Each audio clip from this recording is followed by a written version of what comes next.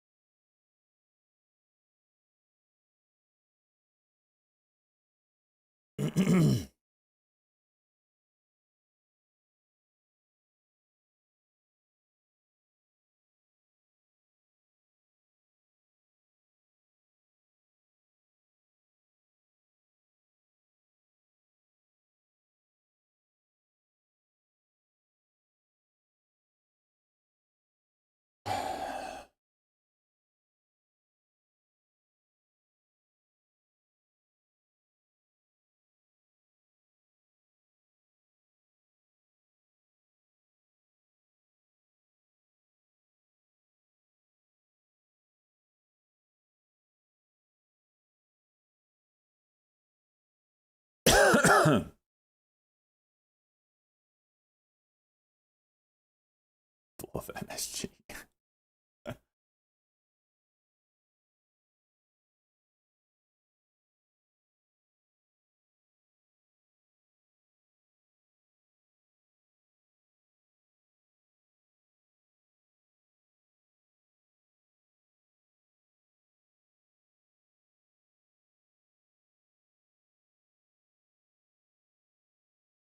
Yeah, sounds back. Well, I'm pretty sure anyway.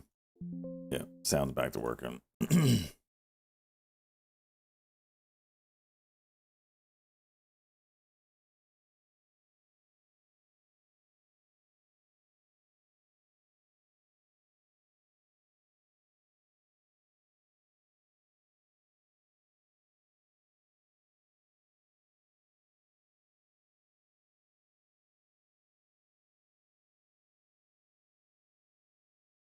Can't finish your exits. Scale.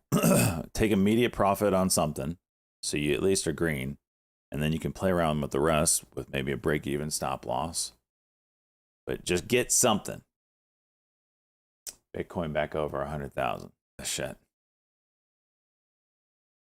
I need something else besides JG. This thing has bent me over backwards. You said you almost earned more with crypto last year. Any tips? No, I did not earn almost more in crypto last year. This year,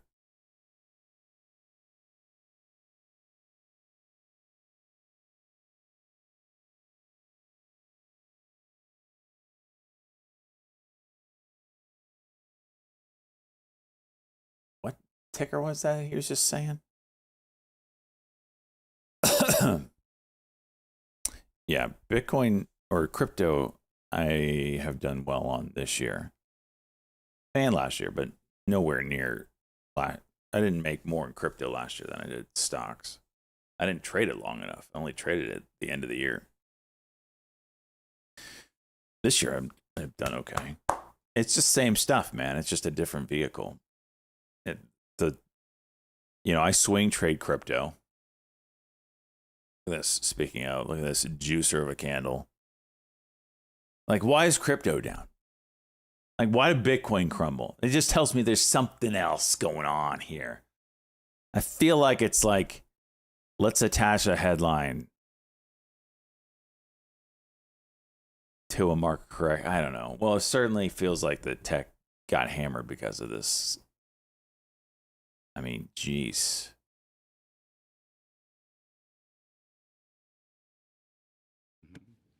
I don't know. It just doesn't feel right. Something's up.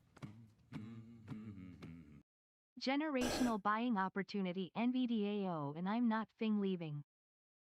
There you go, dude. Burkett, 49 months.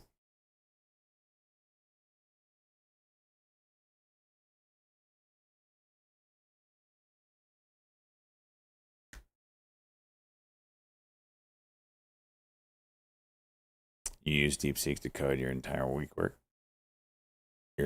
week. Shouldn't you feel a little scared about that? Like, hey, you might lose your job in the very near future, a la 2 years or so.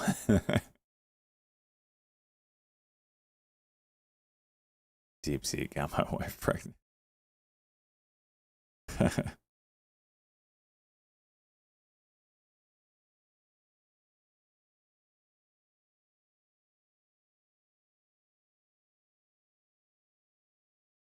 Tariff silent in Colombia. Yeah, that was hilarious. We're not going to accept those criminals. Weren't they like pretty bad people too? I wouldn't want to accept them either. Trump goes 25% tariffs and then 50% next week if you don't take them. All right, we'll take them. It was just long enough for AOC to get a tweet out how our coffee's going to go up in price. I thought that was kind of dumb, honestly. And then Colombia caved about 35 minutes later.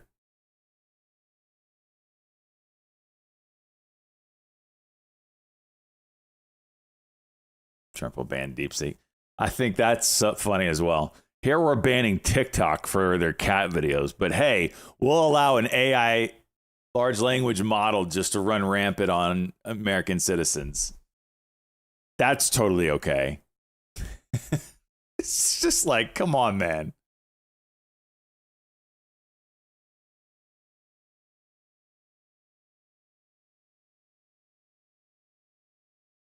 What are we doing here? LTRN.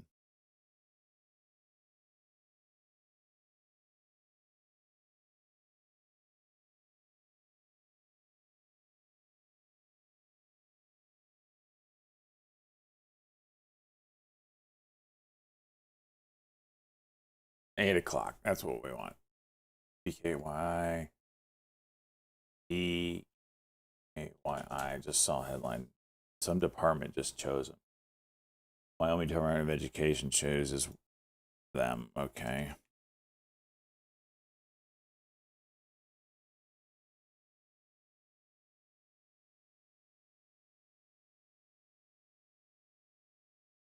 $8 news. They're dropping it right before. Not sure how I feel about that.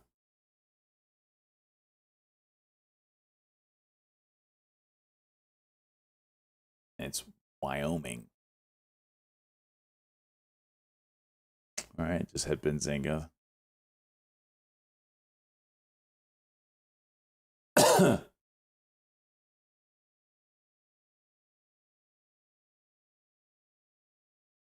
Here we go. $8. Benzinga's delayed again. Oh, there it is. Holy hell, there's a lot of headlines.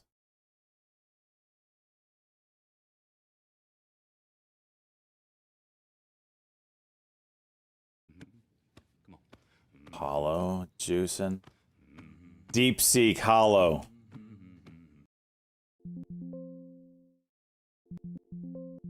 HOLO Deepseek.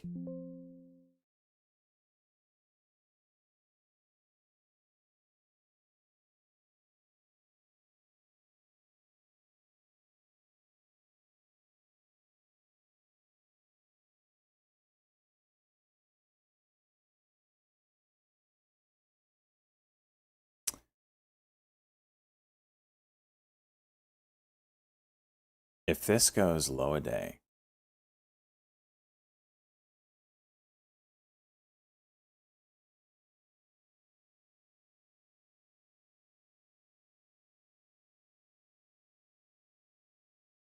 this one's a little heavy here. This shouldn't be this heavy. $1.95.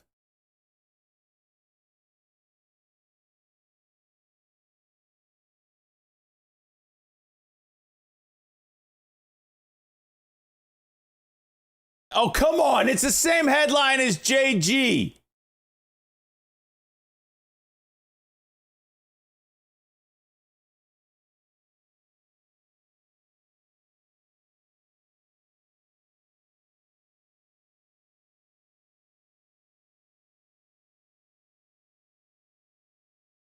Except Holland's the worst stock for it.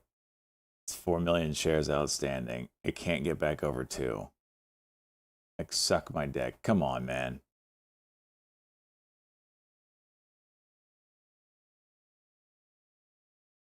Oh my gosh.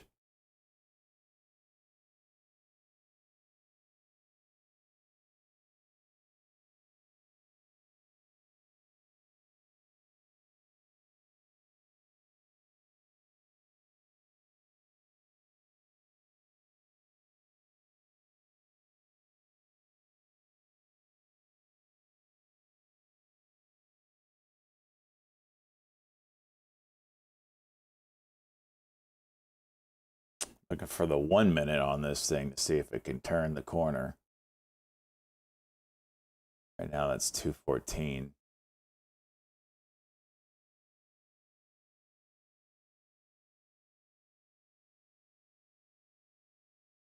Jeez, the volume, man.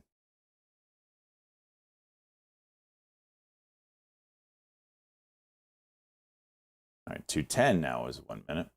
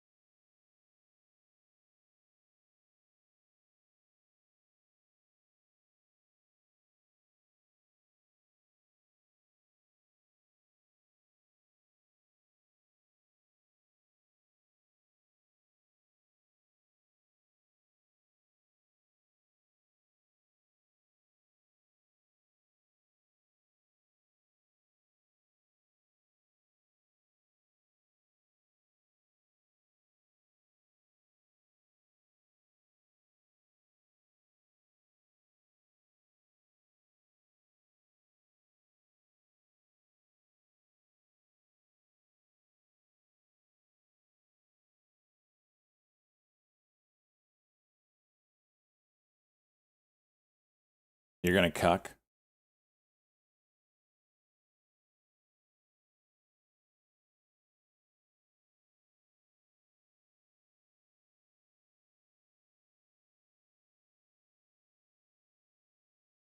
Of course you're going to cuck. Why not?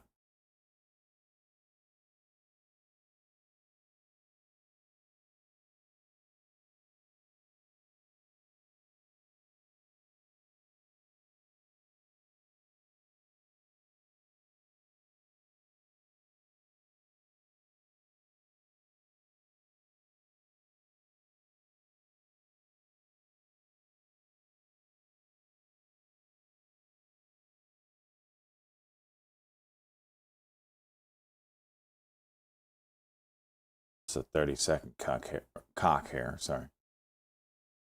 210 is still a level. 1 minute is 205. Can we hold 2 for once?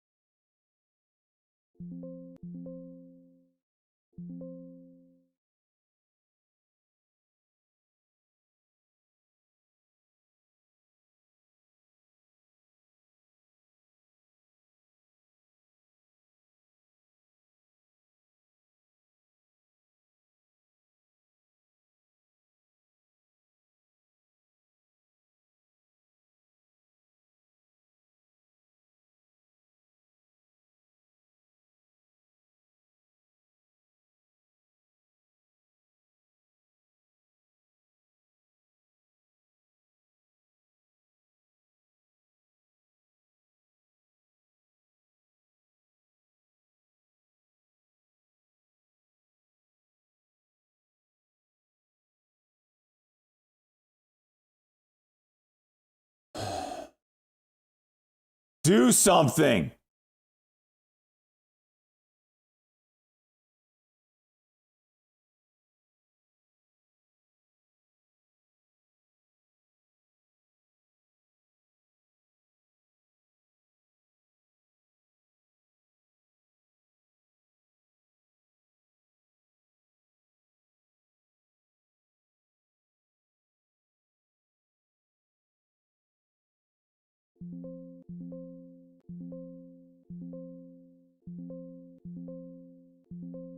All right. Happy to be out with profit. It probably goes high a day, but being down that much, to be able to get out, it can reassess.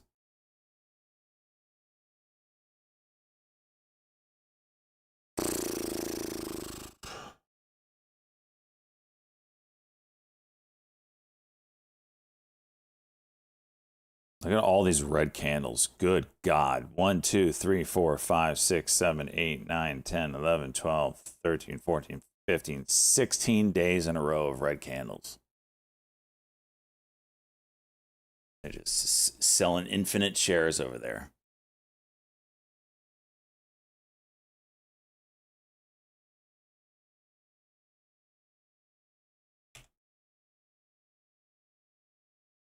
$220. Look at that.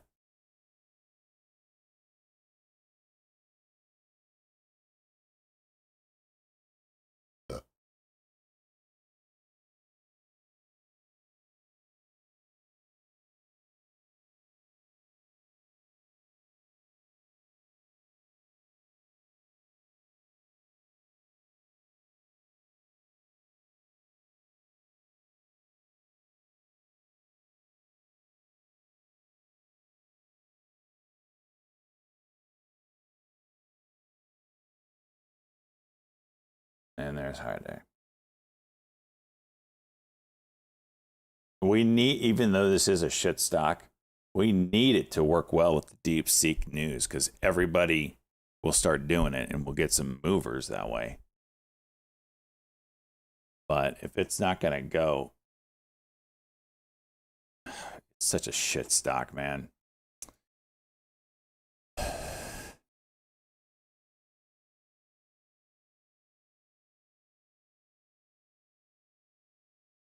Still holding NVIDIA. Yeah, I still got NVIDIA. Freaking A. Like, seriously. NVIDIA has, for the past 3 years, 4 years, like, where, show me where NVIDIA has a candlestick like this, like, ever. And I'm in it. And we had, like, 2 of them.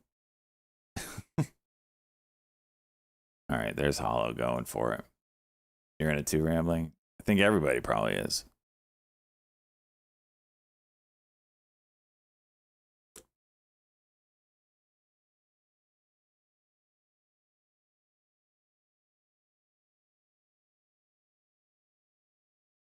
Bitcoin's juicing.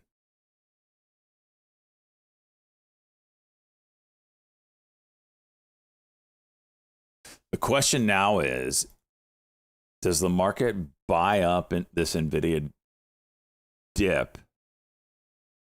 There's too much bullshit going on. Like, the bullshit radar as a trader, the trader in me is like, okay, just so happens that this, app that no one's ever heard of, the average American, no one's ever heard of, is all of a sudden number 1 in the App Store.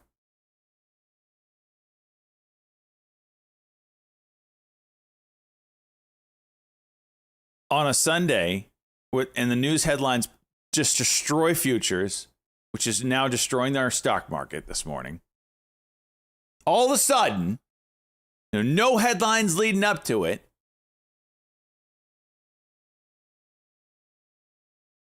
As words.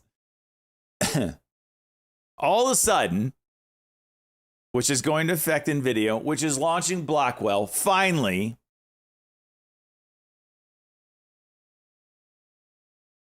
After all the buildup and all this and all that, launching Blackwell, everybody's waiting for it. And then, oh, by the way, you don't need all that horsepower. We just did it with 2,000 H100s. Bullshit that we're not supposed to have.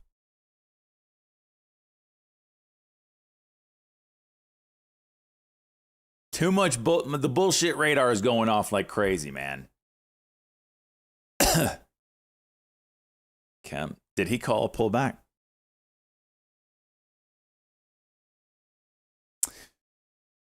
The headline originally said 2,000, and then the interview of that dude, I don't know who that dude was, said it was 50,000 H100s, but they're not allowed to talk about it. So the official response was 2,000 and $6 million. Bullshit. And the other part of it is like we're just trying to get this America first crypto, America first AI, off the ground, right?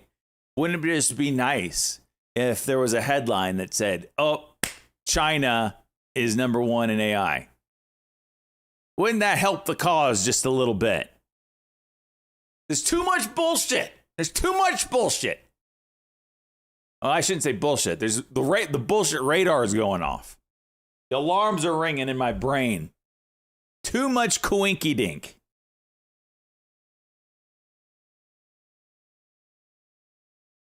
And it's China. Like, when do they ever tell the truth on anything? That being said, it's working, whatever it is.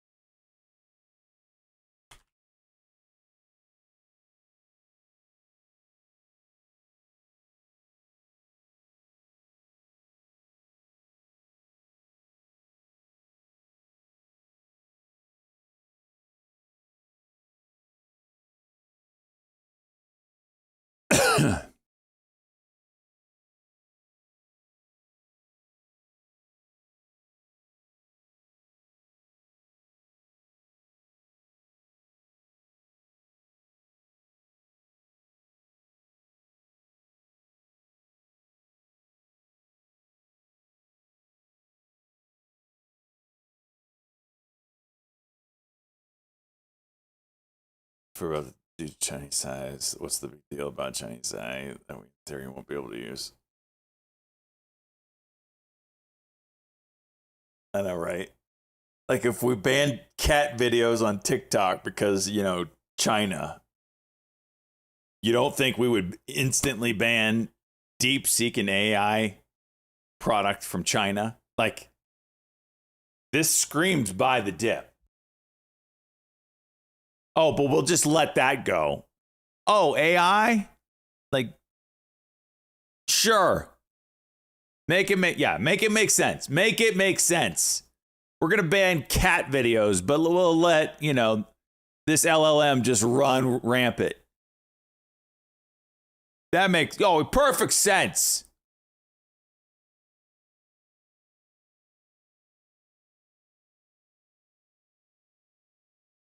Yeah, there's too many coinky dinks, man. There's too many coinky dinks. But hey, it's a headline today. Can we make money off it? It's certainly moving some shit. Bitcoin's already bouncing a little bit here.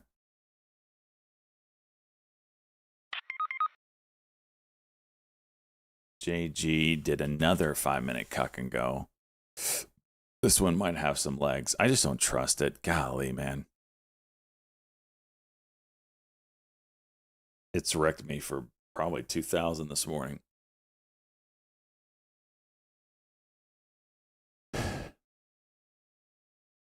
Like, even like this movement in Vivian makes zero sense to me. Like, even if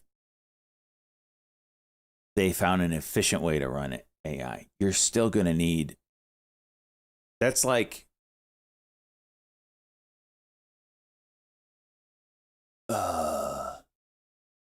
it's like just going faster with the same horsepower. That maybe if you increase the horsepower more, you'll go even faster. doesn't just say, "Oh, I don't ever need these video cards again." Just, no, you're more efficient with them.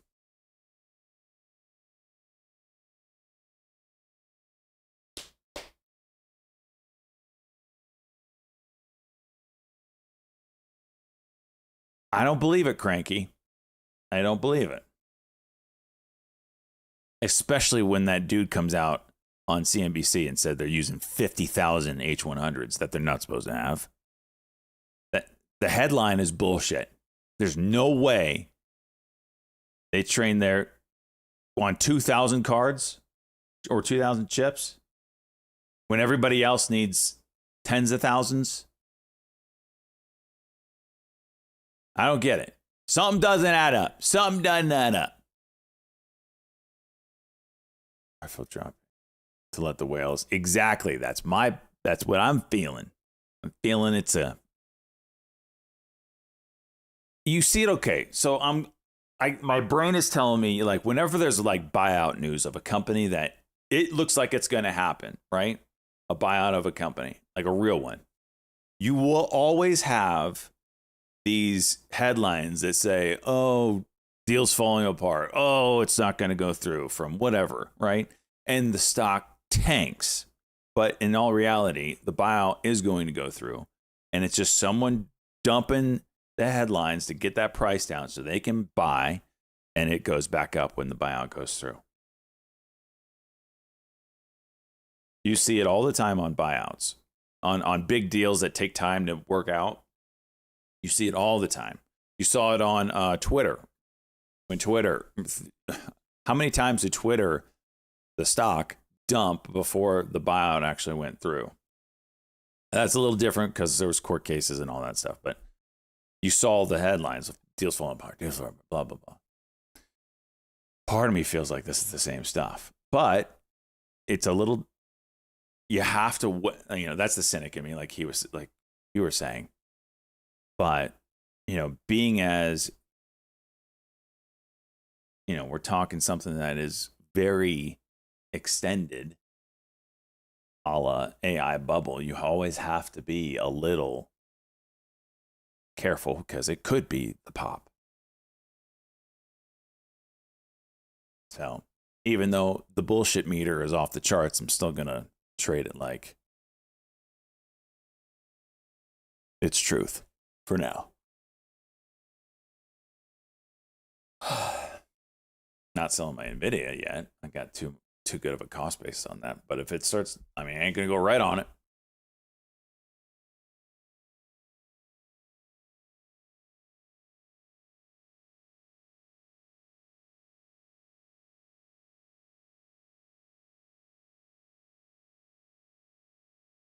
I deeply seek a green day. Am I on call? I don't have anything right now. Hollow coming back up.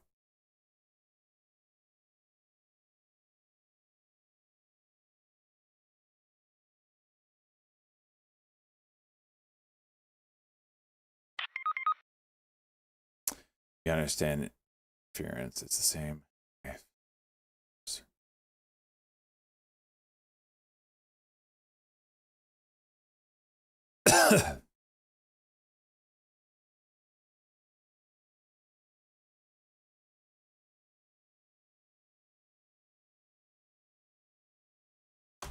Cheese, do you believe it was 6 or 2,000 H100s or 50,000 H100s?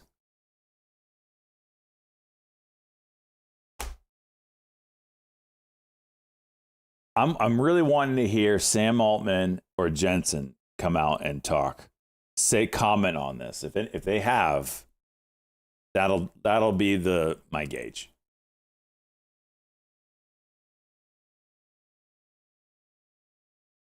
Commodore 64s.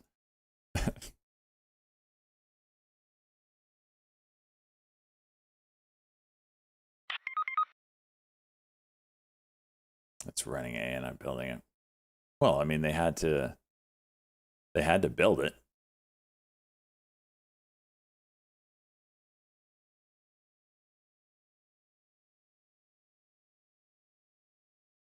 Flip side bubble. Yeah, it's certainly, I mean, the big players down freaking 11% this morning.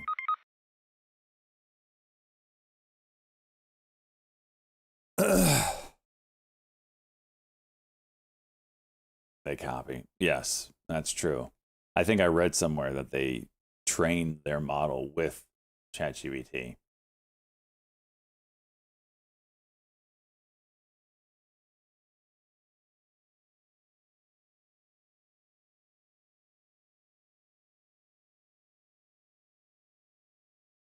$10.80s.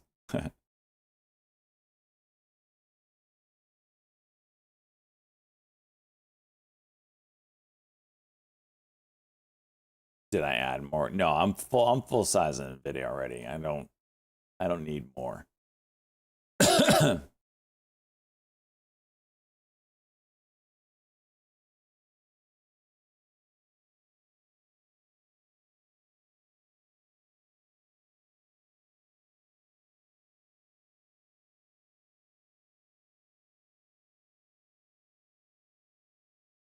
We'll see what the market thinks.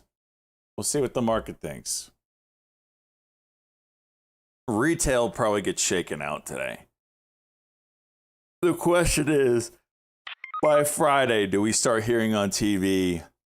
Yeah, but it's if CNBC starts having guests on saying we bought this dip because, you know, China, we don't believe them. It's still everybody's going to still need XYZ cards or chips or whatever, blah blah blah. And it changes nothing, blah blah blah. If anything, just more competition, bigger arms race. I don't know. If you start seeing that, then you know it's all bullshit.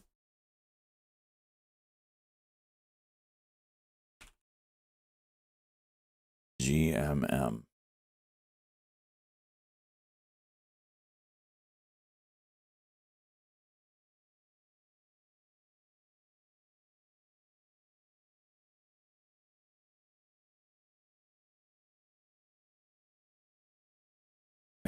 You could do it with 1080s. You just need 100x. True, you could.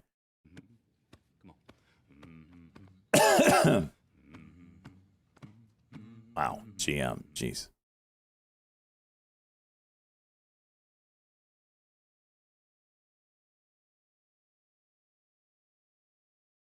Well, that wasn't the headline though.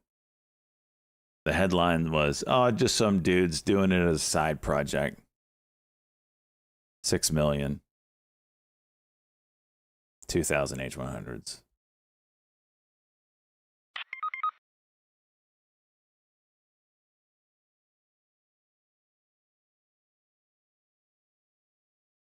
Yeah, was this the play just to shake out retail? I don't know, man. This maybe China just broke the AI bubble. Maybe they did. I don't know. My bullshit radar is going off like crazy, but then again, you just have to trade what's in front of you.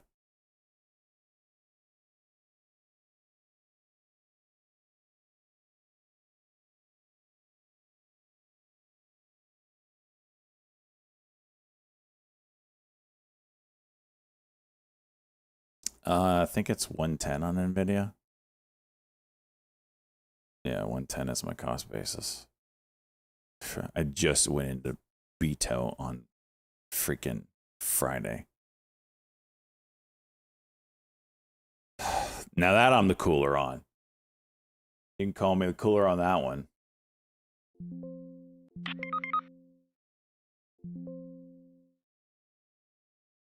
Gotta get over. There it is. 38.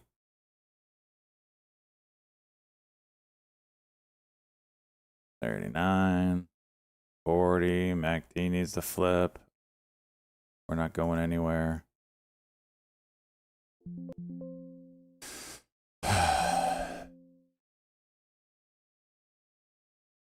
So if Hollow gets over 250, we probably get some fun out of this thing. Look how many red days this was. I mean, just infinite selling from this bullshit company.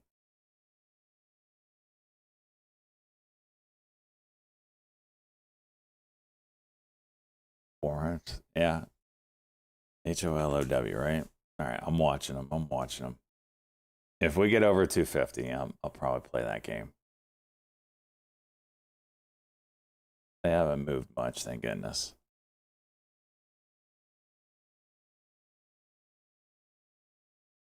JG 5-minute. I'm not playing that 5-minute right now. It needs a bigger time frame. It's failed multiple 5 minutes. So even the 15-minute isn't really working out well.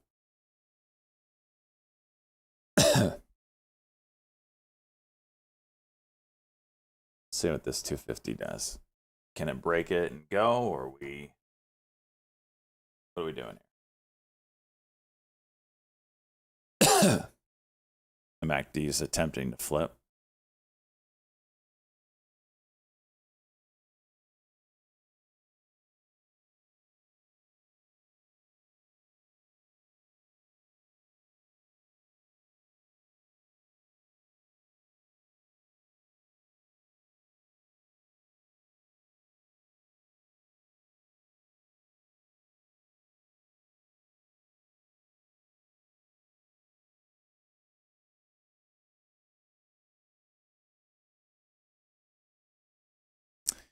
Uh-uh.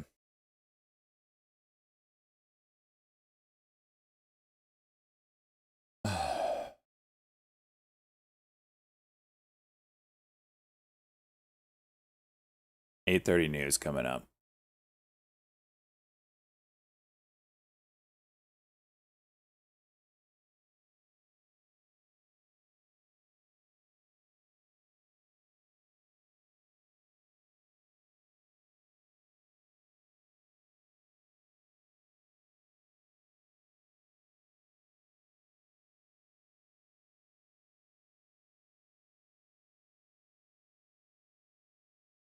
Oh, thank you, Shiz. I see your post.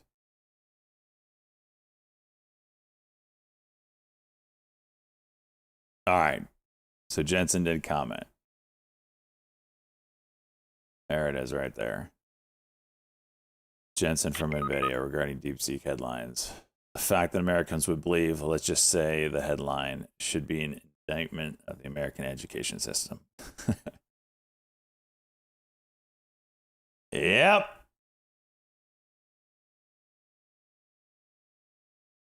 We'll see.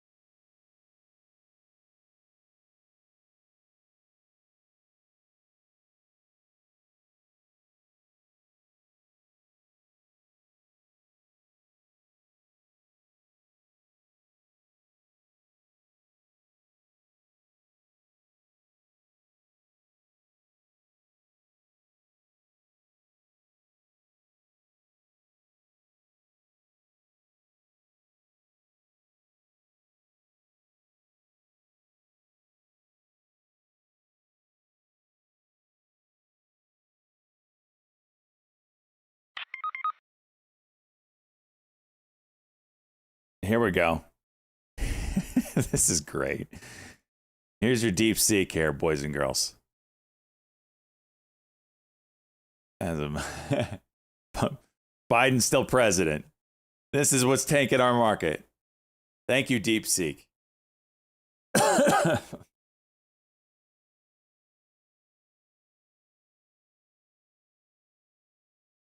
posted a lot of stuff I saw on Twitter last night. It's 100% censors anything you say bad about China. Anything bad about China is censored. Mid 2024. I thought it was October 2023. Is it 2024 now?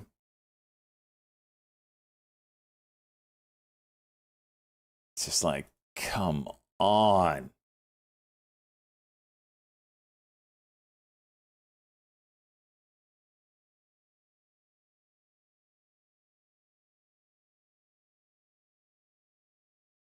BC.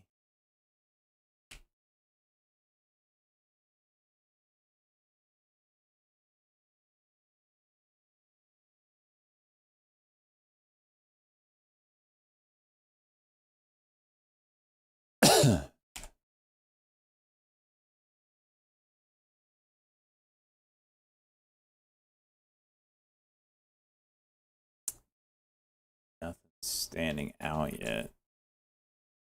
BC got a contract.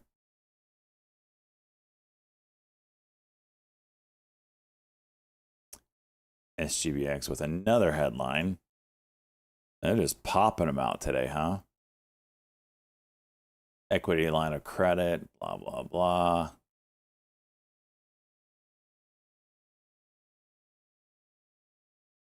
Okay, hello.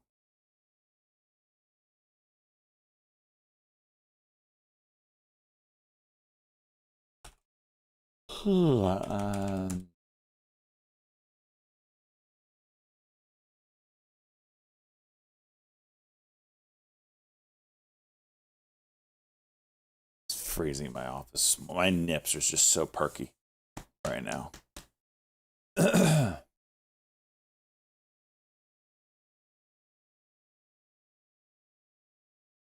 Oh my gosh, of course.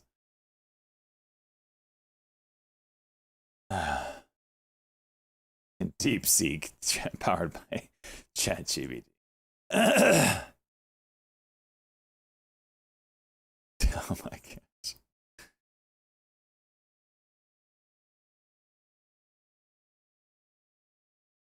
Why is AT&T moving? Things just don't make sense today. So safe play. Deepseek moving up here. NVIDIA, something on NVIDIA acquires cutting edge H200 AI chips. Okay, so they bought AI Blackwell in Blackwell H200. That's the headline. And you're going to juice off of that?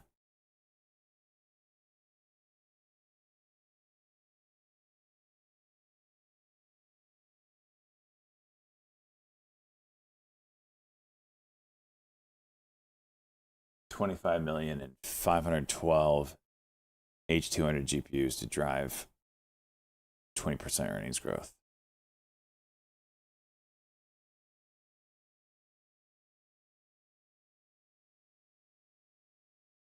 So 25 million only gets you 512 chips. Oh my gosh. That's pricey.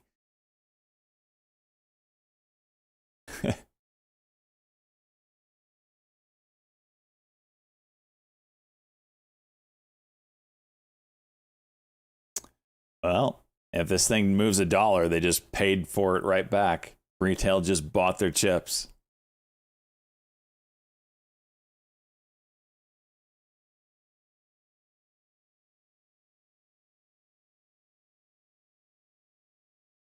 Hollow near high day again.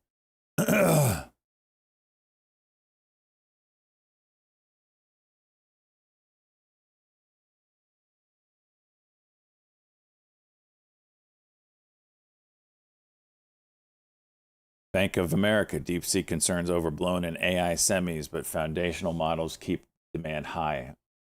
January 20th, China-based AI lab Deepseek created a mini flurry in the AI semiconductor space by releasing a free open source R1 model that reportedly outperforms leading Western AI models such as OpenAI's GPT-4.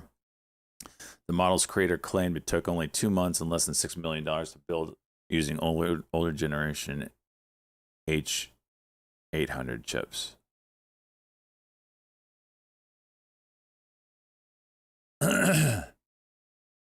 For Square. Since I saw that one, yeah.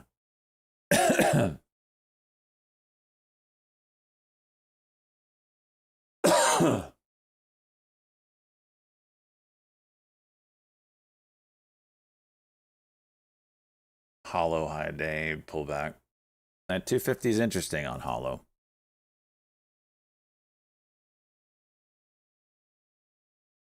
That's a daily level.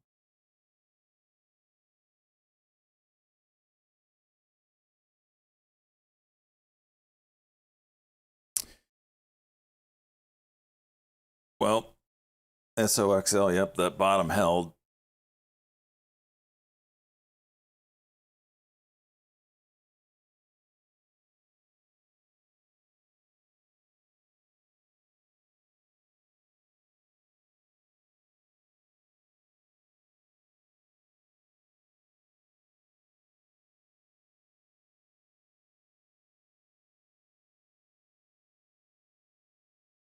That's a big level.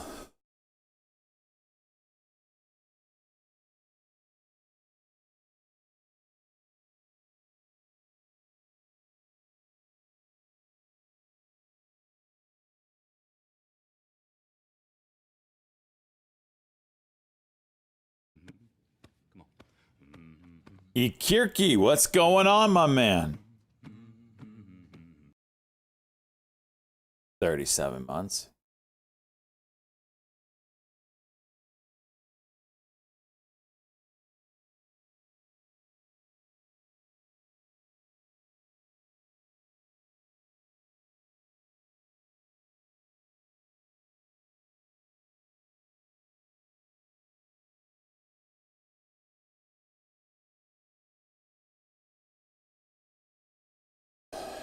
AKRO?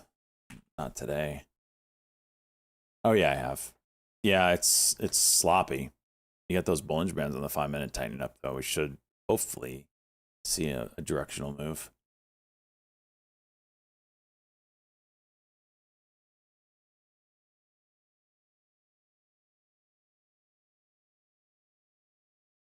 Deepseek still pushing.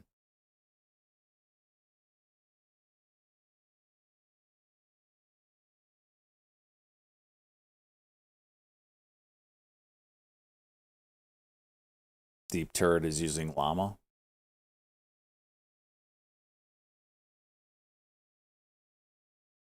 Llama's Google, right? Yeah, good thing Google's down. Because that makes sense. Oh, it's Meta? Llama is Meta? Yeah, this should juice today, right? Gemini is Google. That's right. GG.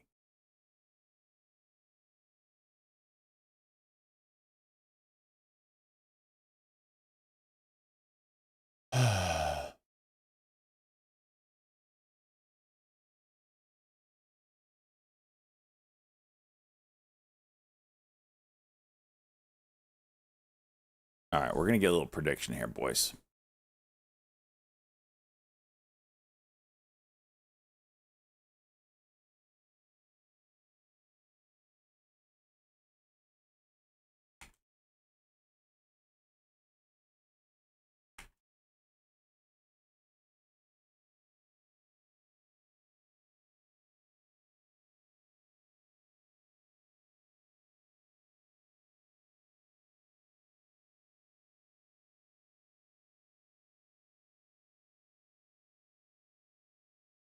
NVIDIA. Where does it close today? Over 130, under 130?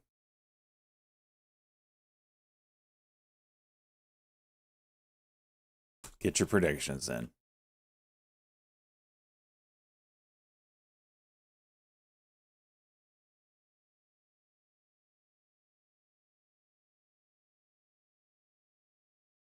You need it over, man.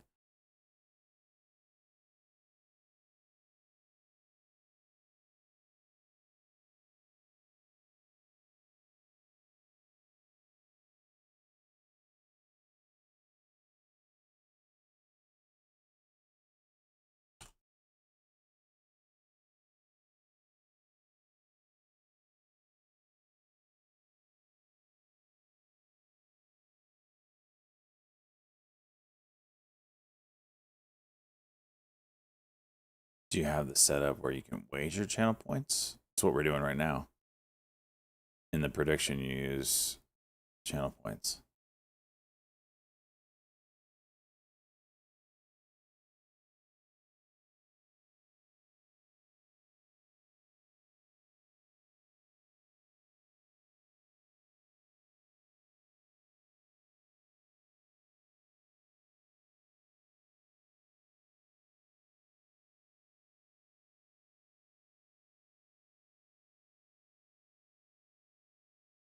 Damn, that.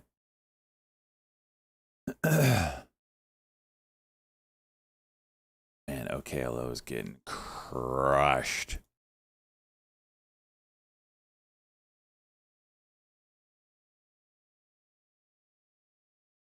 That'll be telling to watch today. First off, it should get crushed. They literally have nothing to sell right now.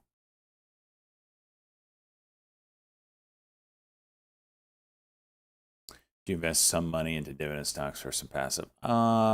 Yes. Not on this trading platform. But I do have some of that. I mostly trade though. I can outperform my passive income by trading.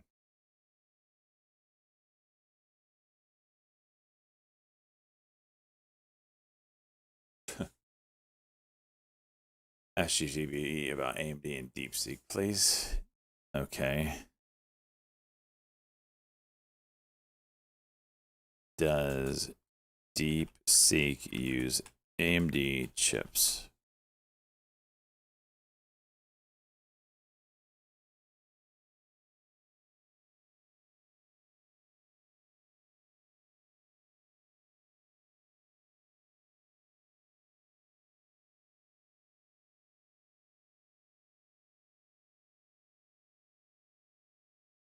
Deepseek, a Chinese AI startup, has developed a model that significantly reduces AI training costs, positioning AMD's GPUs as a cost-effective alternative to competitors like NVIDIA.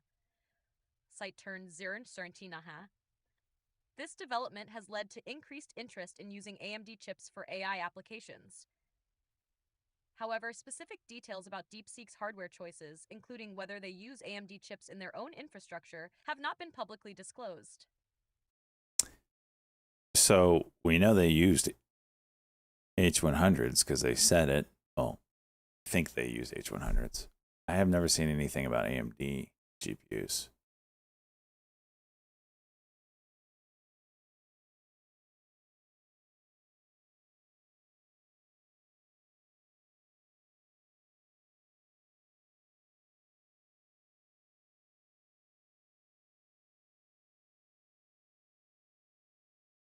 Hollow 280. Wow.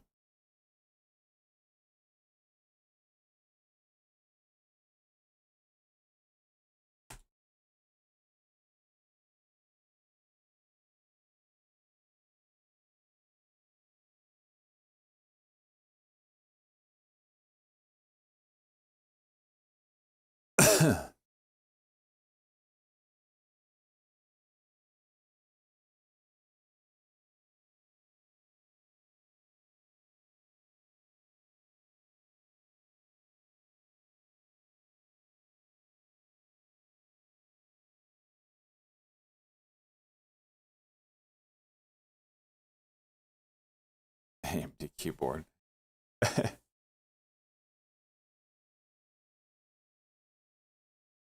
If you're buying AMD, you buy it because you like it, not because of this news.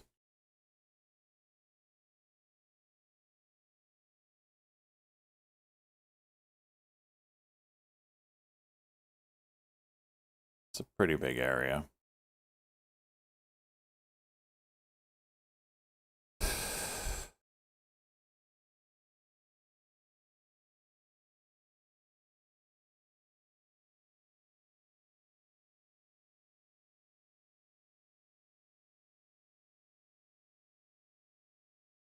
So I know I've been burned pretty hard on JG today, but every time it's got into this oversold area, you've gotten nice pops out of it. On the 5-minute chart, sorry.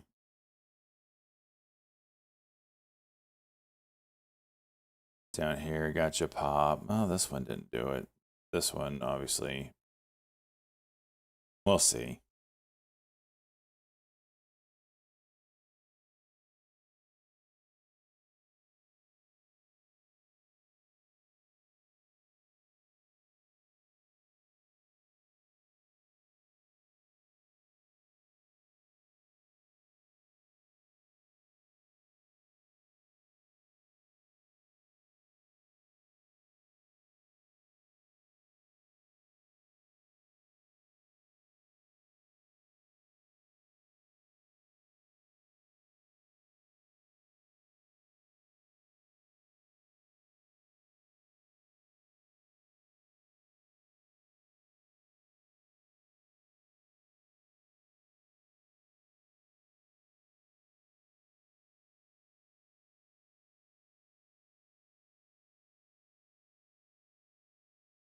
No,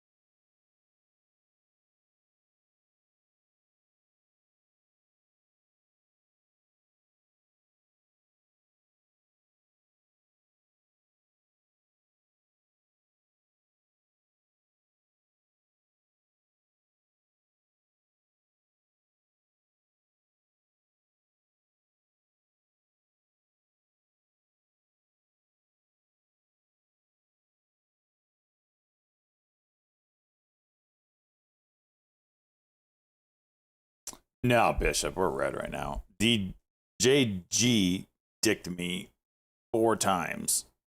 So I'm down a good bit this morning. Oh, man. Should be nice to have high peace.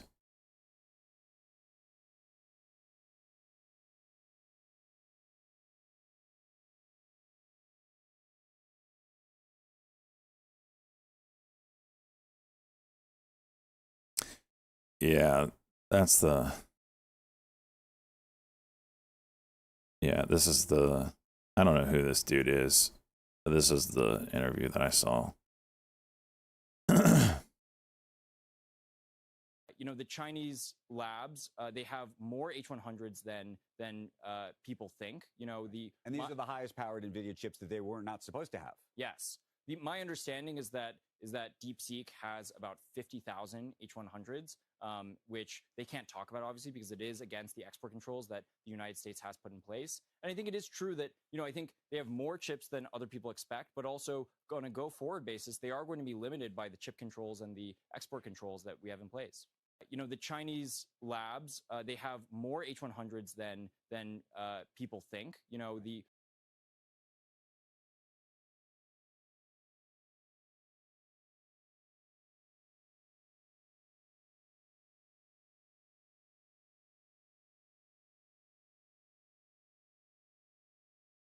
The volume was down?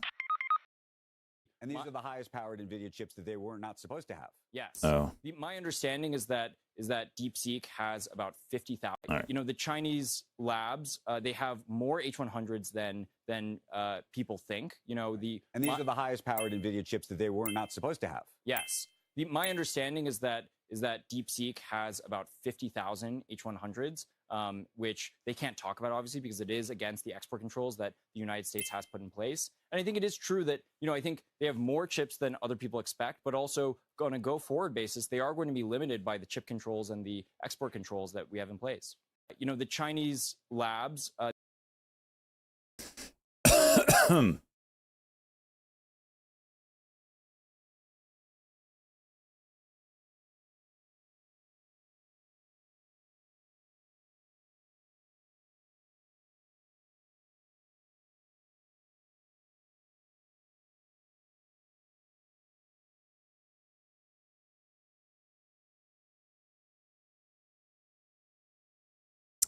Well,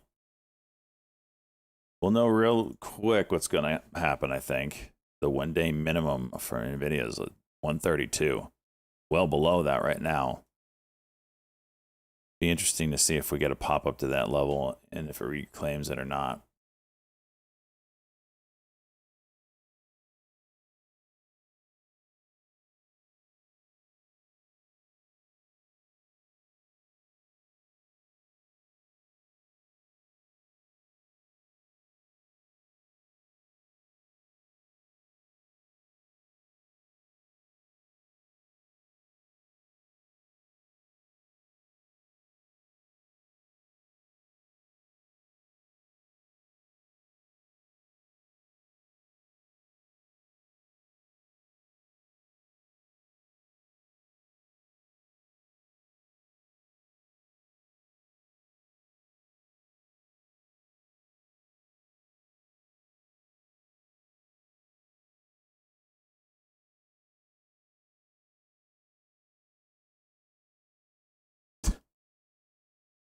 That's funny. That's funny. Okay.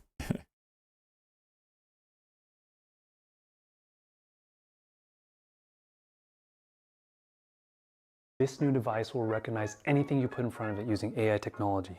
Hammer. Cool, but isn't this just a microwave? Oh, wait. Please don't touch any buttons. Switzer Okay, posted how did you this. build this in 1 day? We outsourced the software. Outsourced? You know we can't sell it here in the US if it's from... No one will even notice. Look. Basketball. See? Very American. What about this? Deadly weapon. Oh no. A red box? Ew, what's that? Dog food? Let's just stick to more basic things like this thing. Factory worker. This new device. Oh gosh. Factory worker. Oh man. That's good. That's freaking good.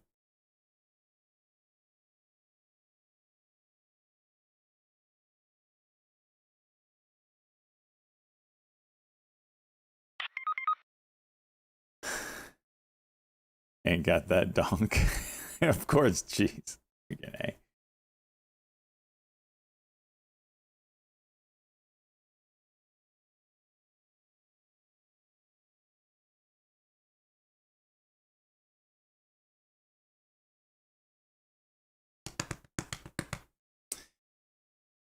JG dumping. We need something good. Some 9 o'clock news here.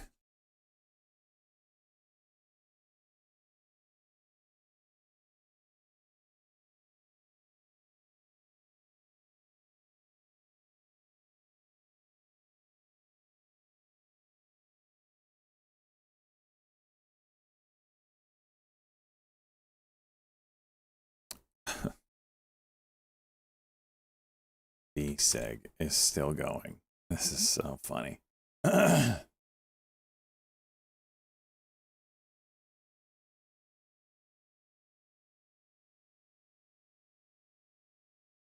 should go big on over 30 just for the odds. Really? Is it bad? Oh, wow. Retail thinks it's under 30, huh? Well, you got about 10 more minutes. Place your prediction in. Where does NVIDIA close today, boys and girls? Girl? Over 130, under 130. This is hilarious. The damn company bought NVIDIA chips, and the stock is going up. It's damn near paid for half of it right now. Maybe that's the play. Pull the micro strategy play. Sell stock, buy NVIDIA chips. Run AI. Stock goes up. Buy more NVIDIA chips. Run your cloud business. Is that what Soon did? I have no idea. Is that what they did?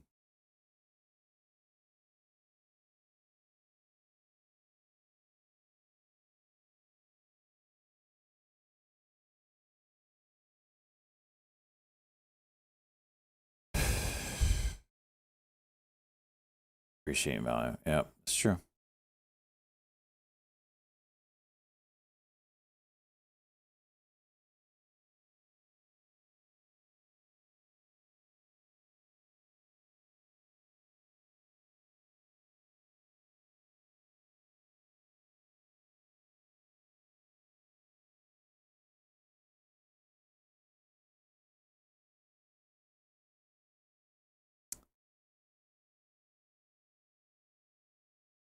Nine o'clock news. Oh.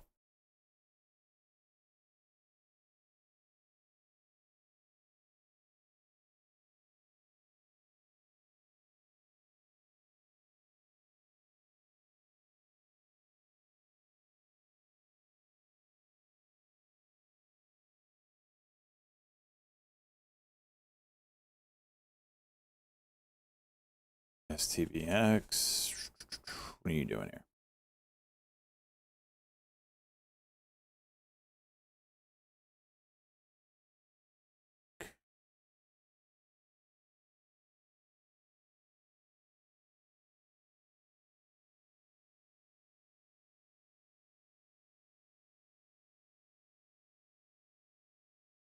What's the headline on BNZI?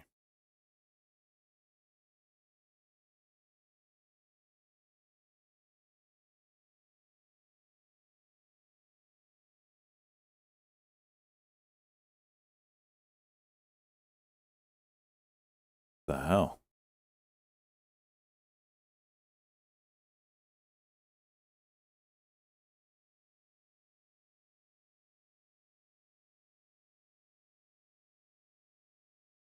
No headline. I don't see a headline. Just, you know. That's the meta, though.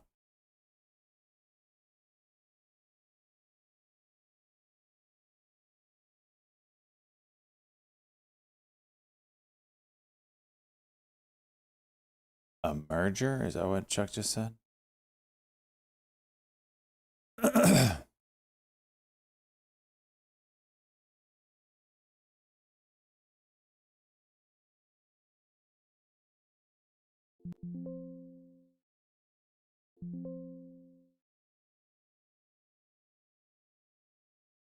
It's a 30-second cock. Oh, you ticked me on that, Phil. Look at that dip as soon as I sold. Now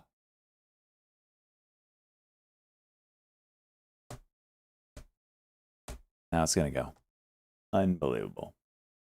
Unbelievable.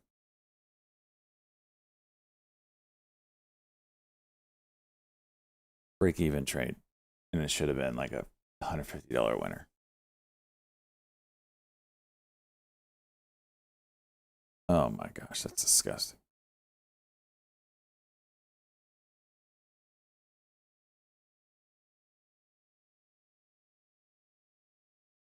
It's disgusting.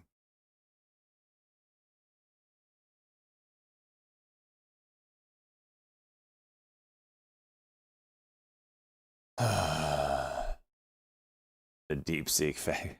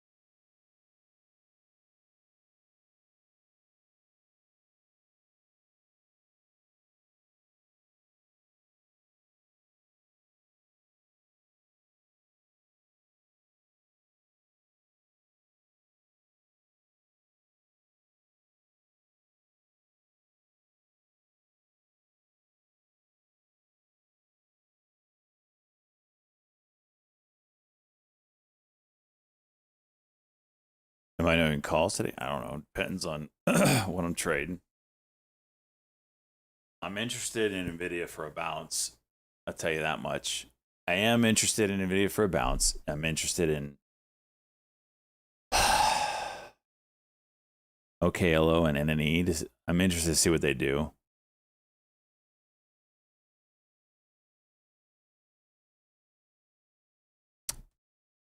So if you see, I can't believe. Well, I mean, you did good. I can't believe it went as high as it did. Stocky, we should go out and we should buy some H200s so our stock could go up as well, because that makes sense.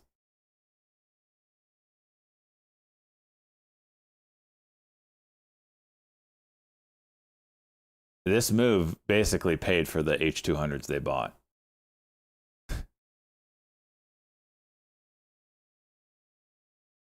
Half of it anyway.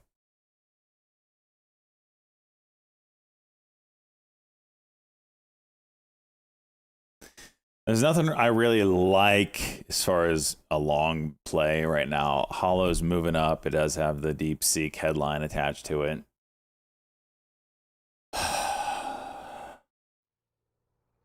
But it's the absolute worst stock to attach the Deepseek headline to.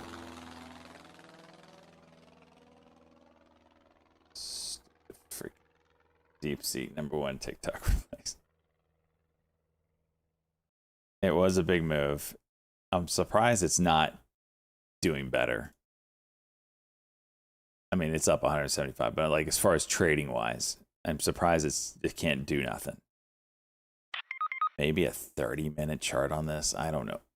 Okay, I can't do pre-market 30-minute because that makes sense. See you, stock. You have a good stream.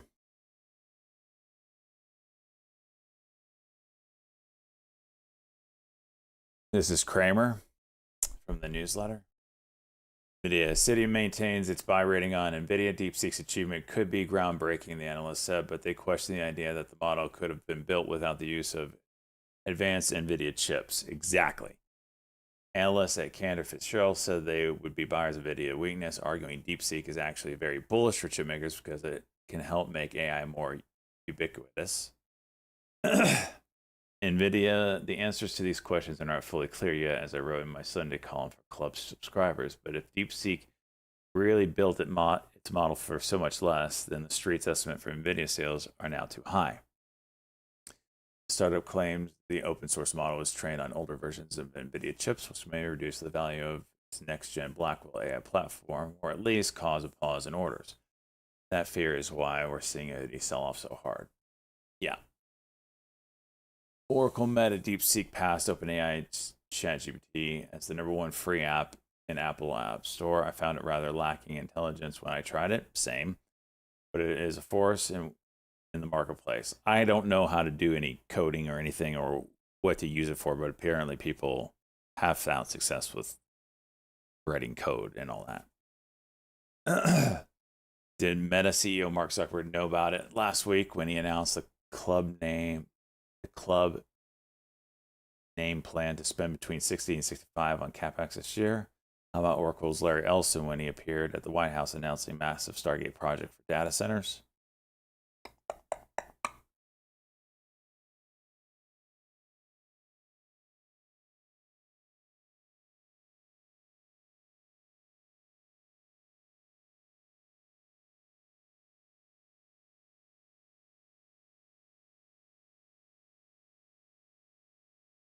Before you download it. I didn't use the downloaded version. I used the web version. What does it give? What do you give access to on the downloaded side?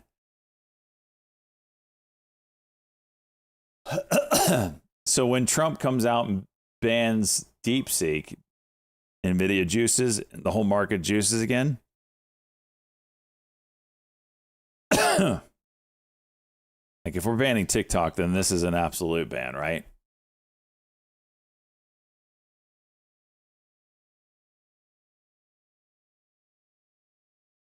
I don't know. I don't know what the market's going to do.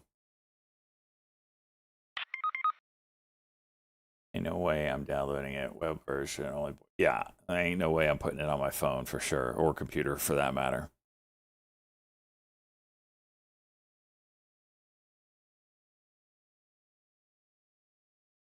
All right, 5-minute break. Be back for this crazy open.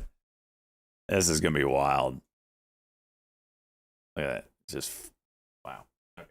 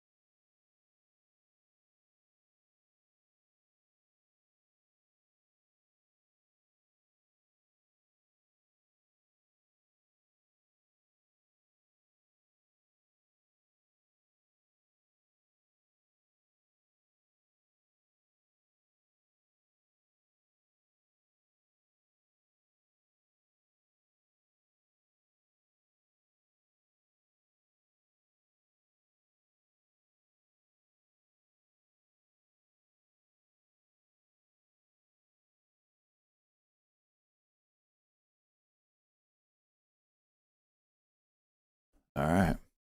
I don't know what's gonna happen today.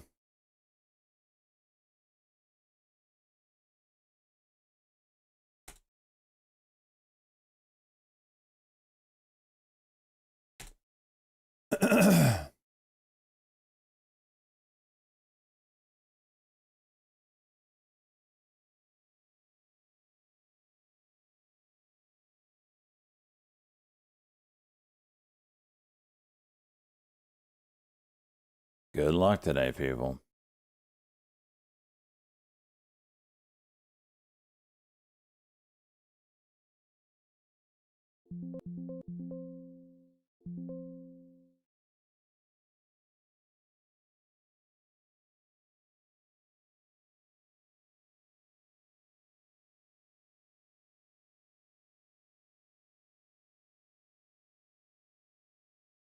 Dude, the lag, holy hell.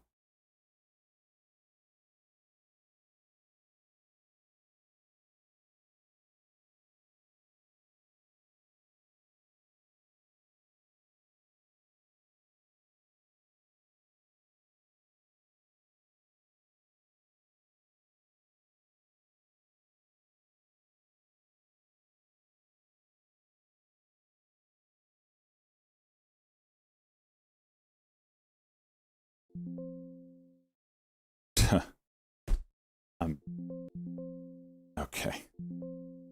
Holy lag. This is not even close to the actual price right now. This is not even close. Actual price is like 125. The chart's off. The L2 is right, but the chart's off. Holy lagathan.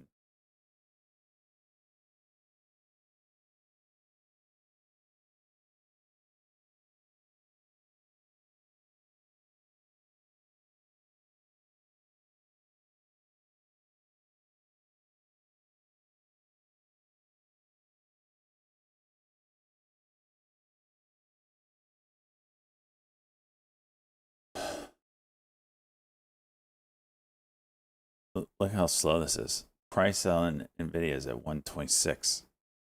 It hasn't even shown the initial morning dip.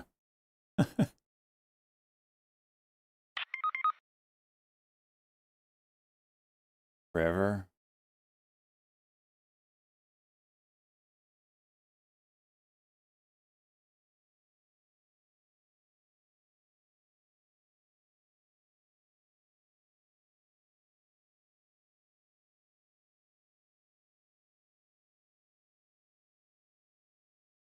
Bitcoin with the juice.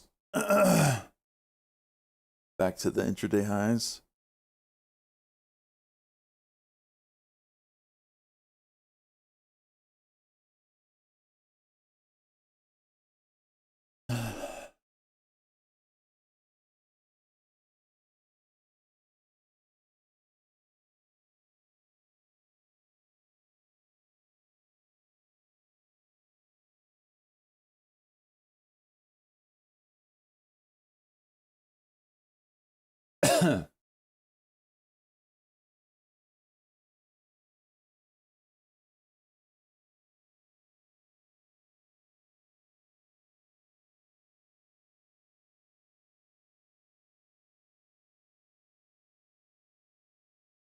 So Nvidia is actually testing, I believe, the bottom side.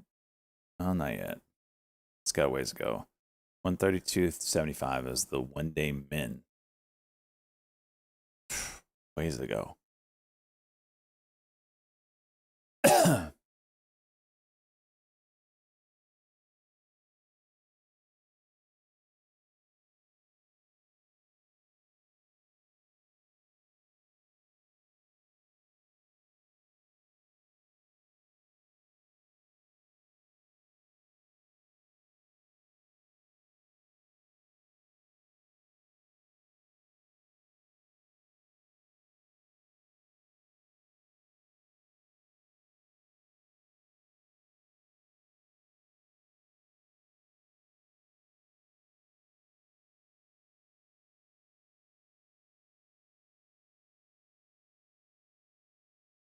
Short string restricted, huh?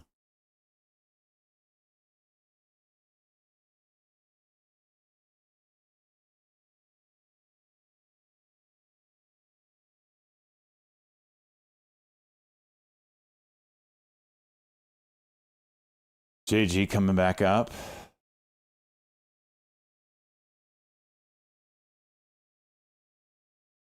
See if this can break low a day.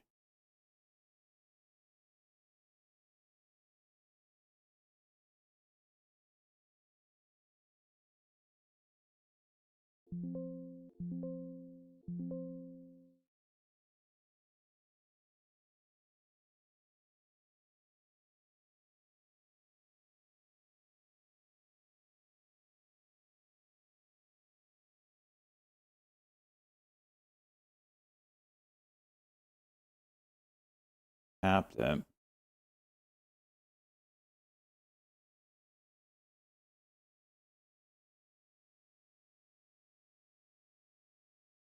Spreads got really wide on this.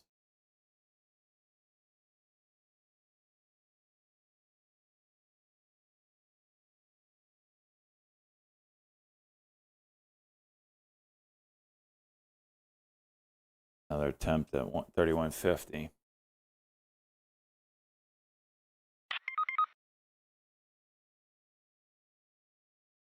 Just went 15.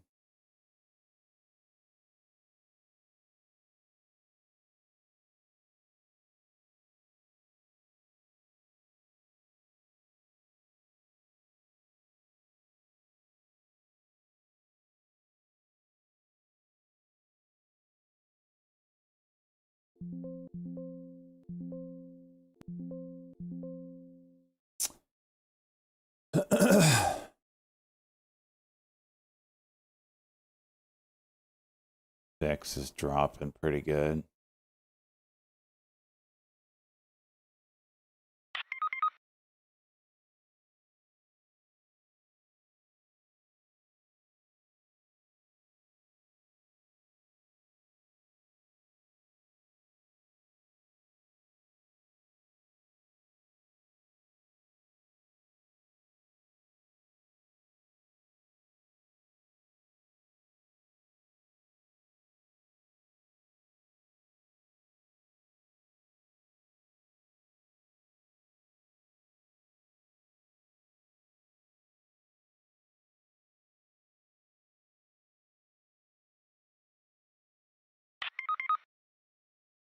Yep.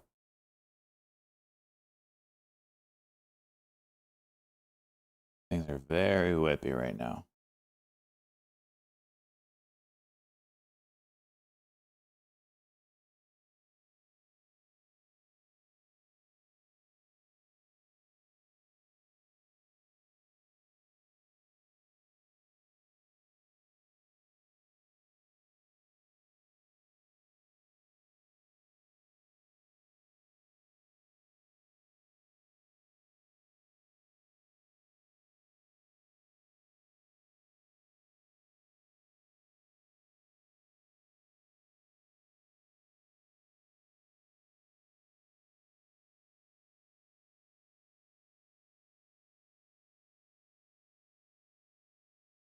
AKRO trying to come out of this range. 56.19. Golly, the spreads.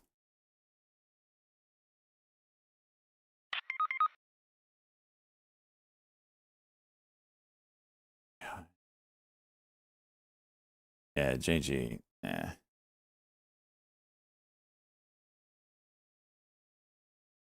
There's the break. Right back down. It's another level up here.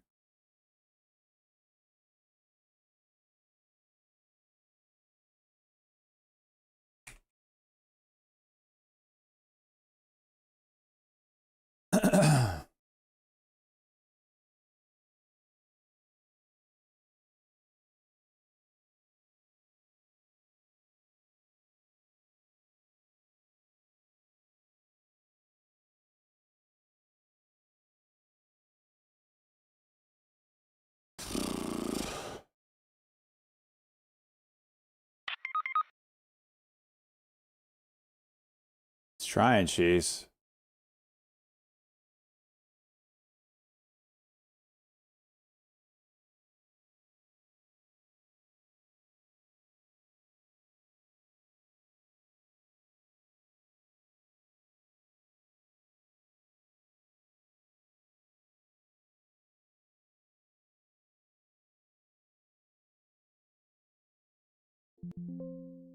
And a knee's ripping. I'm going to try OKLO as a sympathy here. Went high a day, which would be a 76 break if it gets there. What was that candle? It got it and immediately sold off. Of course it did.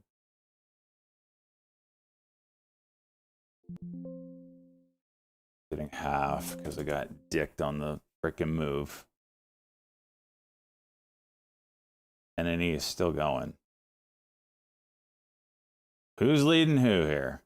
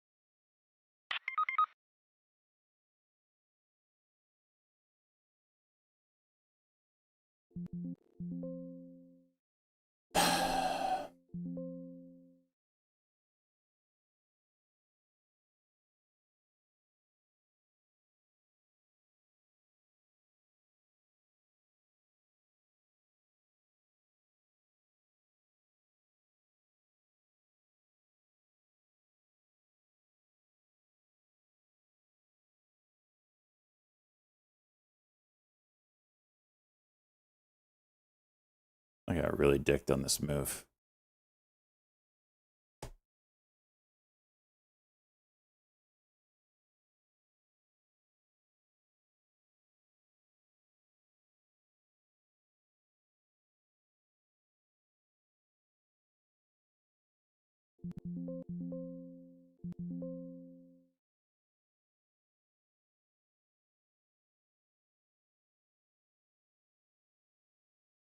Again, what is going on?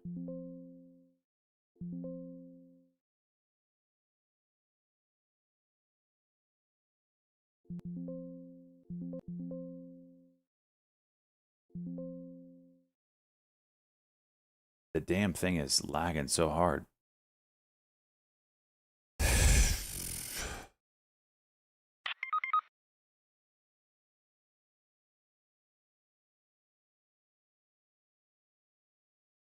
JD invested.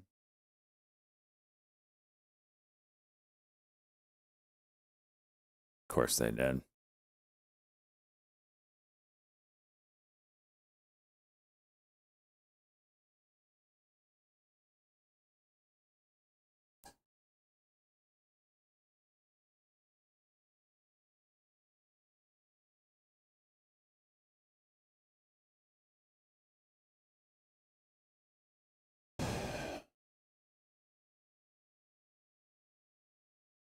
Bitcoin juicing again.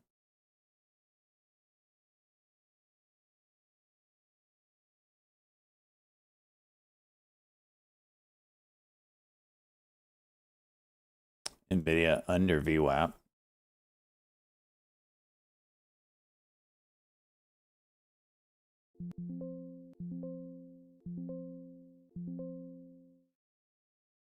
Hello. Look at these spreads. Jeez.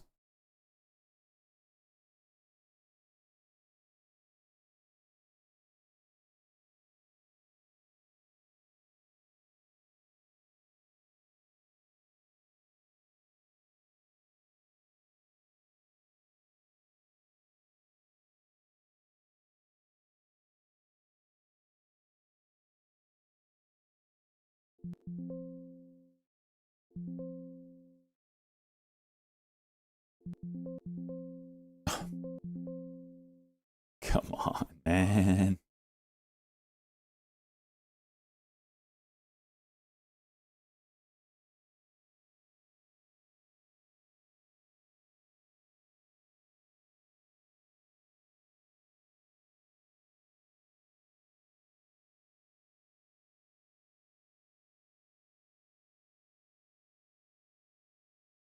Wow, that move on Nvidia.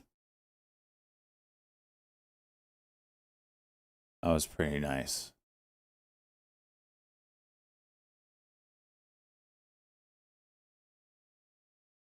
See if it holds up.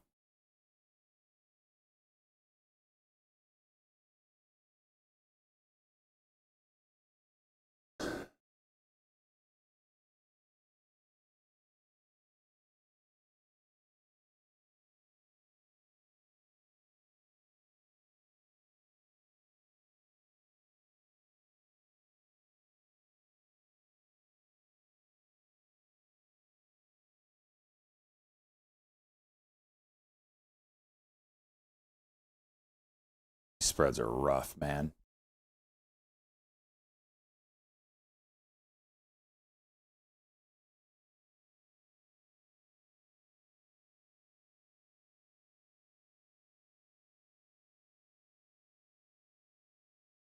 That inverse head shoulders.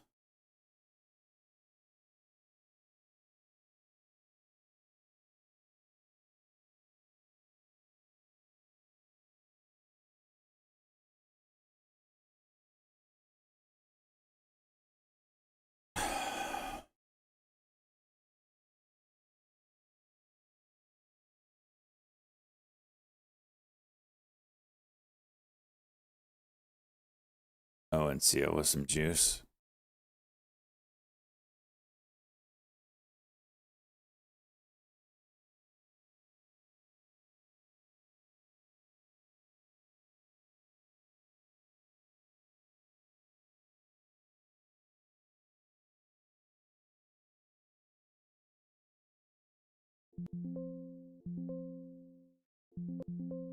Deal with Sycamore mostly dead.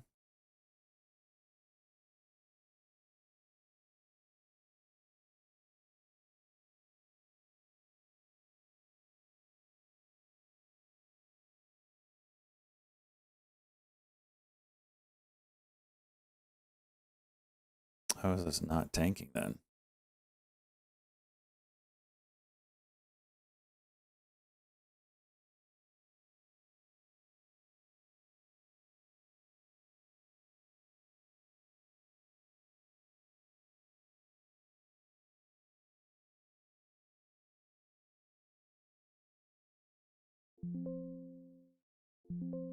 Of course, right away.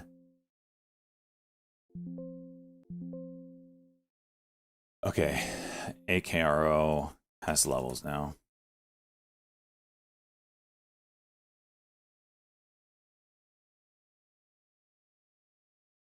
Okay, hello, juice.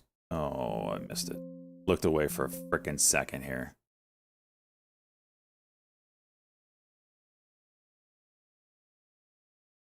$58.09. Damn it. I'm going to get smoked here, aren't I?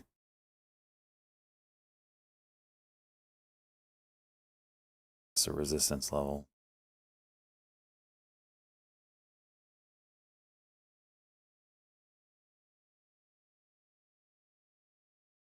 Yep.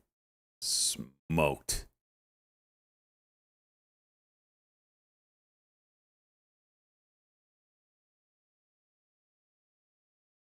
I look away for a second, hit my market order as I look back. Top tick Tommy here.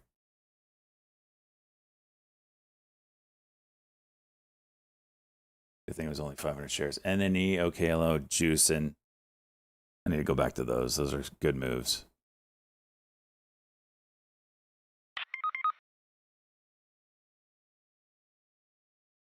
Kind of love the name.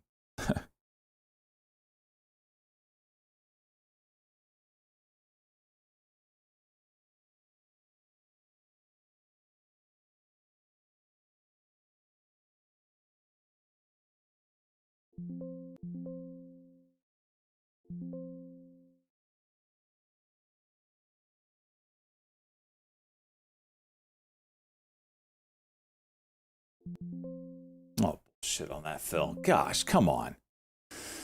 All right, didn't get hit too hard there. Bitcoin's juicing.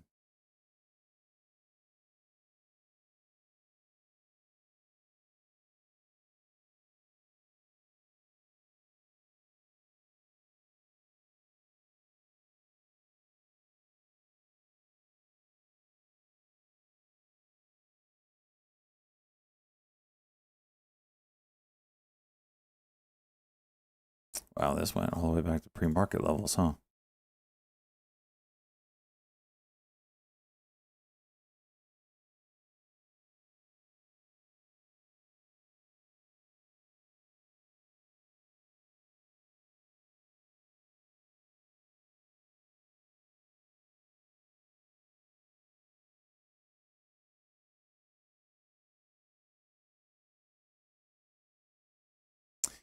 Is it time to slowly move out of tech sector? Exposure or in? That's the question. Do you believe this China company news or not? On a very certain, there goes WBA. Damn it, man.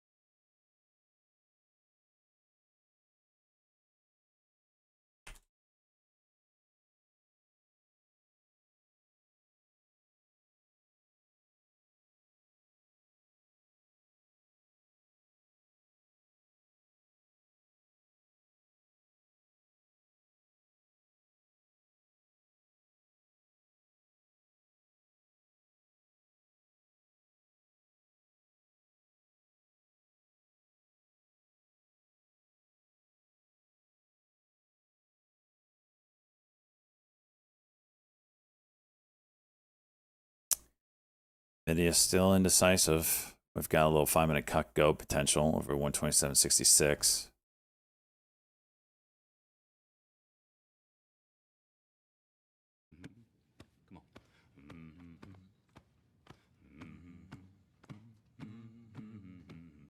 Take my Bezos money, SJ. 27.67. Drayon, thank you so much, my man. Put that Bezo bucks to good use.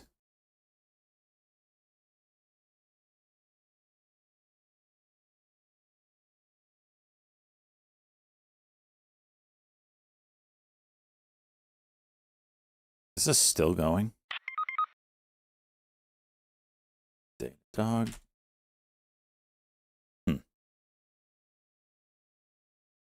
AKRO just crumbled there. Holy hell.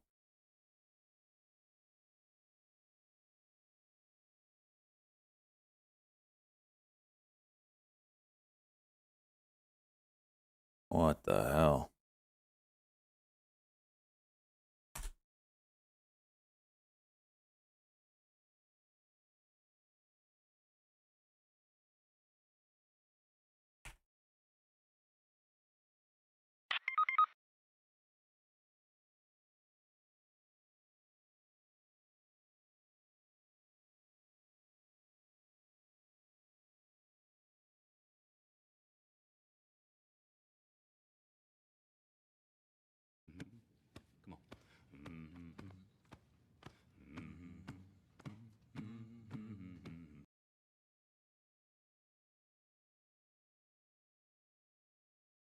Panda, let's go, bud. 17.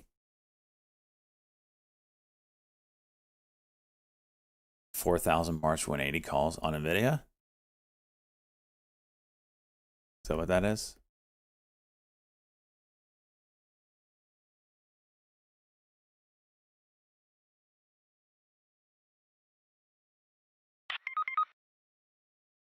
Datadog, sorry. I was like impressed.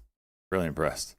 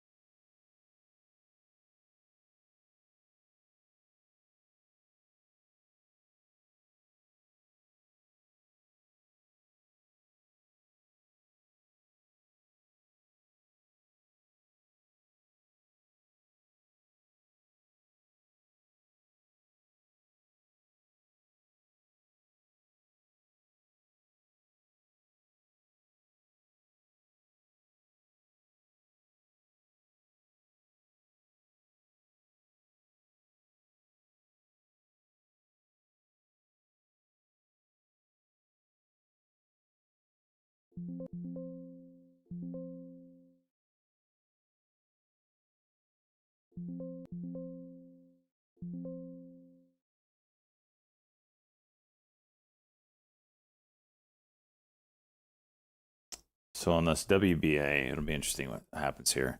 The 1-day min is this, call it 1085 level. Do we bounce here? I don't know. It did have just did post good earnings.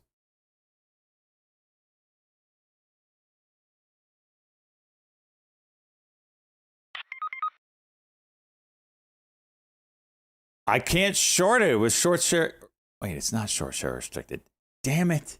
Okay. You win, cheese. I should have done shares here. I thought it was short share restricted.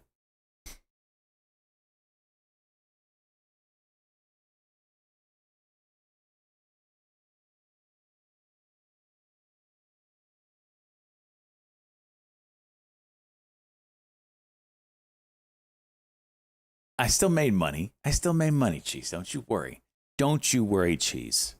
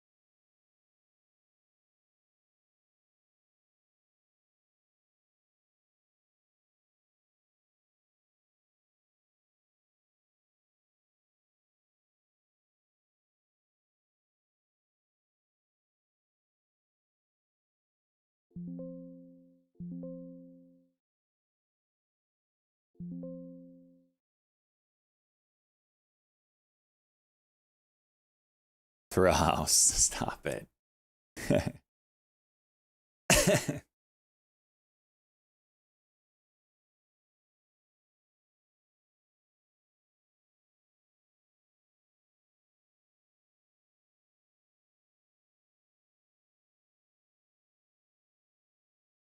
Damn favor saying Sycamore deal with WBA's mostly dead. Mostly dead.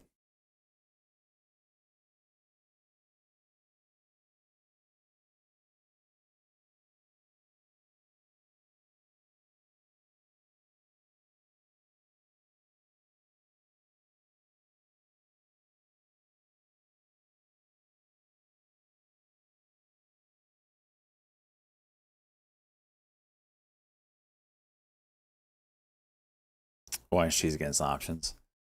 Because it's a losing man's game. He has every right to be. It does. It's a leveraged trade, so it's high risk, high reward. It's not like shares, for sure. I really thought this was short share restricted. That's why I did. Whatever. So we're approaching that level. In fact, I think we just tapped it. Damn near did.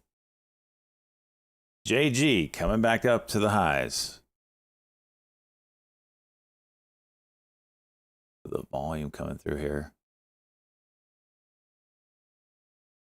Turned 500 into 5,000. Some dumbass crypto roulette blackjack. Oh my gosh.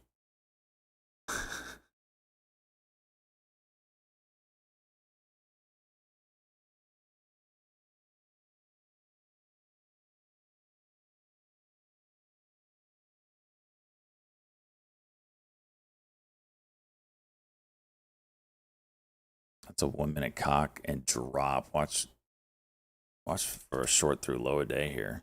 1088.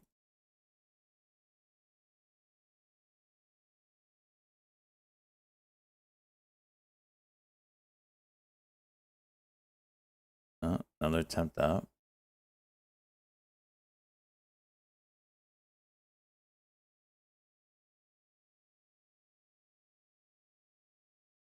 Nvidia's getting tight here on a range.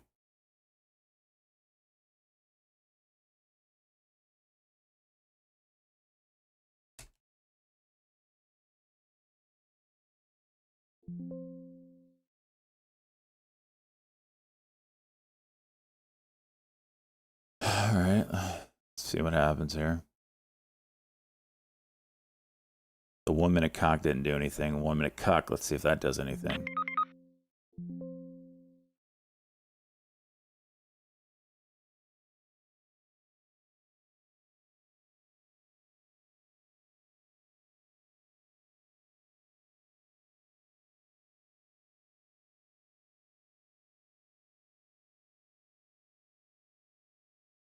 This is the 1 day level.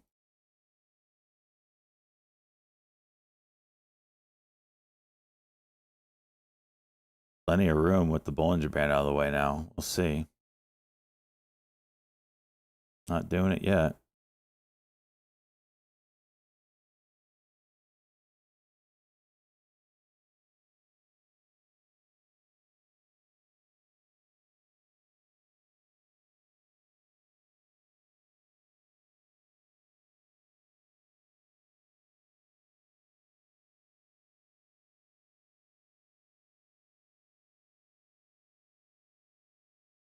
1080.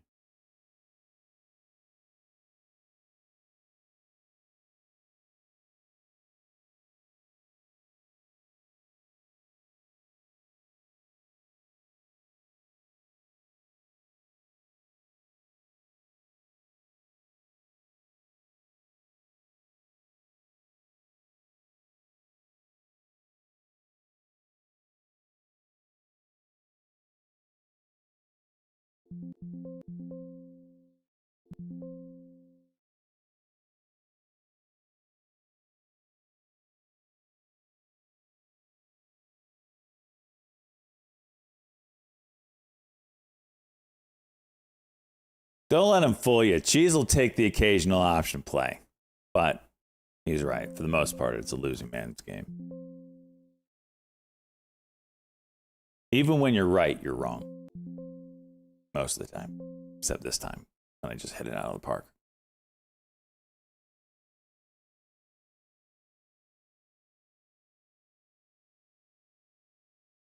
Anybody buying the VWAP here?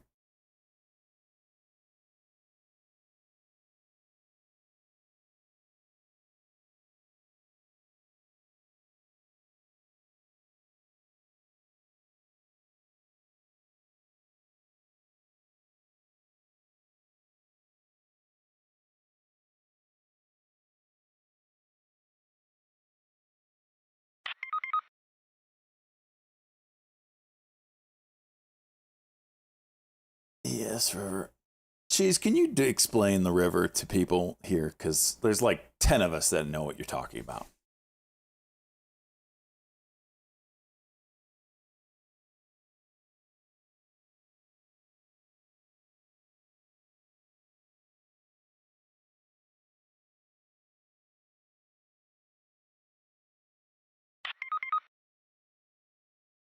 Nothing to do with beavers. Okay. That clears it up for the people.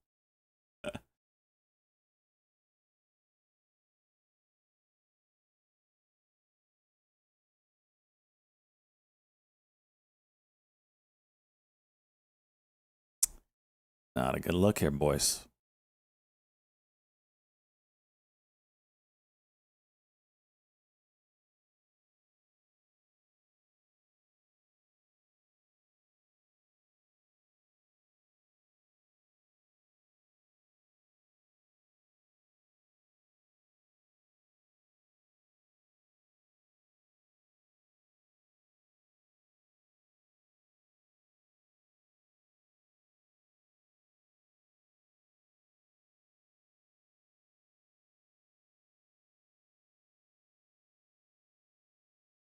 LAF is long as f.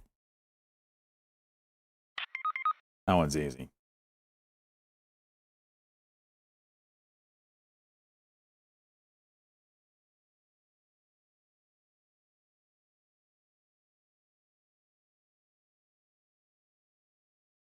Everything AI is moving together right now. NNE low a day with NVIDIA dropping pretty hard here. What's in your muff? Check your muff. There's nothing in my muff.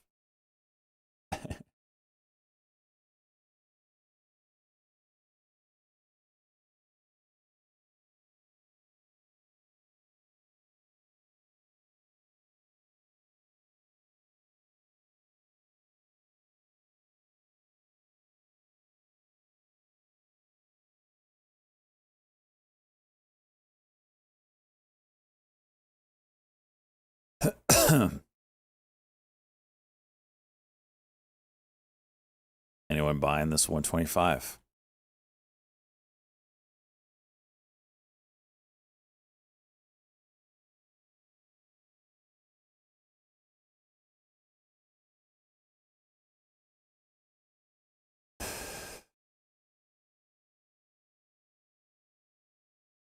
And VNI popping up.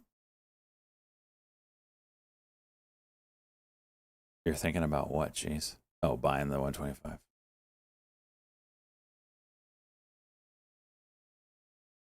Maybe a break and reclaim.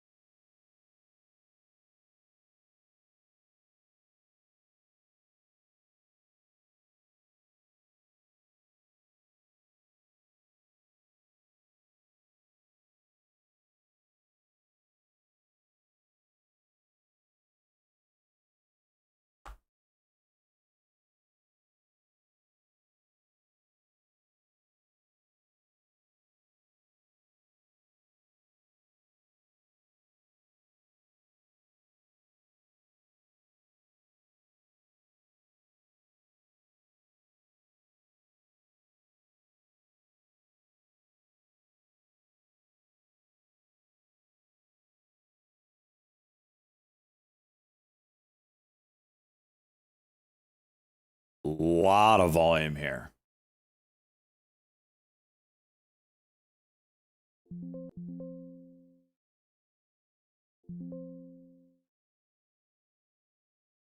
I give this a little leash, but damn.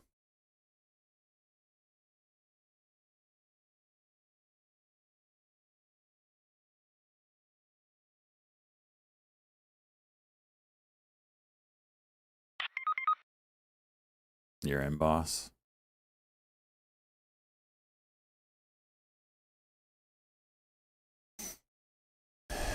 Well, I might be out. We'll see. I always forget about that, Cheese. I cannot tell you how often I forget about that. Like every time. 2 away from 3. Let's go, J-Man. Almost got the 3 years. Almost.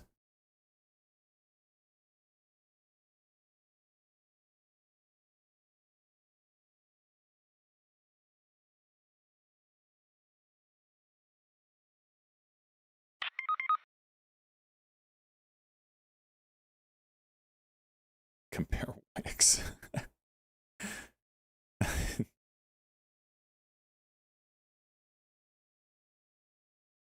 Pretty amazing selling through here, though.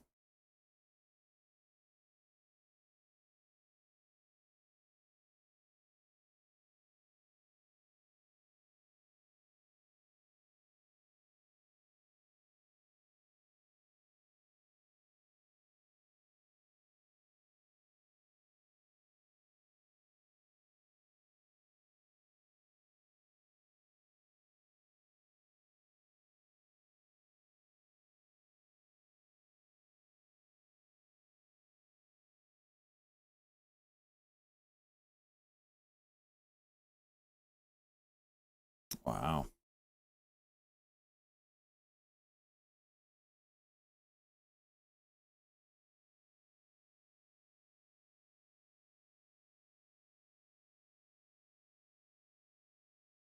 Get back through 125.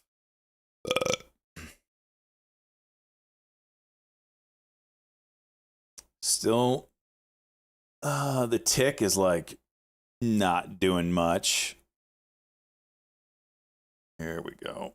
There you go. Get you a nice little bouncy bounce.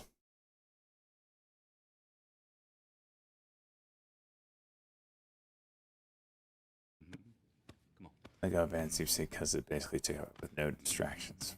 Letting Americans do it. Absolutely. Can the viewer reward be a stream of you getting eatered for life tattoo? No. So, yeah, at the very surface level, okay, think about it, right? We are making TikTok sell the company or be banned in the United States because it could be taking U.S. consumer data and giving it to government of China. Could be, right? Speculation. Boom, banned. So you're telling me we're just going to allow AI app, a pure AI app, LLM, whatever, to just not go through that same process? Yeah, right. If say it's 100% real, right? All the headlines are right. You think we're going to allow that? It's like, come on now.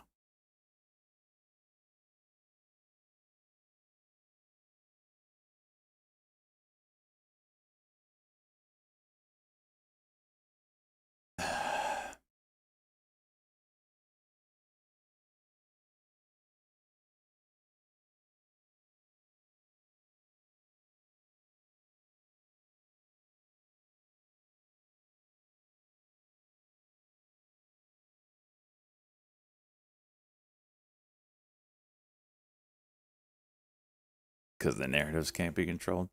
That's my reasoning why they wanted it gone. But that's not the official reasoning.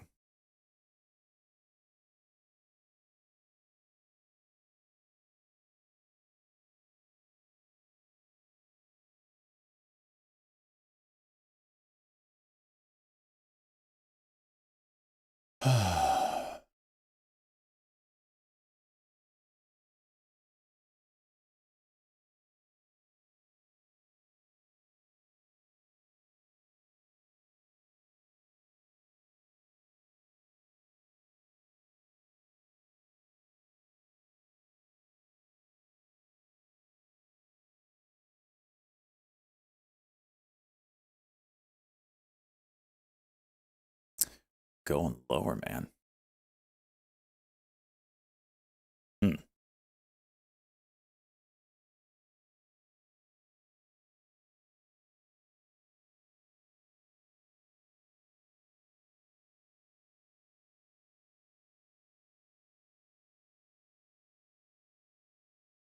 I do see NVNI. I have it up.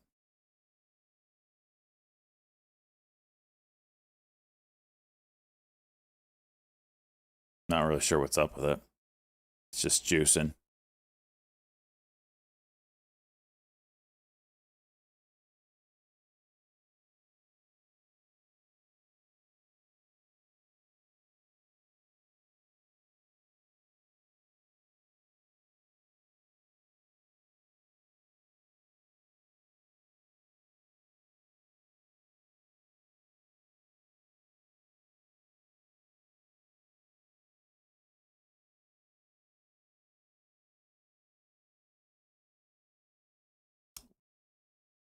Might be. We might be visiting low a day here.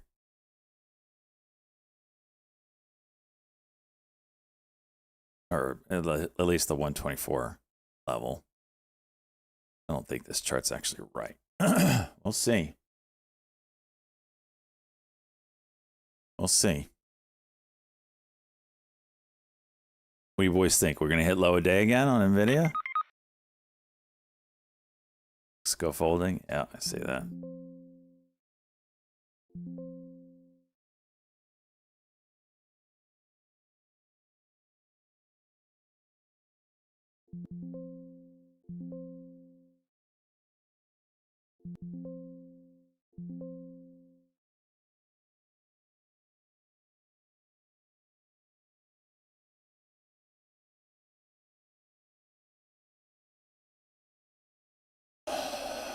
$120.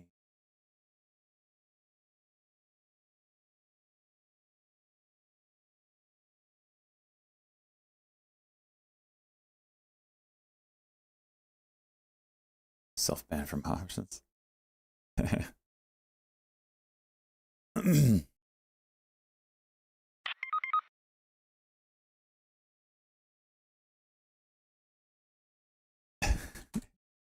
It's just the amount of money that I don't want in or not in the trade is all. Feels a lot less risky when I'm only putting 2,500 into the trade. We're about to break through low a day here, boys. Look at the volume. Holy shit. It's completely dicked the platform. Oh, I bet you this is all. Yeah, okay, let me switch that over. 123.64.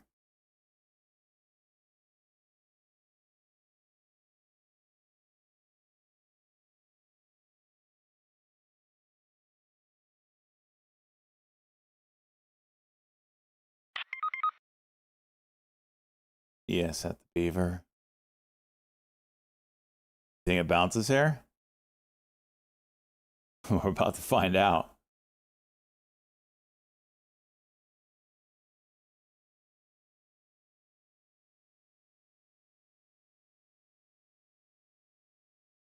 $64. There's low a day. Tapped it.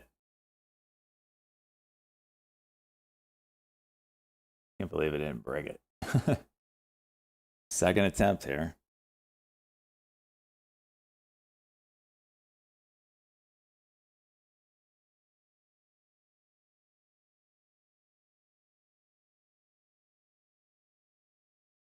A lot of volume on that push. This might do it. 65. There's the break.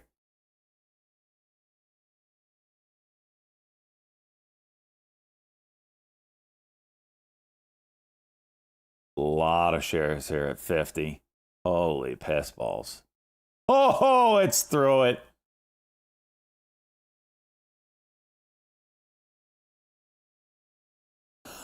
Oh, jeez. Watch OKLO, NNE, all that stuff that bounced with NVIDIA this morning.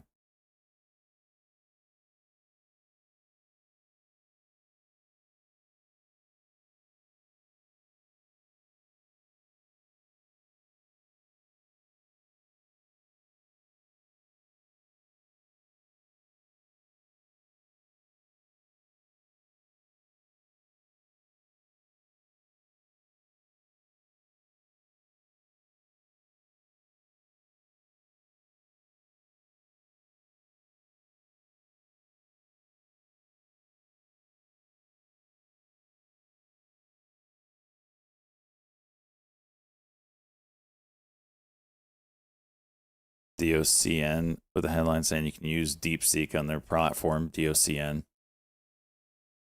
It's coming from Beta Chuck. Want this 123 break.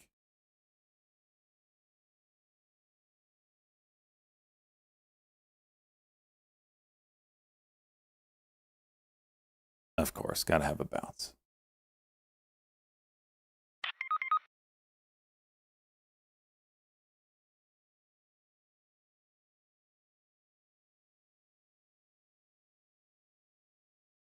Dude, that selling is immense.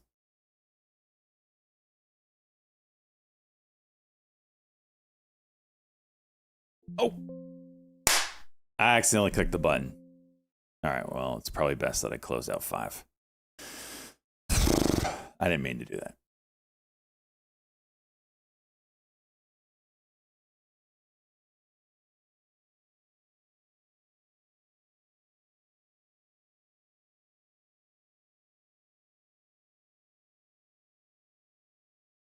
No, it wasn't a good cover spot. At the very least, you got the 90 MA as a resistance on the 1 minute chart. We're doing a 30-second here. Horizontal, the previous low. See if it YIBO juicing. Whoa, what is that?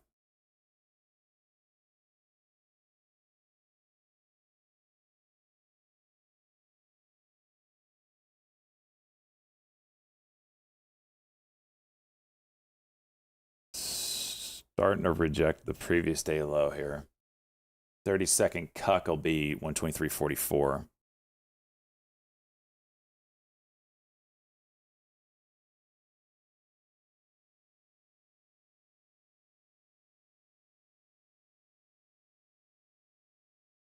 This next 1 minute cuck will say a lot.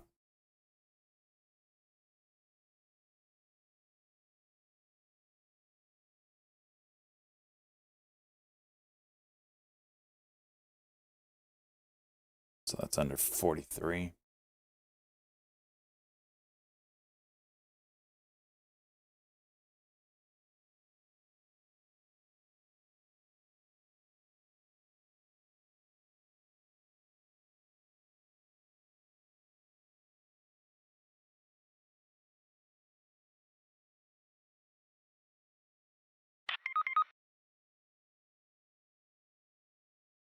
Maybe Geo puts now.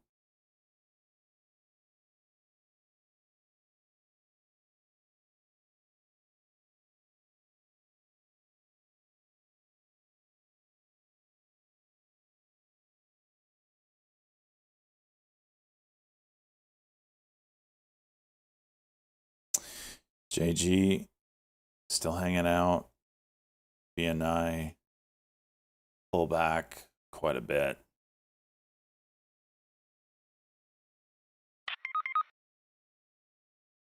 The beaver nuts are holding for now, yeah.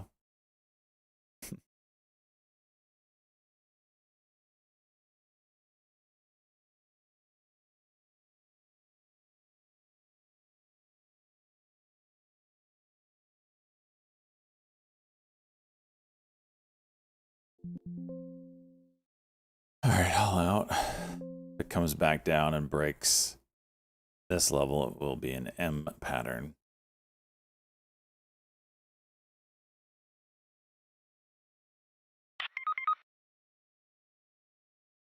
$23.23.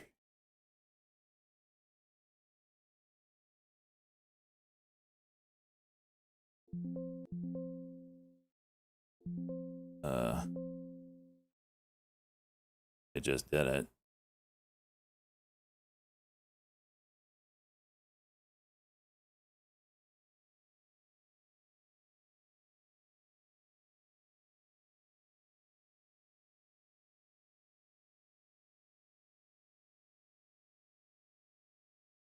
Expecting low a day out of this move.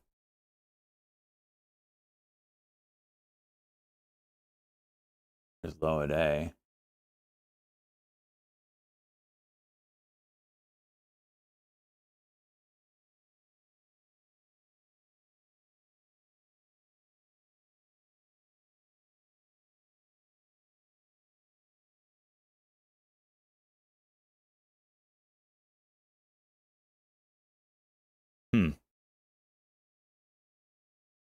Hello.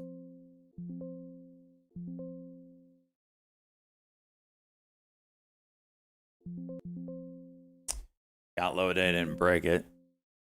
Of course.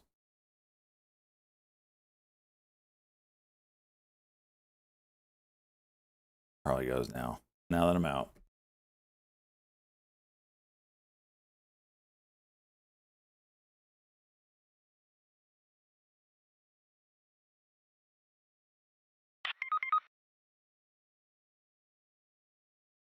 Yeah, it's holding up. It's holding up.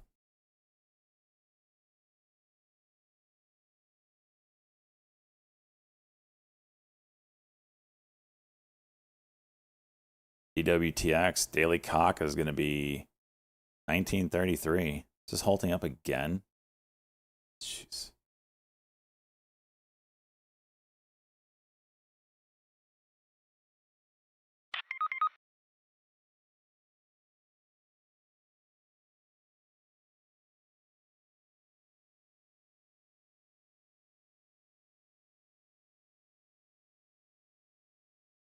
I'm not up right now. I'm red. I had some bad trades this morning on JG. Shook me out a bunch pre-market. These you can see exactly on the chart where I got dicked. Find the dickery, and you'll see where I got dicked and went red on the day. So we're trying to crawl out of a hole.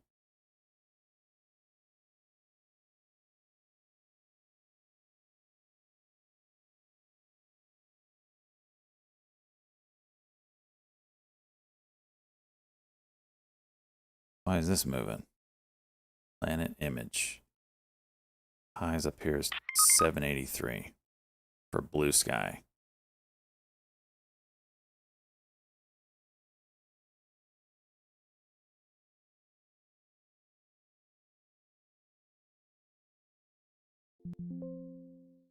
Opening orders for the security getting accepted online. For crying out loud. He turned block trading on YIBO, which made me miss $1,000 move here. Because I hit this button twice.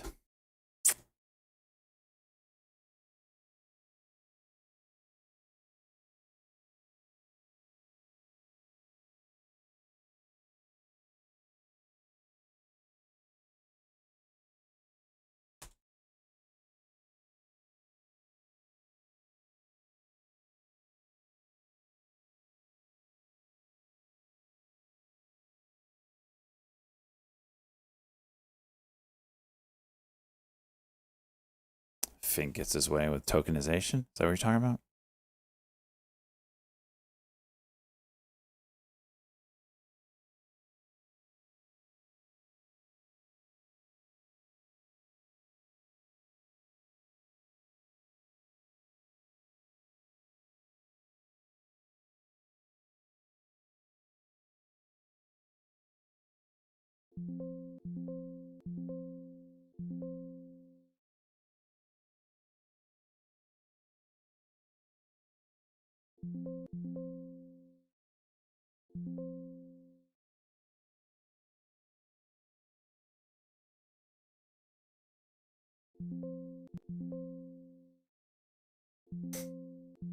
I'll take the base in, I guess.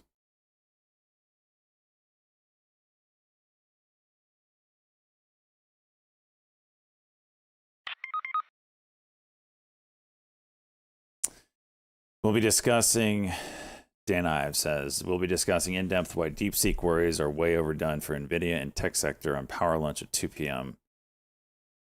We view this massive tech sell-off as a golden buying opportunity.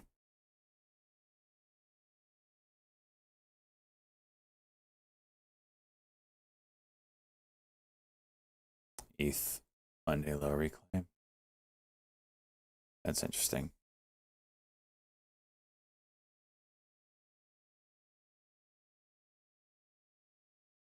What I say, if by Friday we start seeing the I think it's a little early though. I think it's too early for the headlines to start pumping it. It's too early.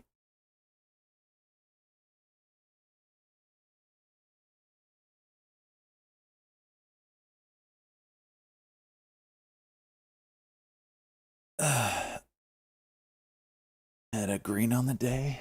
Yeah, that makes sense.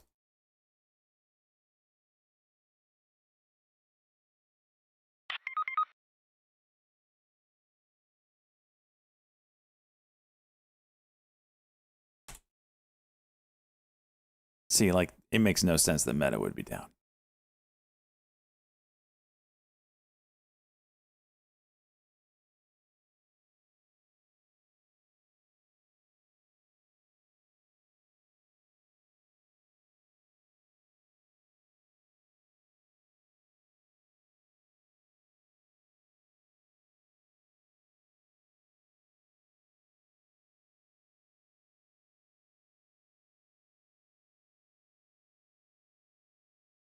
Oh my freaking goodness.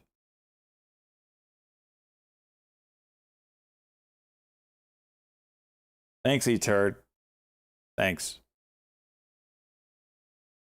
Exactly, Jake. Exactly.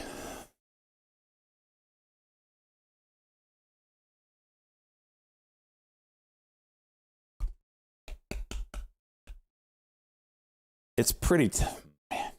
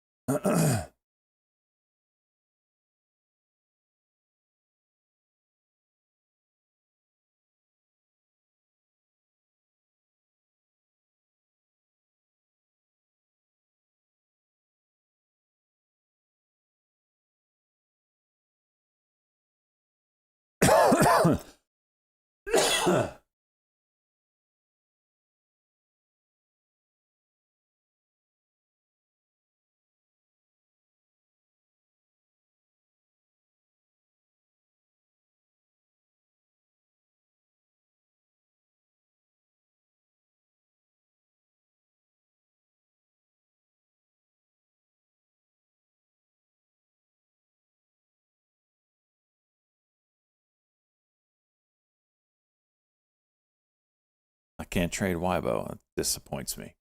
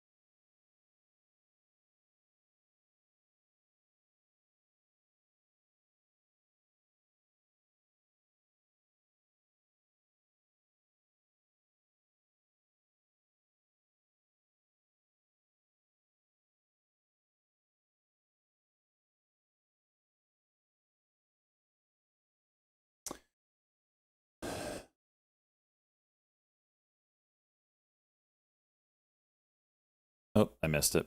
Damn it. That was a 5-minute cock there. 17 break. Holy spreads.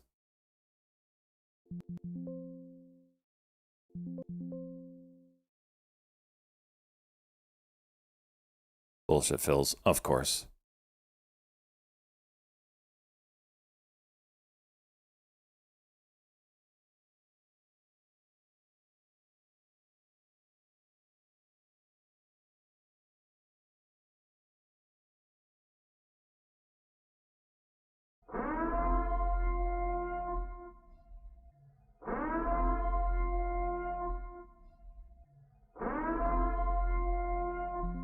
Oh, only China can now use it, huh?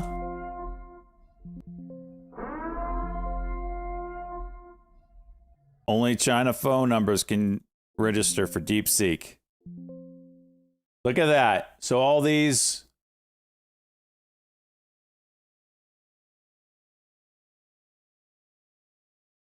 Gee, that's just so funny, isn't it? That's what Chi is saying. Beta Chuck just said the same thing. So Deepseek is limiting registration to Chinese-only phone numbers. Okay.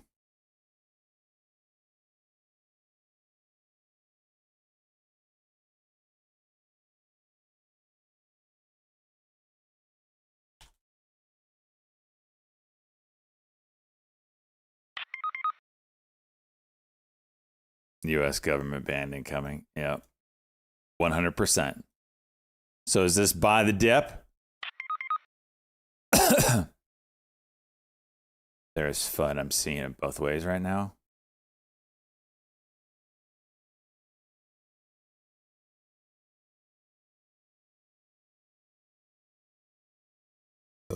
China is... Wait. So China is making Deepseek restricted?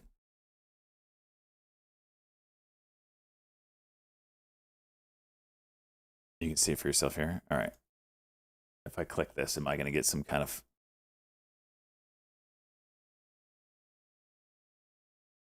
Currently, only registration with mainland China mobile phone numbers is supported.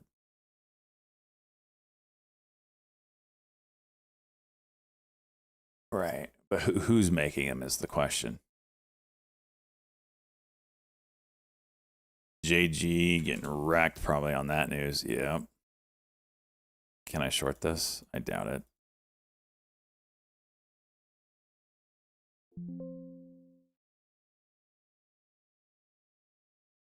I don't know.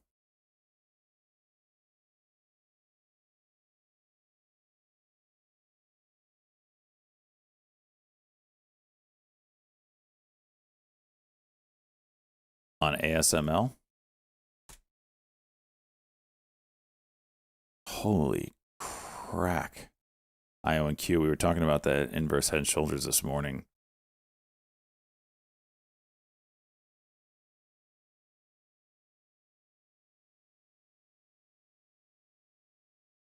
Where is it? I don't see it anymore.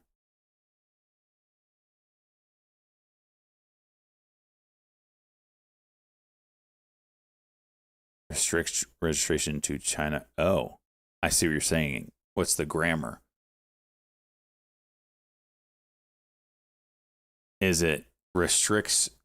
That doesn't make any sense. It's a Chinese app. You got to put it in a little context, though, right?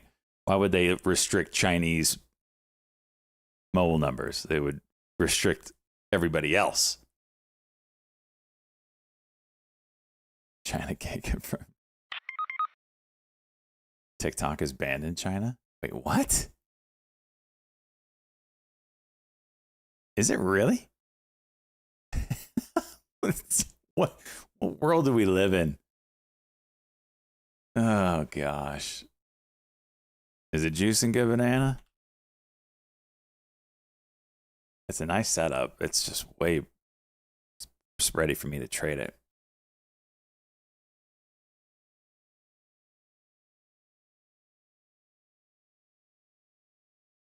So glad I couldn't trade this. Let me see if E-Trade changed their mind. Let me trade it now. Oh, now you let me trade it. You piece of shit. You made me miss out on $1,000 move through here, and now you're gonna let me trade it when it's up a bazillion %. On no news. Let me just throw that out there again. No news.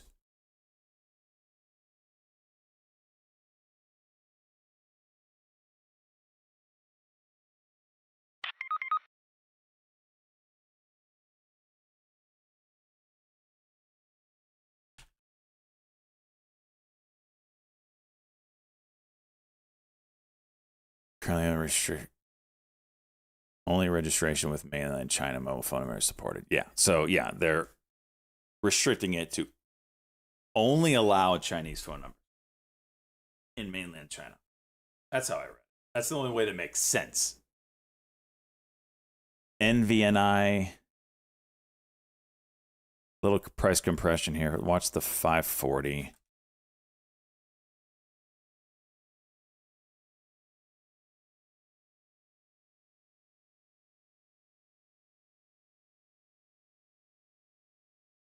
$10K. Hey, whatever works good, banana. What place are you using? DWTX trying to pop back up.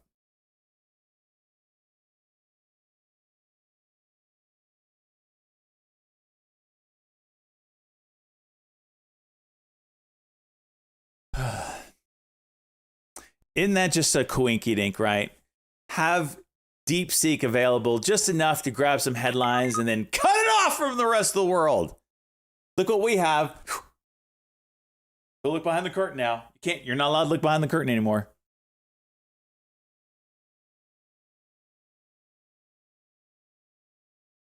There's some fishy shit, man.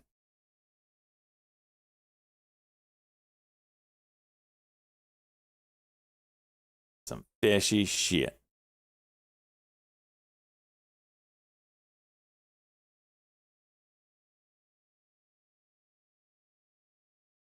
Amazing how fast it made it in the App Store.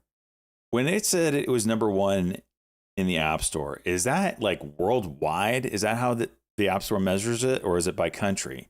Because I don't believe for a second that it got to #1 in the United States overnight, basically.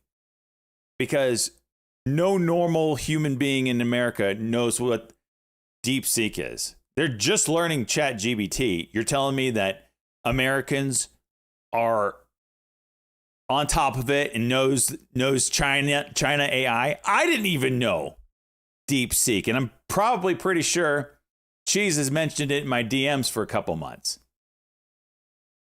They region lock it. My app store says 11. If I was competing against someone, okay, I'm gonna do a poll. When did you hear about Deepseek? That's not prediction. I need a poll. They do EMA topless. Interesting. Is it region locked though? I would imagine it's region locked, though. It would only make sense. Poll. When did you hear about Deepseek? Today? Yesterday?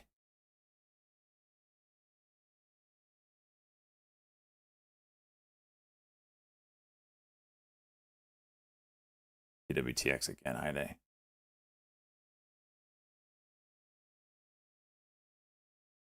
All right, there's your poll.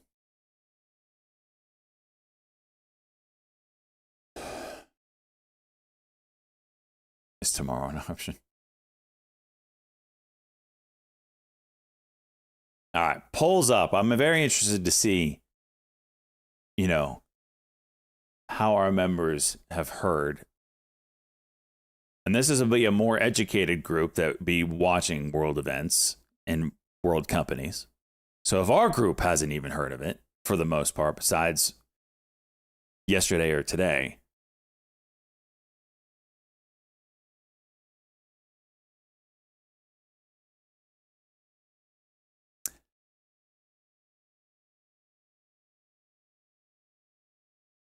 when I was reading up on Twitter, Deepseek mentions the positive stuff, it felt like they were all bots. It felt like they were all bots.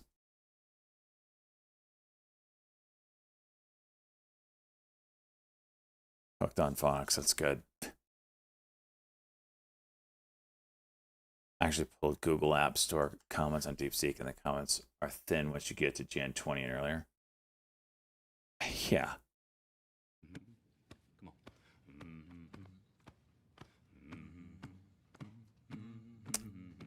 I don't think I've ever mentioned Deepseek. I just don't think I have, because I haven't been paying attention to China AI. Ask Cheese. Good God.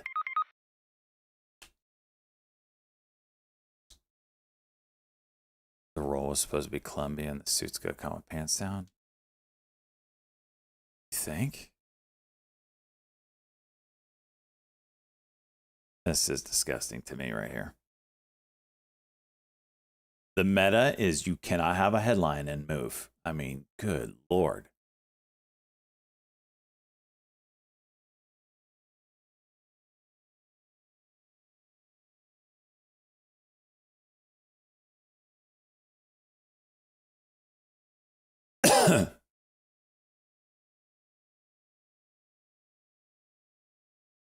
In Taiwan's forum, we're talking about Deepseek since 1228.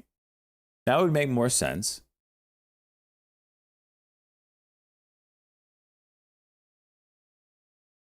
But as far as regionally, like, there just ain't no way.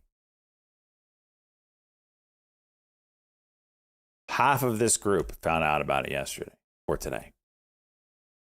I'm looking at it. I can't trade it now. I mean, I need a pullback or something. I'm not going to. This is no news and it's up 660%. Makes sense. Why IBL? Let me make sure I'm right. Year over year.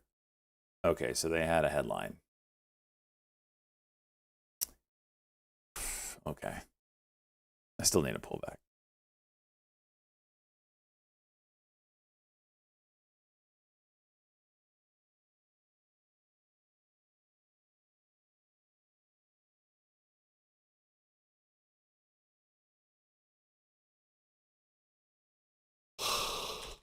This thing is just juiced.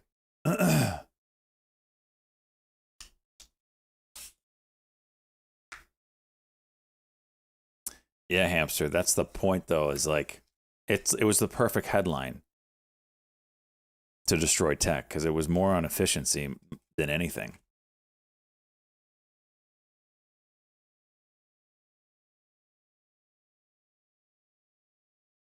Not an AI, or is it AI? What am I looking at?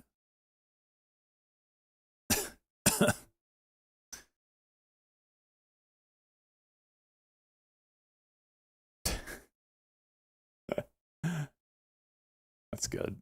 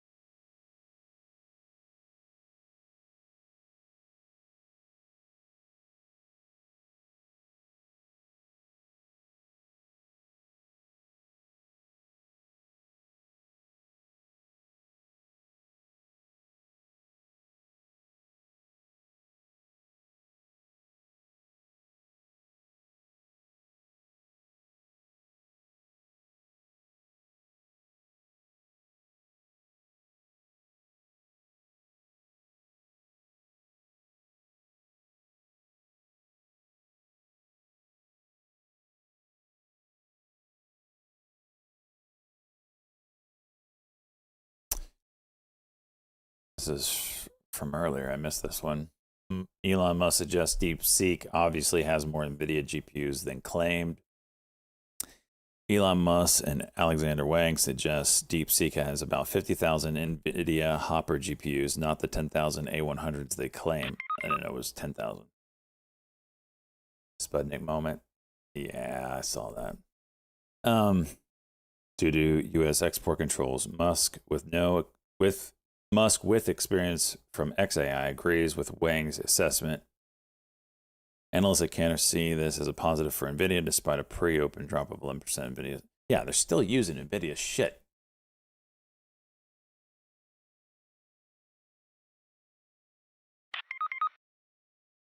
What do we got?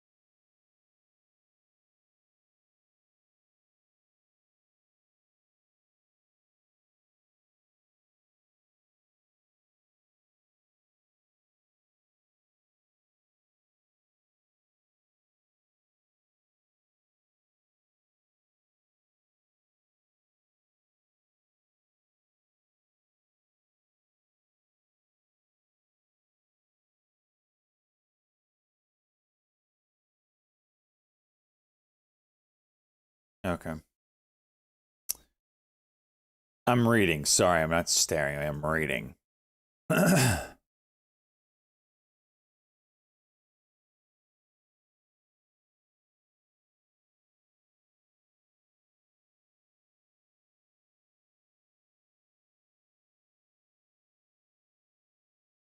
Wow, DWTX came right up to the daily cock.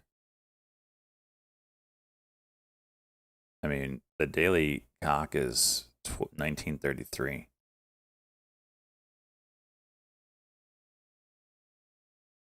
Damn near tapped it.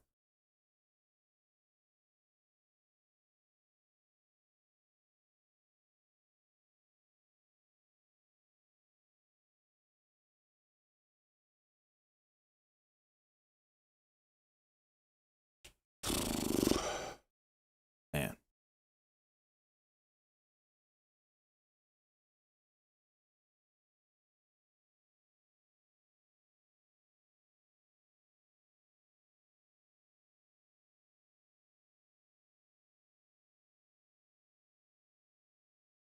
The morning Deepseek play is already selling off.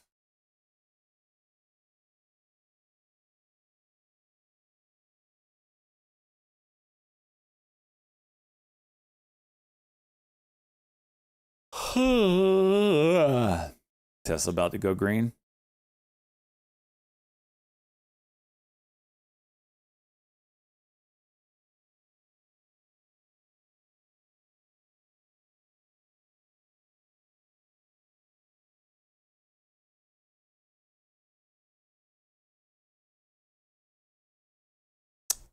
It's all very fishy, good banana. It's all very fishy.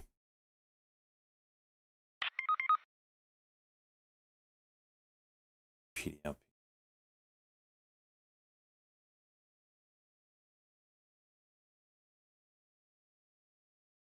Monthly low. You must be talking about closure. Oh, I see what you're saying.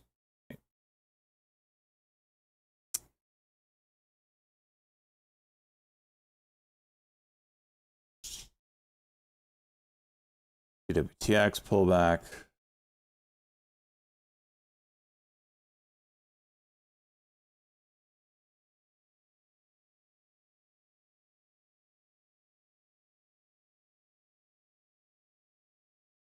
And an EVWAP. Okay, low. Under VWAP. Hollow off the list. AKRO. MLGO off the list. JG. FTAI is green today. PCLA still on watch. DJT. Nothing there.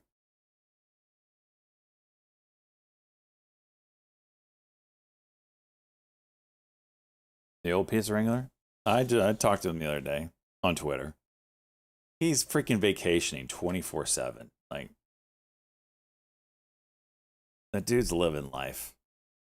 He's not really a trader.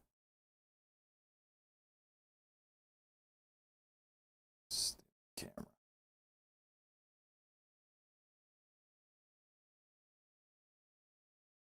CLOV, was that the one that he was in? Oh my gosh. Was it really? Was this the one he was in?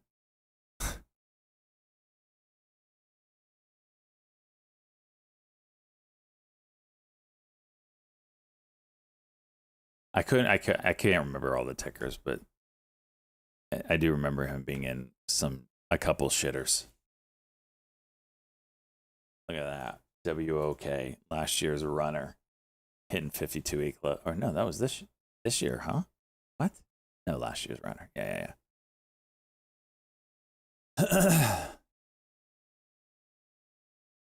$1 to $2 entry. Jeez.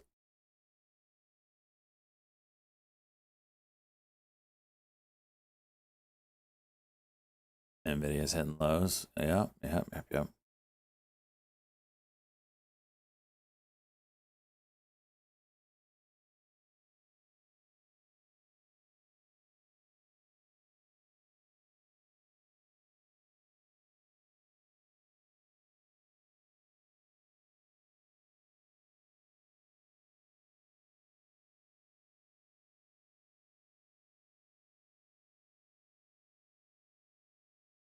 Yeah, it's gonna go through it. Bounce first, I would imagine.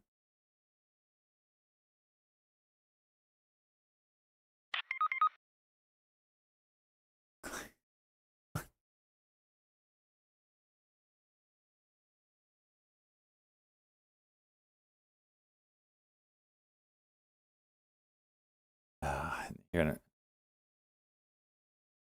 gonna very interesting. Very interesting.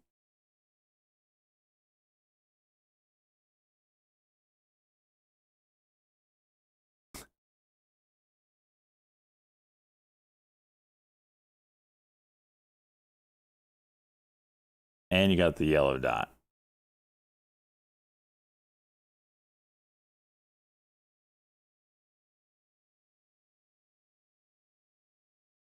You like the crab.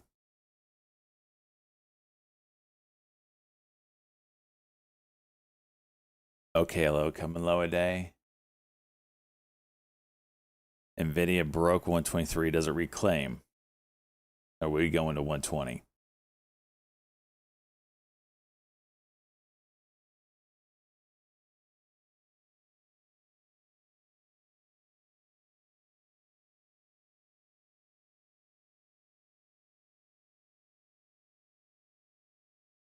Yeah, I've seen that one.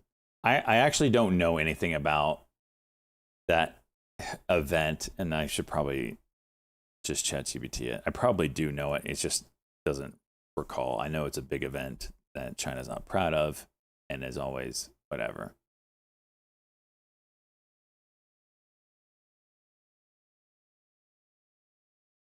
Let me ChatGPT it for history lesson.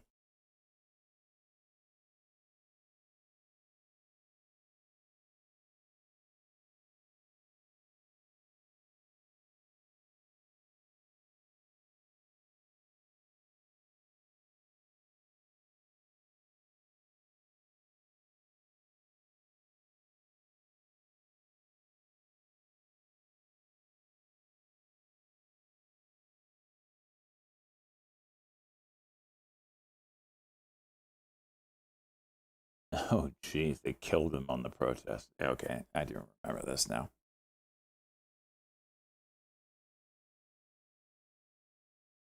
The hell, you won't play this? Why won't you play this, ChatGPT? Tiananmen Square, located in Beijing, China, is one of the world's largest public squares and has a long, symbolic history. Imperial era, originally built during the Ming Dynasty in 1417, it served as a gateway to the Forbidden City.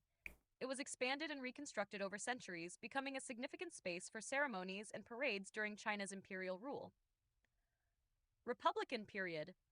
After the fall of the Qing dynasty in 1911, Tiananmen Square became a place for public gatherings and protests, symbolizing China's modernization and political transformation. Communist era. In 1949, Mao Zedong proclaimed the founding of the People's Republic of China from Tiananmen Gate. The square became a focal point for political demonstrations and state events, including military parades and celebrations. 1989 protests. Tiananmen Square is internationally known for the 1989 pro-democracy protests, during which students and citizens called for political reform, free speech, and anti-corruption measures. The Chinese government declared martial law, and the protests were violently suppressed on June 3 to 4, resulting in an unknown number of casualties. Today, Tiananmen Square remains a politically sensitive site, symbolizing both state power and the pursuit of freedom. It attracts millions of visitors each year for tourism and official events. So how many casualties do they think happened during that? I don't see the headline, cheese, on Meta.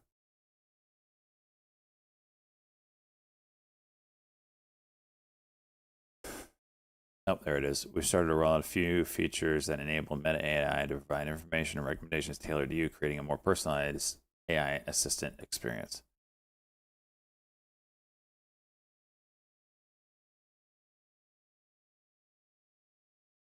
Oof, NVIDIA's dumpster now.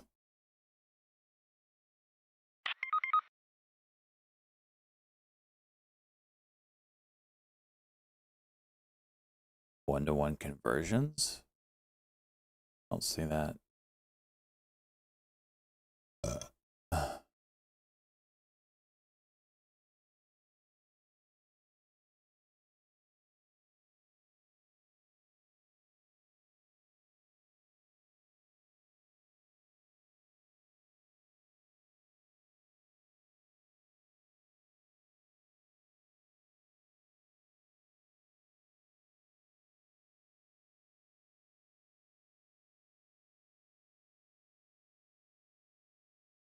Next, or the end of this week is when they go on sale. There's supposedly incredibly small supply of 5090s, like terribly bad. A lot of the focus went into the chips that can compete directly with AMD's stuff, apparently. I don't know how true that is, but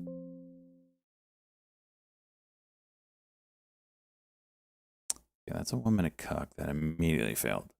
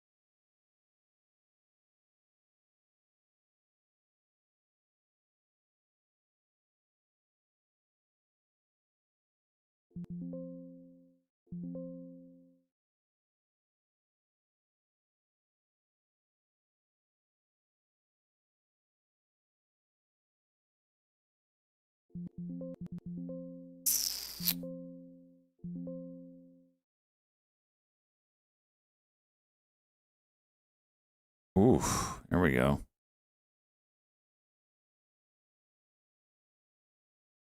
HOUR popping up. Shitters are starting to pop.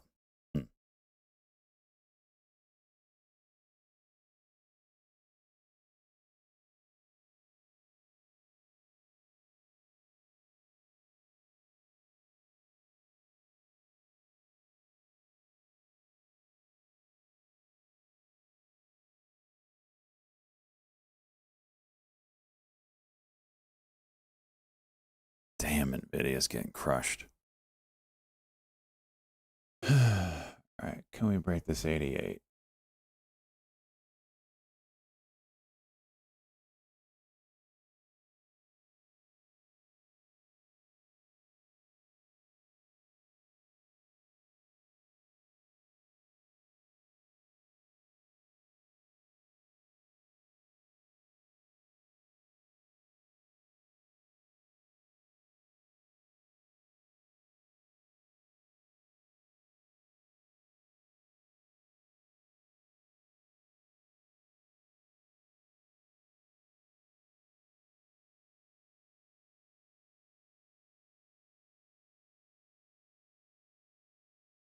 Here's the break.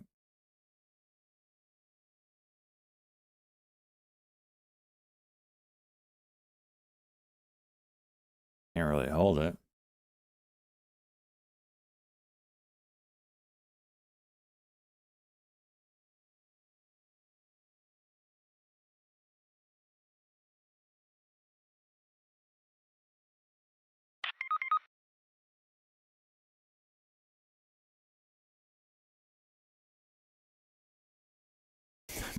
The beaver.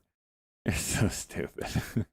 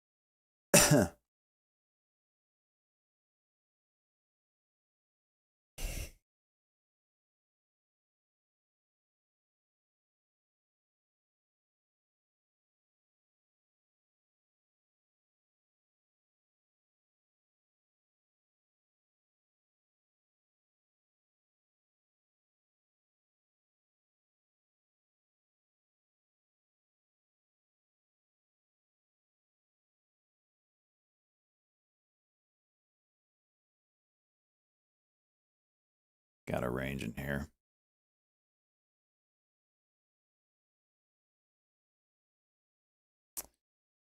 NNE's holding up better than OKLO right now.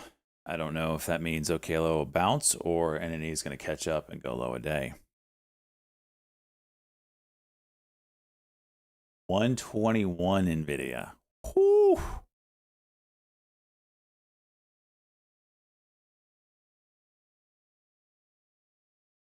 I'll put a little rolling out Benzing on one-to-one trade exchange for conversations to everybody. Meta AI on Facebook, Messenger, and WhatsApp for iOS and Android in the US and Canada. That, according to a blog post, it's Mike Echo Tango Alpha META.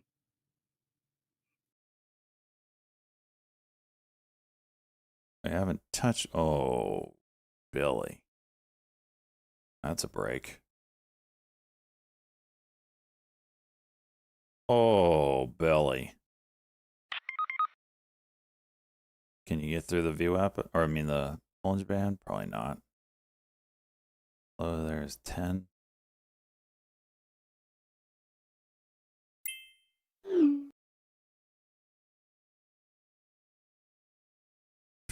Every time the bid and ask get together, it's the bid that's getting smashed. Together, smash. together. Okay, there's first decent. Deepseek says service degraded due to large-scale malicious attack. Uh-huh. Uh-huh. JZXN popping up. YIB. HOUR popping up again.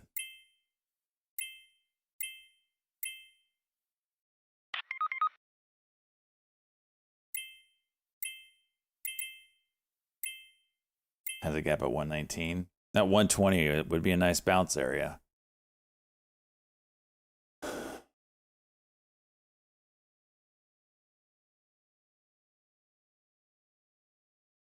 Yeah, that 120. Yeah.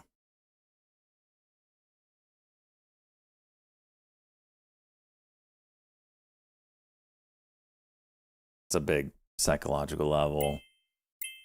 Fill to 119 and then call it a day. Send the headlines out.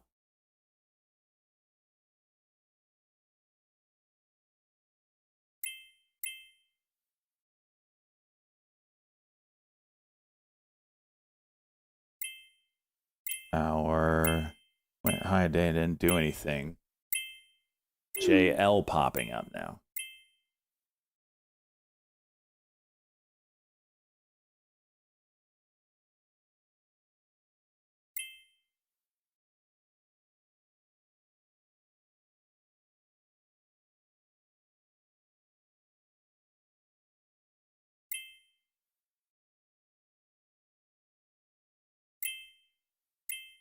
Should I buy NVIDIA? I'm not a financial advisor, so legally I cannot tell you what to do.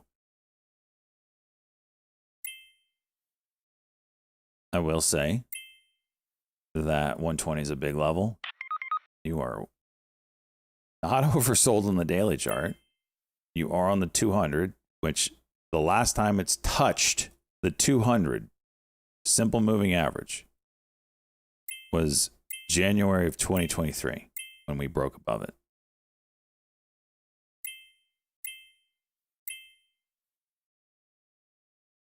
So you better believe there better be some buyers down here or we are in a world of hurt.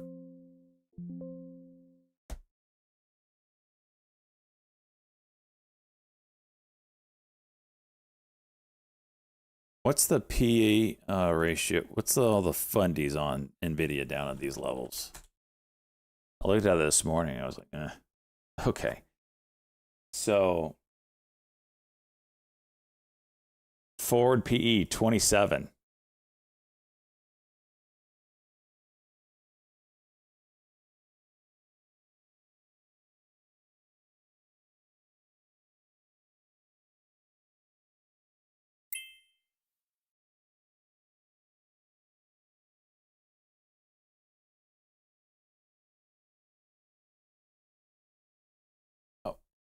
I don't know the range that NVIDIA typically trades at, though.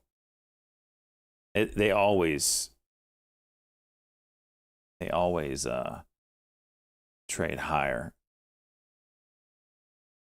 than their peers.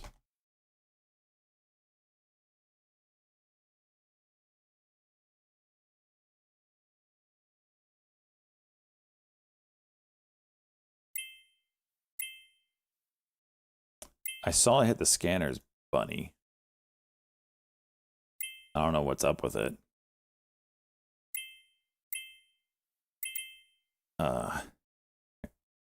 What the hell? I have no idea. I took a TCTM, Tango Charlie, Tango Michael. Shares are seeing heavy activity, new highs. TCTM.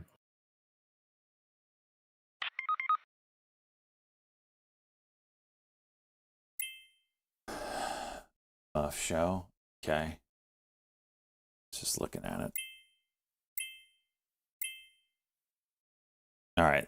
NVIDIA LTM earnings with analysts' forecasts from earnings obscurity to the largest company in the world in 2 years.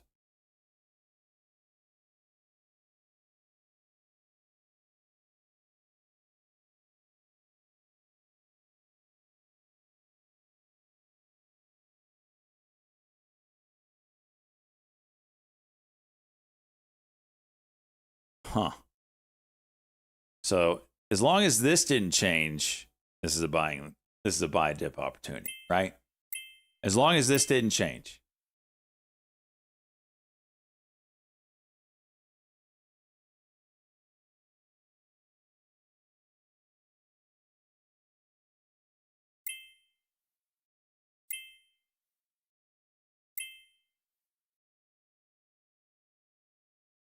As long as they don't have lower prices.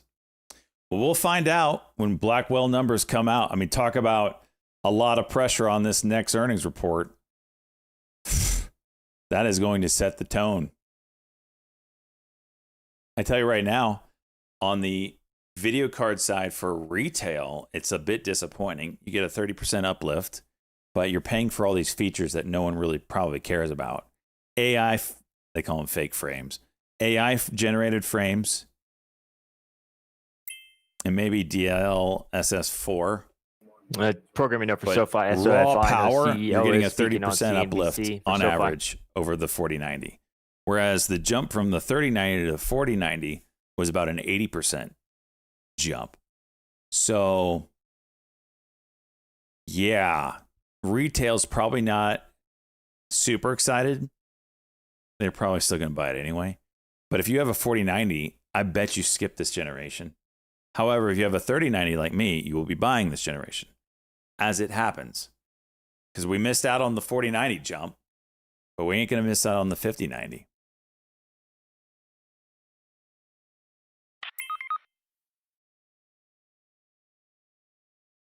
But all the things that Blackwell seems to be leveraging on is AI related.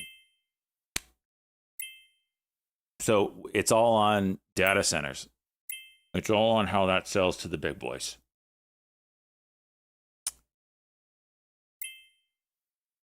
I have a 3080 and I'm skipping this because next gen 6000 series should be able to get real-time average frame 4K. Well, you can get that on the 5090. I think, well, it's certain titles and settings. It's all set titles and settings for sure. I don't run 4K, so I don't really care too much about that. However, I'm holding out for 5K monitor. They call it 5K, 2K, whatever.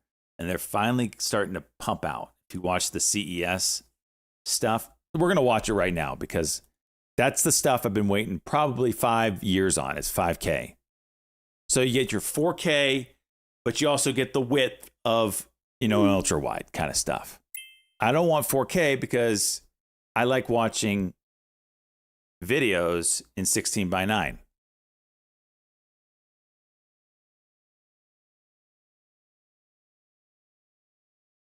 $4K sucks for stock stuff. We'll get a bigger monitor.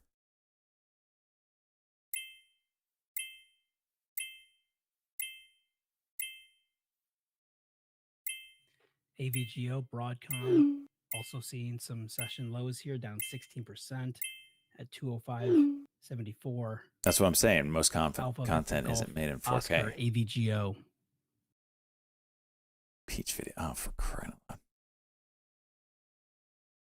Oh, hang on. We're gonna watch the video because this is the stuff that turns me on.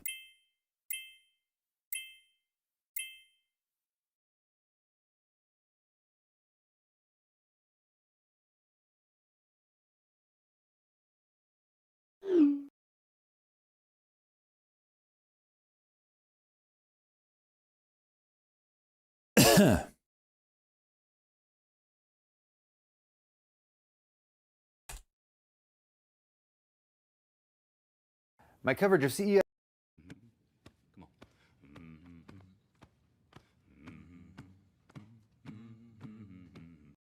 16:9 stuck in 1997.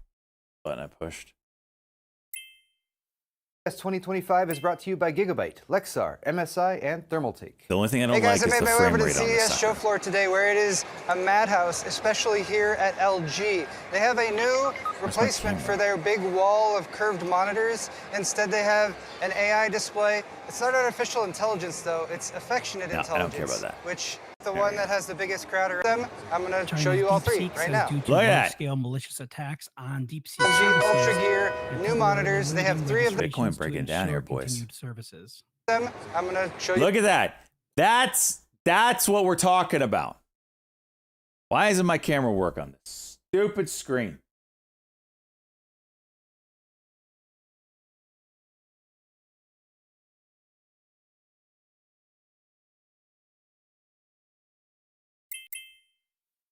Hang on.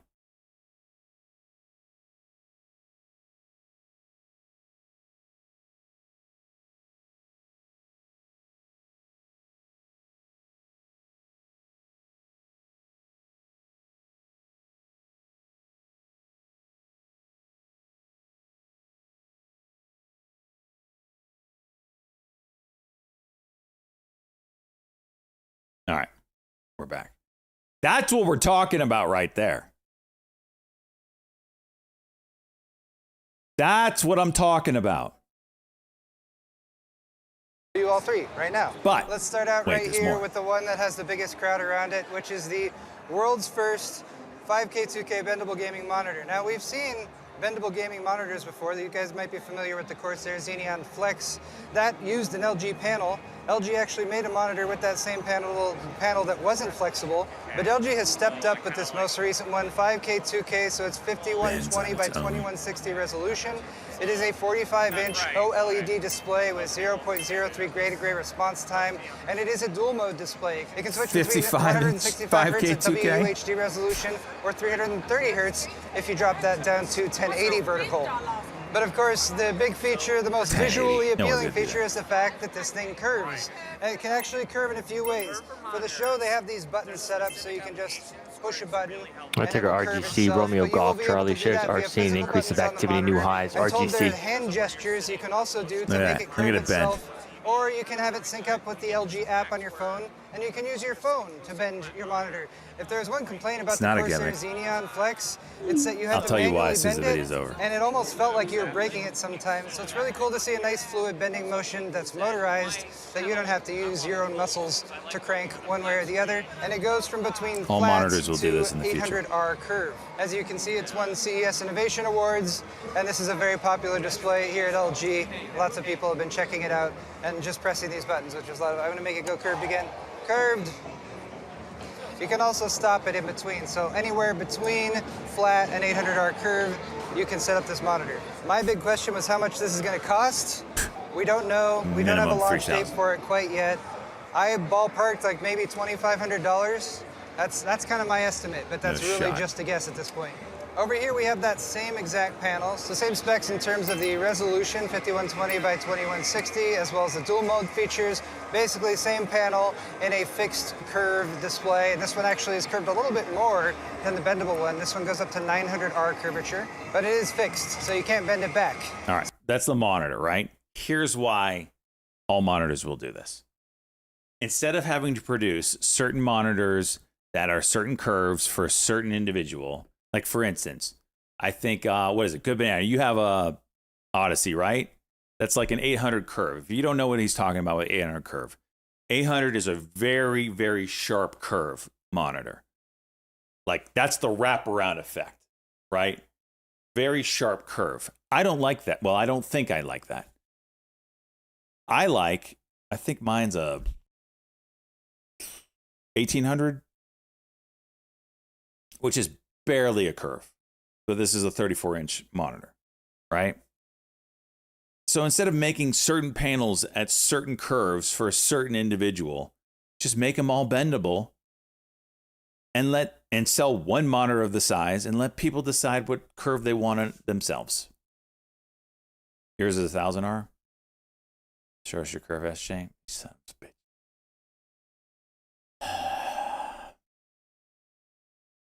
1000R at 49. I know those Odysseys are just so, man.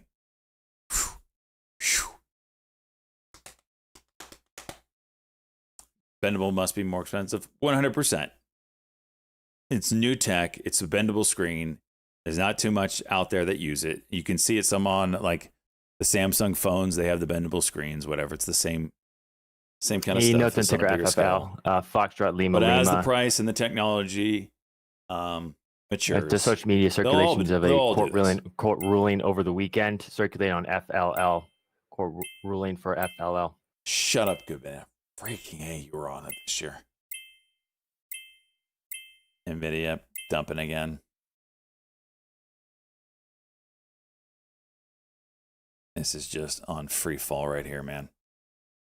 Jensen better come out and start defending this shit.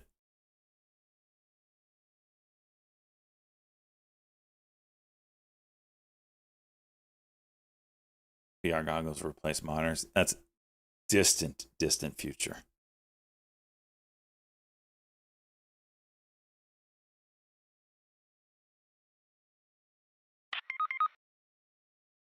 $6.15.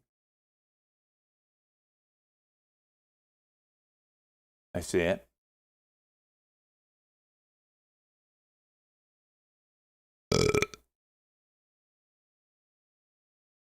Retail is just getting absolutely throttled today, man.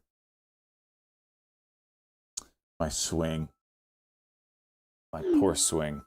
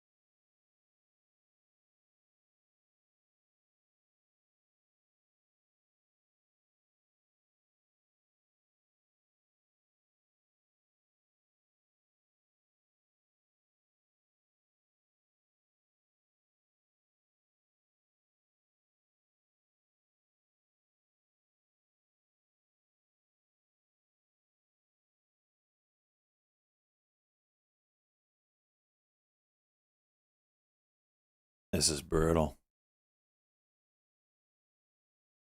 Brutal.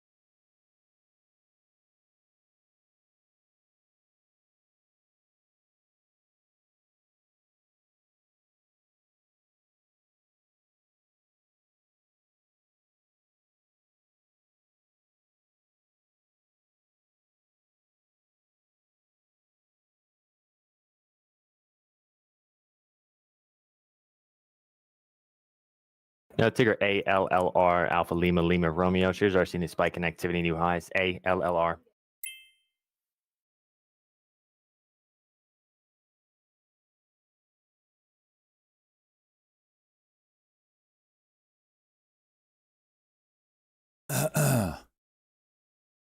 This is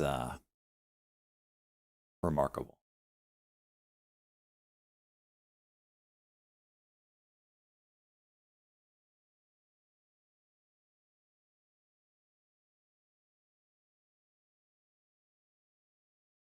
Weekly 50.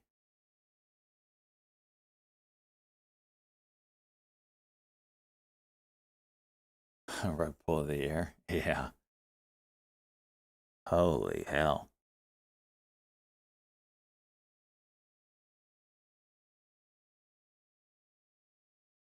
We're at the weekly lower Bollinger Band right now,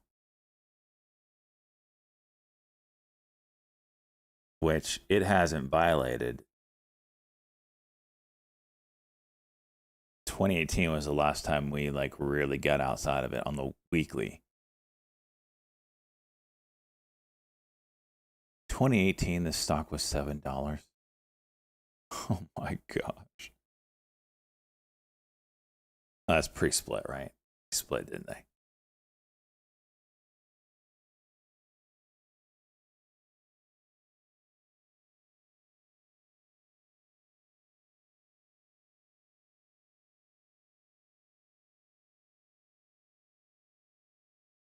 When's NVIDIA earnings?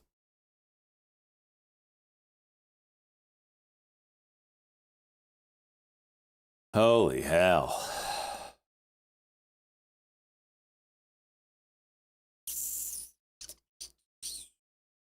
A month from now?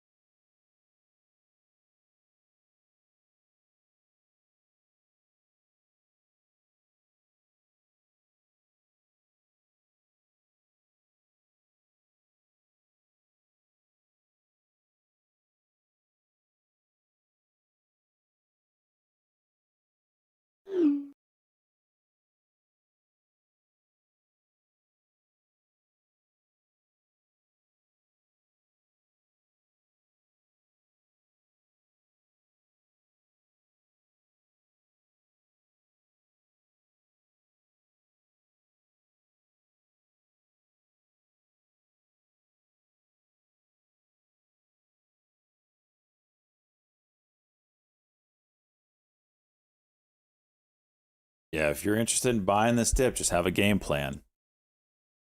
Right? Say, I want to buy it at this spot, and if it goes below this spot, I'm out. Just have a game plan attached to it.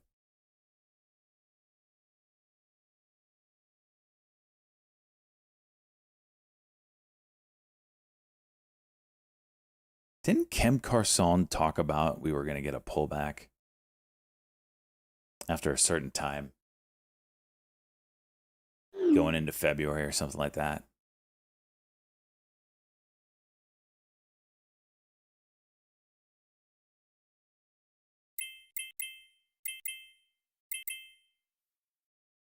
Let me see if I can find something that he might have talked about.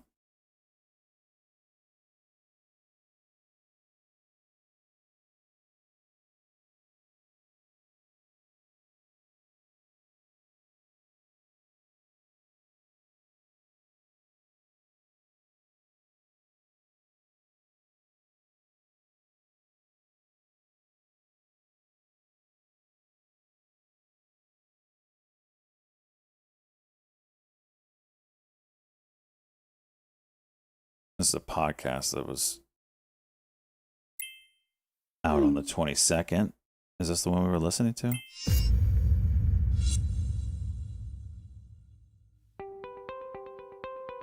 Bought them because Ted does not guarantee. That's all I got. In a word.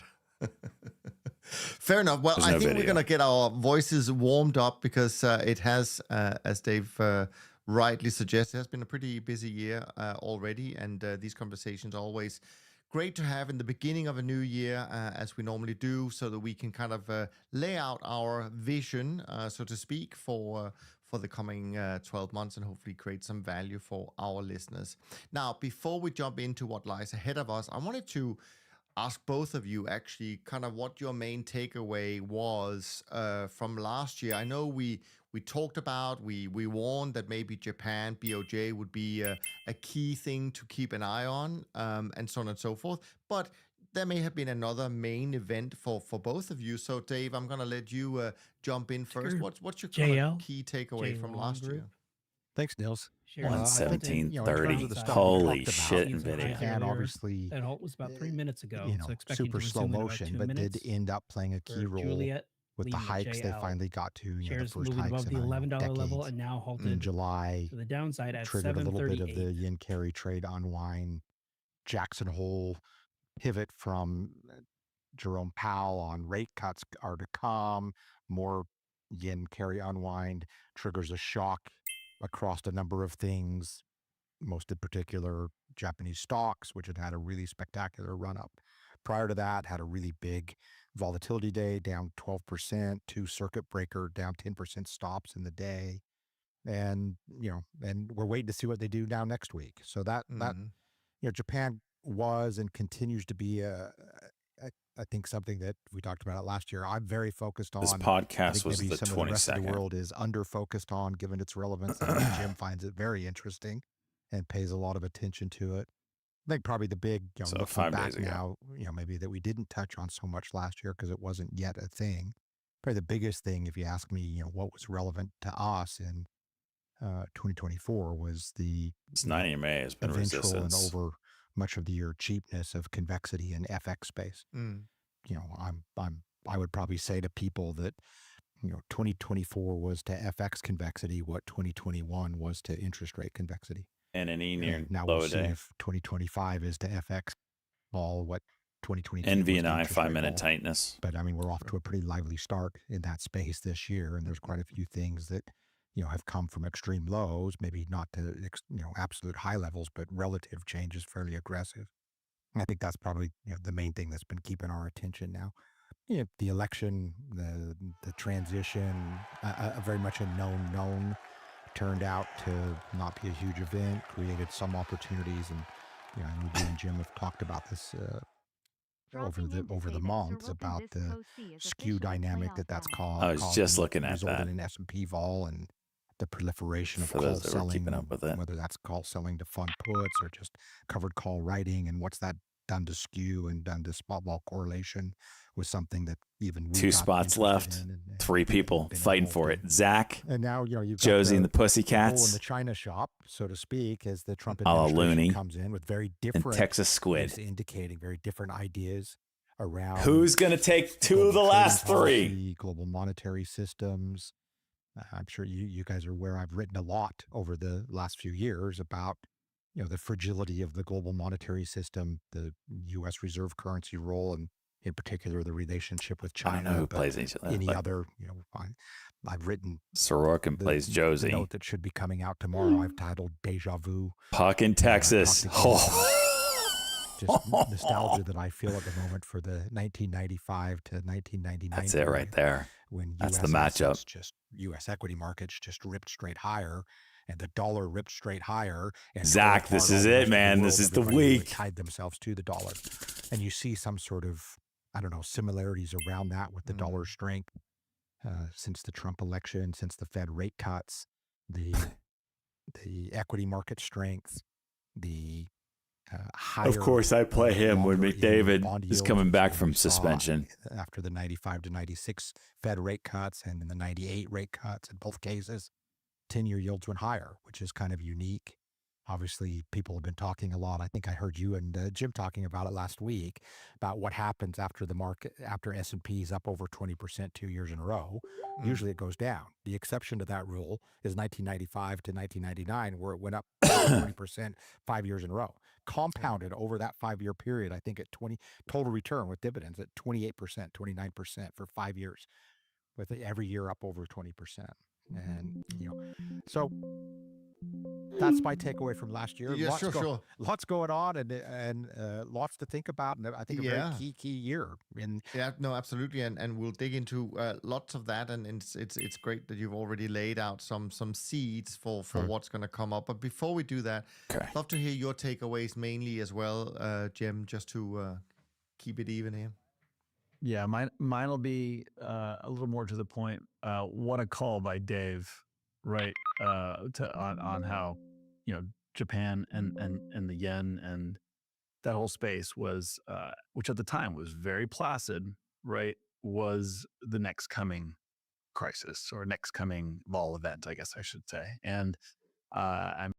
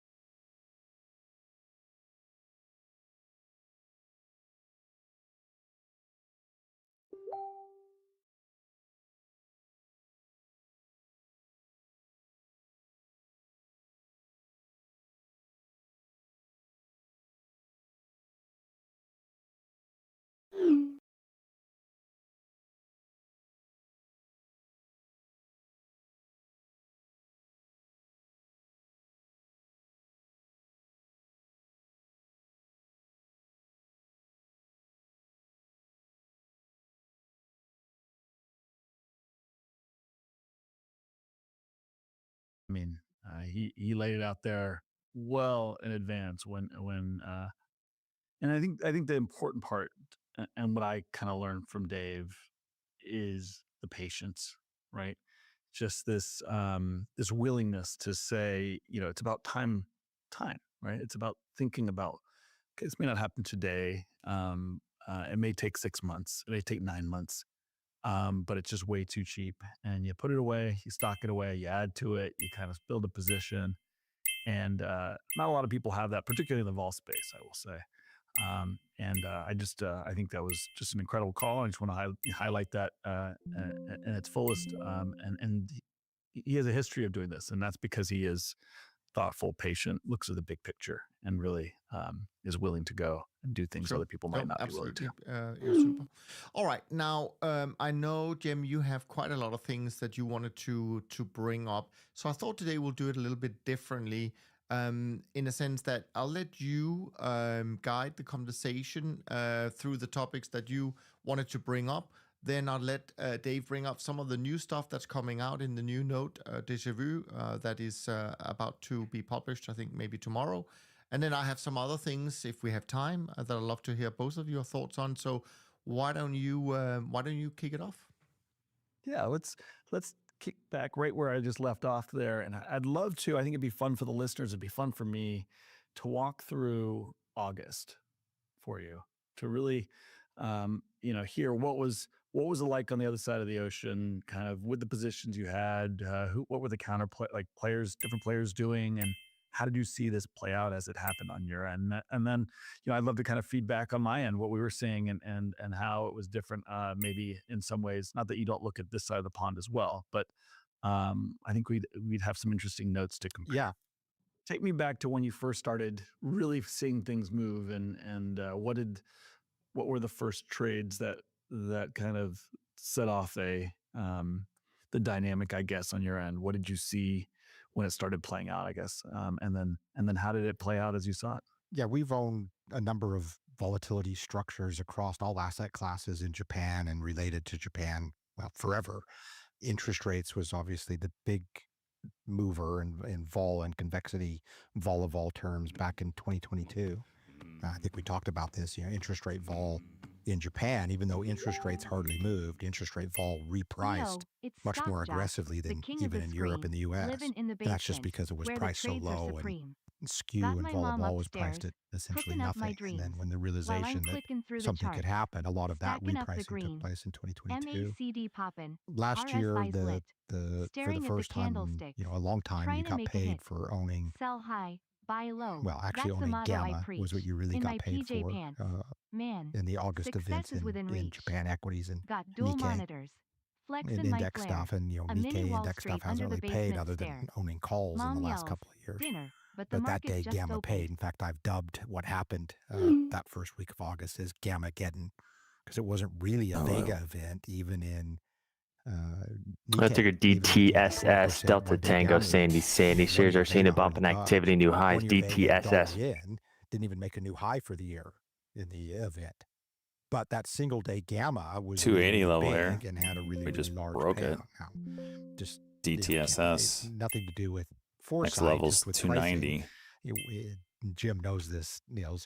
Yeah, given what we do, we're not huge fans of Gamma because it's too much work and too little asymmetry. Most of our activity revolves around vol, third, fourth moment stuff. But the one place we owned Gamma because it was really attractively priced was Nikkei. So that turned out to be quite a good Don't place you to dare have pull back almost now. all of your Gamma allocation. We did have some Gamma, Niels and Jim, in S&P. Damn which you. didn't really pay off per se. I mean, relatively speaking. No, don't go now! Not we have Gamma, but some skew related stuff that didn't work particularly well in S&P.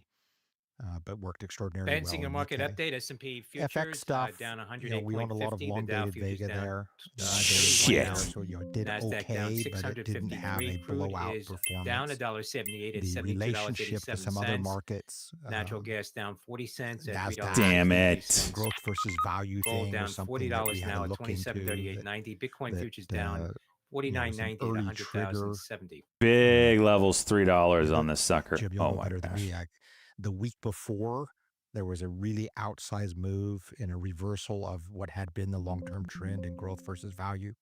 NASDAQ. How am I missing the trade on Which is this? very clearly driven by pod shop, multi-strats, deleveraging, and that deleveraging getting triggered, I would argue, by yen carry unwinds, triggering correlation into NASDAQ, triggering correlation into growth versus value leverage structures.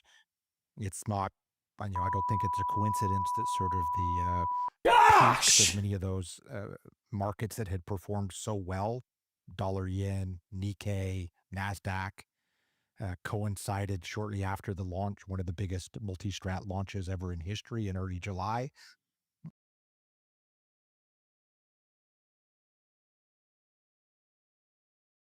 Risk that they put on chasing everything to the top, and the correlation that their competitors had benefited from January through July.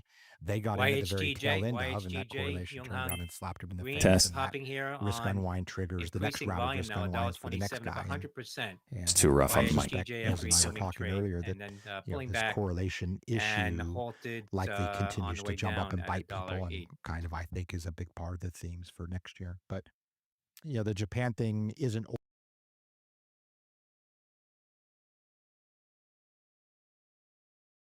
they weren't going to hike next week at their meeting, but today Ueda-san gave a speech, and everybody's assuming they are going to hike next week. I think most importantly, and people should go look this up, Hamino-san's speech from yesterday. He said something that I've been saying a lot. You guys may have heard me say this DTSS data before. C shares And spiking he said here it in a public speech, on and I know heavy it's volume something now, There we that go. we discussed $3.10. private. The I high lost right sound now up again. about With the 40%. governor Ueda-san. Delta Tango He Sandy said that, Sandy. you know, Oh, I'm so sick of this. inflation Go and XLR. growth risks are behind us. Negative real rates. How did I mess are this up so appropriate. bad? And so, you know, as Ueda-san has sort of indicated, the neutral real rate, the potential growth achieved inflation target isn't a negative number. If it is, you've got something structurally wrong with the economy that you should be fixing. And so the concept that they're going to try to get, you know, from what are almost the most negative real rates ever right now, 40 years, I lost to sound. something that's zero real means that there's many No, more it's hikes to just the come. device. Of course, it's Bank of Japan. So the pace Flutzing is out really on hard me. to call. So much to dive into there. So fun to listen for me in particular, right? And there's so many. You can't see me on video right now, but I was nodding my head violently throughout the whole conversation. I think one of the more interesting things, as somebody here who is Shut more up, good man. tends to be more U.S.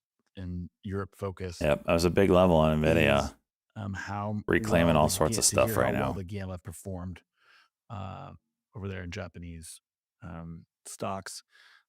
As you mentioned, the S&P and local Gamma had a historically bad performance relative to Vega. I mean, we had a 3-4 standard deviation difference in performance and correlation between the Vega and Gamma moves. Not because Gamma was so bad, but because Vega dramatically outperformed. And that was really a function of September through December vol, and particularly skew being dramatically undersupplied, world being really short of all of that, but having a overwhelming amount of August skew and vol against it across the market. And that was just summer vol. Again, nobody was expecting something to happen there in August. And partially because of the supply of Gamma being and skew being so high, reflexively, people also assumed, well, it can't happen now.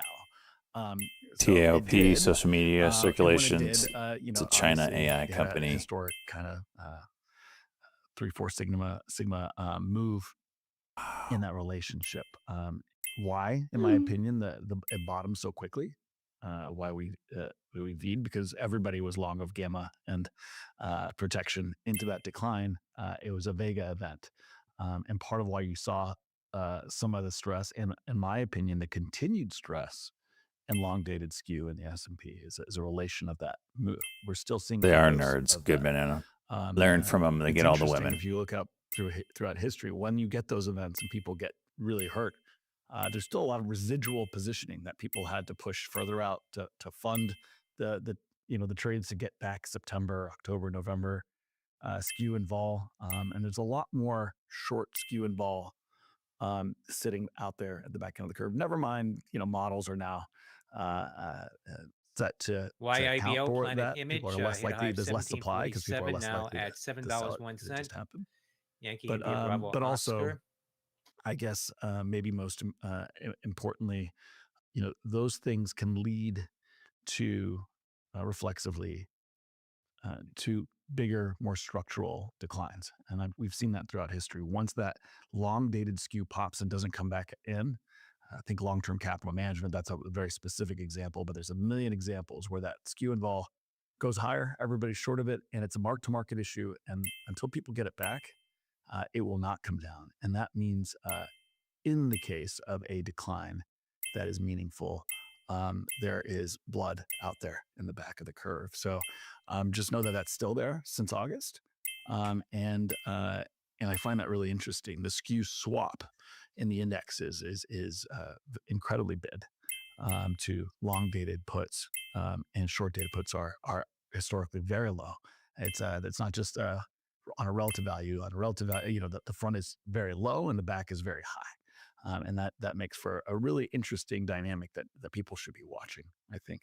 So in reference to your kind of pod rotation and the blowouts that happened in that space in August, I think the most pain, as you mentioned, in general, was in relative value skew, relative value. Some levels beta, on this value DWTX. versus growth, as you mentioned.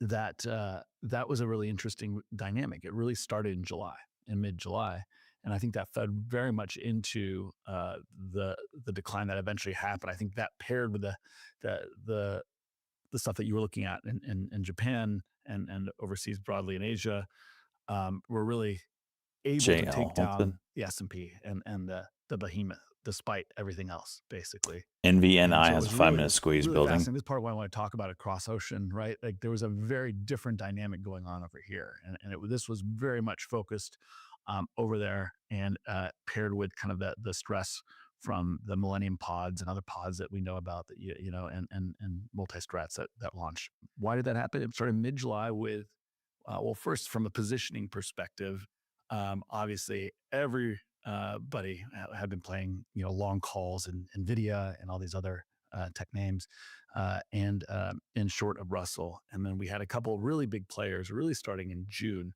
make incredibly historic call bets in the Russell, that really loosened up the value and upside call liquidity across the board in the value space. And as that happened, NVIDIA had a couple pieces of news. We won't go through all of it. That really slowed things down. And then that Wednesday of expiration in July, Trump came out and said, "Hey, Taiwan, we're not defending. We're not defending you guys. You want, if you want us to defend you, pay us," basically. And that really was fed into as a catalyst to what was already a weakening, a slowing price action in NVIDIA and that space in the AI space writ large, that created Vaughn and charm flows that were negative and really were pushing down on that. And that eventually led to a decline in that space. And then obviously with vol offered in the S&P, as I just mentioned, that the vol was really offered in July and August in those names, and the skew was offered. That led to a massive dispersion that also pushed on that. So it forced the two in opposite directions. We saw that, we were talking about it in real time as it was happening, but that really led to some serious stress in a space that was very crowded. And it led to a pretty convex rotation there over the course of several weeks, and led to some initial pain, which wasn't direct to market direction, but you know how these things work. Once there's pain, that leads to deleveraging across all assets. And that was very much the case there. So I think those are the interesting parts of that whole story that I thought I could add from our side of things and what we were watching. But yeah, wonderful to Sucks hear I don't have audio again. your take and what you're seeing on your side, and to hear how different some of those aspects were, and how they all work kind of together. It's a incredible little symphony when you start putting it together and start seeing why things happen. So I don't know if there's anything else you would add to that, Dave, but yeah. I'll add one thing. We talked about it last year about how much of the structured product Asia time zone activity was getting sucked Another away. test. This is from kind of a the big Asian level markets. here. Now that JZXN S&P popping vol to the and VIX highs on trades relatively light 24 volume hours. still. All these Popping Chinese into names are November, popping up but today. always This I is think that crazy. had an impact. Really, the S&P and theoretical VIX moves 237, were no, much bigger in Asia 32%. time. Juliet And Zulu in a X-ray sense, November. because there's so much S&P exposure now in Asia, when that Nikkei sell-off, GZXN. the whole thing took off on that Monday morning. The extremes on S&P vol took place in Asia time. It already happened by the time U.S. markets opened, and VIX had already, the theoretical levels of VIX had already corrected by the time. So I think it's interesting that Tango Charlie. That is a sort of the the first highs now. episode where really S&P vol in a shock event was driven. Another attempt here. Over 43 will be 1 minute. Yeah, I agree. That was fascinating, right? I think that's part of what caused it. It hasn't happened in so long, probably 30 years, like you're mentioning. The 90s, right, was the last time we saw Asia really take the reins, and so that was. I think that's part of why it took people by surprise. People just assumed the vol was so well supplied and skew was so well supplied it couldn't happen. And, Sold some. and that was a massive Vega move relative to the market move. I mean, it was very short lived, and for a reason, because again, ultimately people were hedged on this side. Another level here. Last thing is I would keep 4. watching the knock on effects that are still out there. 91 and 94. So the other thing I want to kind of reference in relation as we move kind of through the conversation is how well versus how well relative to relative value, how well prediction and second order Greeks and effects are working. I think the structured product issuance, the size of vol markets has gotten so big relative to underlying markets. I find it incredibly interesting how poor relative value trading is working. It's actually the opposite is working incredibly well, right? Taking the other side of positioning better than it's ever worked. I mean, there are funds now. Capstone, I know, has one that's growing leaps and bounds that essentially just does that. Takes the opposite side of every relative value trade, buys what's high and sells what's low. That's all they do. And it works incredibly well. It's incredibly counterintuitive to most people, but that's ultimately just betting. Oh my gosh! The positioning, right? Knowing that if something is high, that ultimately the world, dealers are short, and if dealers are short, it's going higher. Is essentially the way that works. I just find that it's the exact opposite of when I started in the business, right? When the underlying businesses, markets were NVIDIA crazy dominant, bounce or just crazy news. How about that? Enough liquidity to push things back and forward, and be able to capture a real. We're gonna hold cheese. Essentially, market making. That doesn't really exist anymore. The edge of market making is informational. And that information and the ability to predict that drives is what is at an all-time best. And those two things are nice work, Vega. Jeez. And for good reason, because if there's not enough liquidity to absorb the opposite, the in the options market, the relative value trade, those trades that are high and low, they have to not make money. It's a relatively efficient market. Oh somewhere, my gosh! And that's through the underlying, where the liquidity is, which is in the underlying market, or in the vol itself, directionally, or in the skew itself. This is why prediction tied to options markets works so well, and why the relative value is working so well. I'm sure I've probably said this to you guys before. I'm the simplest guy in the world. Positioning is the only thing that matters. Everything else is just gaming a flawed risk or prediction system. Positioning is all that matters, and I know Niels will agree with me. It's just let the market tell you what's going on, and then I've taken it to a new extreme in my constant tirade that lots of my friends who are economists or forecasters or macro guys who have been based upon economic fundamentals forecasting a recession for 3 years now, and the markets keep going up, and so I've taken it today. I say politics and geopolitics are downstream from economies, and economies are downstream from markets. All right, a recession's not going to cause a market crash. A market crash will cause a recession, and positioning and that positioning, and exactly to your point, Jim. One of that 34 to hold, down to leverage. It's the leverage in the system that makes returns skewed. The cooler, boys. Because of the impact on capital and the negative compound effect that as leverage builds, the asymmetry goes the other way. And back to my correlation conversation, probably the simplest, most neglected understanding of leverage is correlation, what's called diversification. DTSS, So everybody's DataC, taking after more hitting risk, counting on their $3.10 at the high, now diversification benefit getting a little of some bounce sort off of the lows constant, at steady correlation. And $2.18. then Delta whenever Tango Sandy correlation Sandy. 1 minute surprises setting up them, nice. they have to reduce risk. Shit. Because they have not enough capital for the risk they were taking because they assumed they were diversified. And then, in a sense, this is exactly what you're saying, Jim, that these correlations that people relied on and still are running models on and risk parity and et cetera, just keep breaking down, keep disappointing. Freaking A! Every time it disappoints, somebody's got to go out and reduce something that ends up getting reduced in a left skewed dynamic. That's what I think it is. I think that's really the theme for this show. Do it. Juice it, man. Juice it. Tomorrow that, that's a theme. I thought that was very, very interesting. Over what Dave just mentioned 57 about might juice it, the but correlations golly, these and spreads how people rely scare the on that. shit out of me right now. Do any of you know to what extent are these correlations in terms of how, say, pension funds, insurance companies end up being positioned? How much is that down to quote unquote 2 times like Basel, whatever, 1, 2, 3, 4, whatever number we're at now? I mean, in a sense, so even if they wanted to take a different route in terms of their portfolios and how they see correlation change, could they even do it?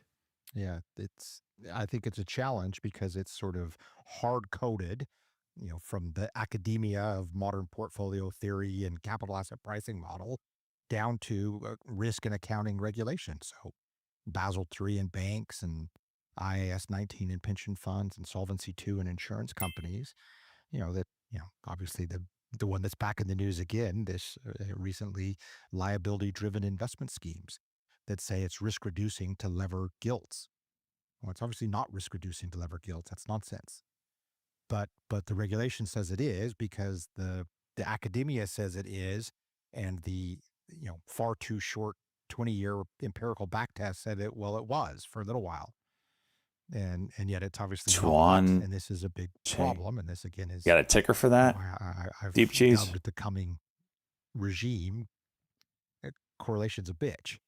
And that correlation, I mean, you look at the constant underperformance of risk parity type strategies over the last 5 years, 10 years, 15 years. And this drag, I think, is going to keep pressure on these correlation problems, exactly what Jim's talking about, because their sort of principle has been lever diversification and low volatility to risk match. Holy bullshit fills. And sort of optimize around probabilistic short-term carry. And probabilistic short-term carry has been a big loser in exactly what there's the squeeze. Is doing. Get that 20. We want to be on the other side of that because probabilistic short-term better fill carry has been a big winner. And so, as I said last year, that last year at the end of 2023, that was the second best 5 years ever for a portfolio of long beta, long global opportunistic convexity. Well, this current 5 years through the end of 24 is 0.3% worse than the previous 5 years. But the best 5 years ever was 1995 to 1999. When the S&P, like I said, compounded at 28, 29% for 5 years. I don't know where this is going. And you had some of in my career, the biggest volatility events in history take place throughout that tearing apart, 50% appreciation of the dollar, 28% annual compounding of the S&P, rising U.S. 10-year yields twice after the Fed prematurely cut, and a destruction of currency pegs and leverage in emerging markets and LTCM. Someone's playing the Hall levels, though. And, it feels, that's why I titled that note Deja Vu. It just keeps reminding me of how I felt in 95, 96, going into that and the pressure that was building. Gosh, that fell 1999. Ties to the global reserve currency and the imposition of inflation as the Fed behaved wrongly for parts of the world that were tied to them. Now, so that again gets back to, sorry to jump ahead, Jim, but no, it's absolutely fine. Did any of you read the story that came out in the last couple of days where I don't know if it was a pension fund CIO or someone with a portfolio responsibility who actually got somehow in trouble legally because he had followed an ESG strategy. So essentially, Hey, they so the now screen say, shows well, actual actually, orders you right next should to your have face. focused on returns. This not is on my orders ESG. down here. And These I are the know actual this is orders here. one example. We may see more of these, which is of course a complete This U-turn from what is next to my where face? policymakers wanted us to go a few years ago. This And is I'm just just high day, speculating low day here scanner. If we could see the same. This when it here is comes to just this is level model 2. portfolio, But my that actual suddenly orders are it's right a here. fiduciary responsibility to make sure you have vol and you have trend following, because clearly they are risk reducing, but it's not risk reducing leveraging your bonds in an inflationary Top 5 environment stocks of the day. and having equities defined by peak what? prices. Yeah, it's explicit risk reduction. Movement. And NVIDIA, it's mathematically NVIDIA, supported. NVIDIA, empirically NVIDIA, supported. and NVIDIA. Whereas modern portfolio theory and Yeah, this is just a everything high day, that's lower inside day scanner Basel here. III has no empirical support and no mathematical logic to it. And of course, as I say all the time, the fundamental flaw, and Jim's heard me rant about this. How do you know DX when squeeze there was beer there? involved, Well, I so didn't. It's even livelier. The I fundamental flaw is that assumed there's no that when you start breaking these benchmark levels, for previous geometric resistance compounding. levels, And the objective for the in capital, the other side of that must be trade geometric compounding. might Taken fall that out. away, and so it distorts So that's all the idea. math, and we apply math, wrong math Level here, to level the wrong here, solution, and so we end up getting precisely level the wrong there, high answers. day. But the emphasis is on being precisely wrong. And so to your point, and then obviously I've And from been there, it was just ranting this and was a raving candle about over this candle for play 35 years in the right through regular here. community, which would put me out of business. If I they didn't weren't play it with the greatest. I But, mean, I was would make read everybody 3 have a much times better before I retirement finally and got end it. some of this destruction of wealth that goes on. So, I think people need to make noise TC with about the it. It's name great drop. that you raise it, in this Right sort at of the 200, conversation and the benefits. 155, big listen level to your here. guys' group calls, 2-part group calls. This and is your not a nano cap conversations though. about risk and uncertainty and the Or at same least stuff E-Trade that I has it speak about all as the time. And okay. the E-Trade's not fact right. that, Let's be I clear. think it was E-Trade is Henry not Beer right who in this said, go situation. meeting after meeting and show people here's the solution. So it is And then they say, a oh, but that's not the way we look at it. Yeah. 1.3 million share Exactly what I go float. through every day. I'm sure E-Trade shows Jim it goes as through it every day. 705 million.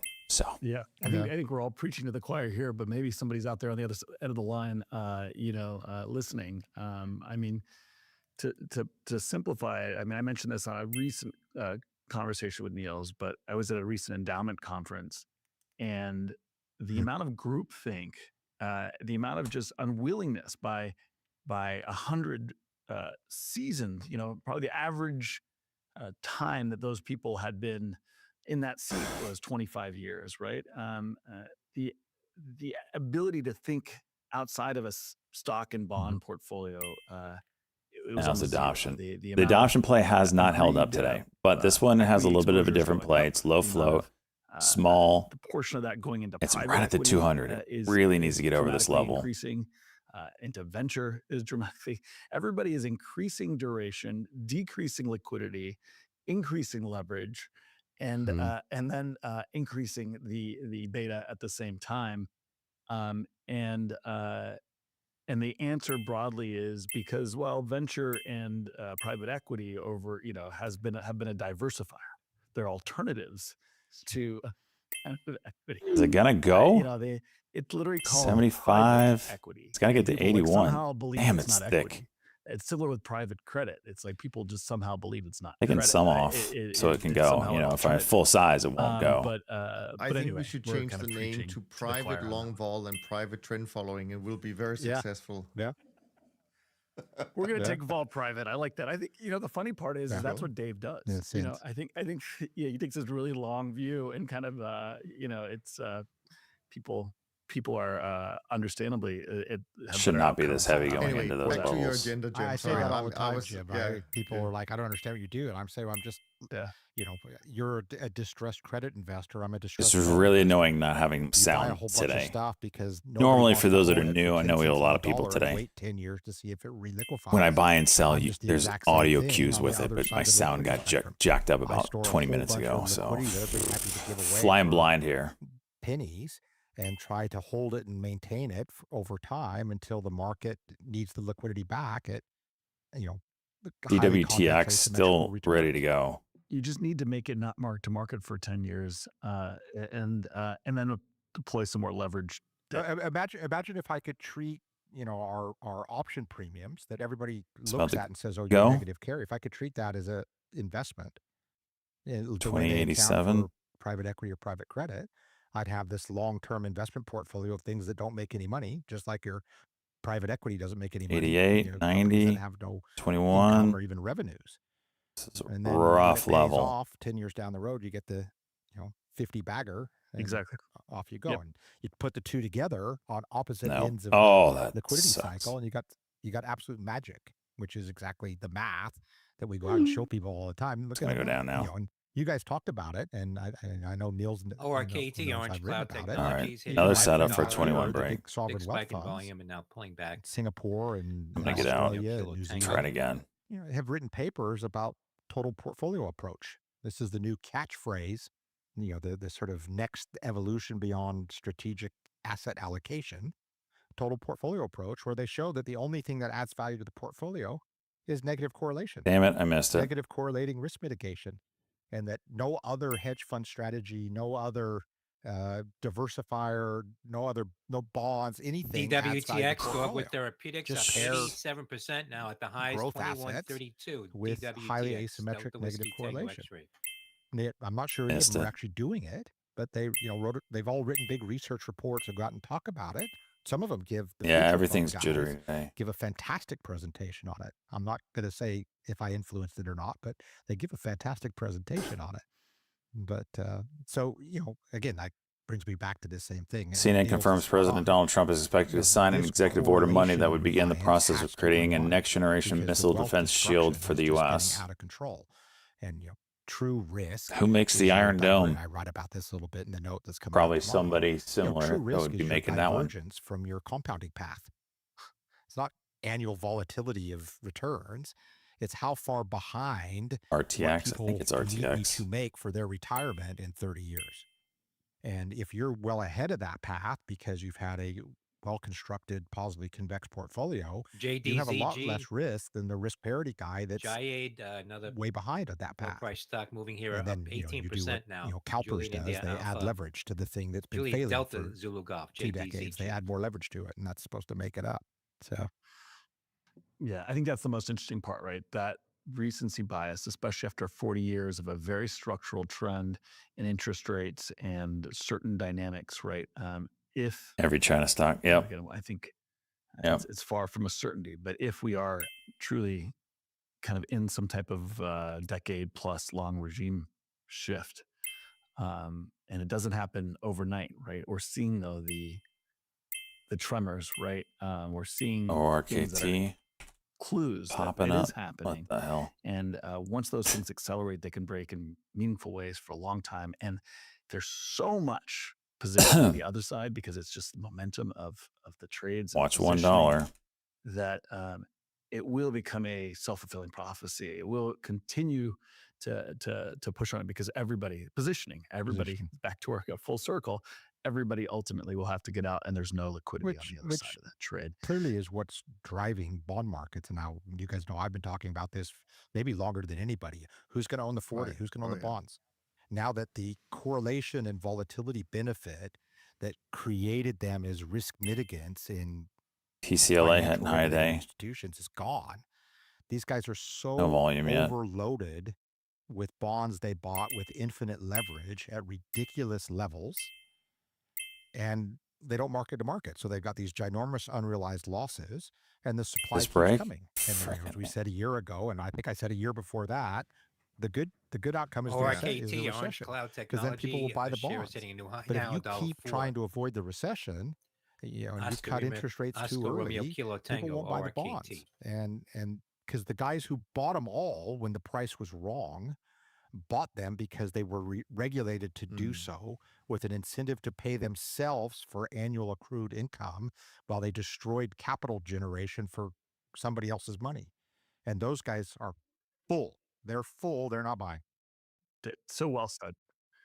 I hope everybody heard that. I couldn't agree more. And I increasingly think, by the way, that they are. How are we looking? I was down over $2,000. I feel like I've filled most of the hole. An administration. I think I'm down hot in general, like $300 maybe. I haven't looked. I don't want to look yet. I mean, I think right now, like, let's come back and talk at a. But we were down pretty good this morning from JG.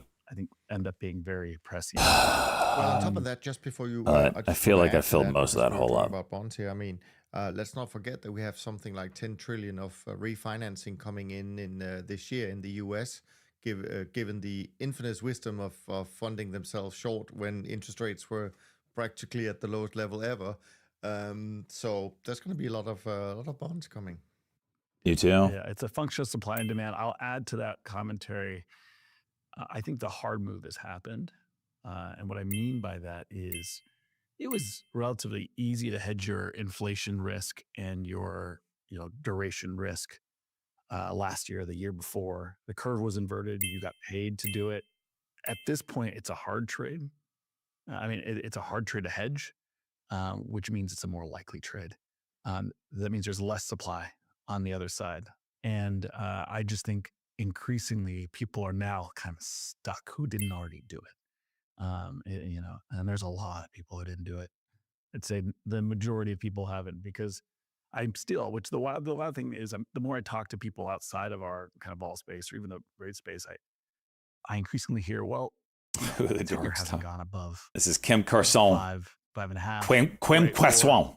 For 15, 20 years. It's I don't know the other guys. I literally just went out and said, I think the 10 years going to 6.25, and people's minds exploded as if we didn't just move 100 basis points in 3 months. It's the most fascinating. Did he another leg down maybe? Cuts, or another try down? Rate cuts, right? But the Fed's going to cut. Well, Kim Poisson. How well did that, work out those last 3 months, right? This was after it went from 50 basis points to 500 basis points in 18 months. Correct. So as I always say, and I may have said this to you guys before, but when I'm at some sort of risk conference, risk institute, chief risk officers dinner, etc., and risk management people, forget portfolio managers, investment managers, but chief risk officers tell me about what they're worried about, and they're worried about geopolitics here or recession there or whatever. And then when they finish, I always ask the same question. Okay, what are you doing about what you're not worried about?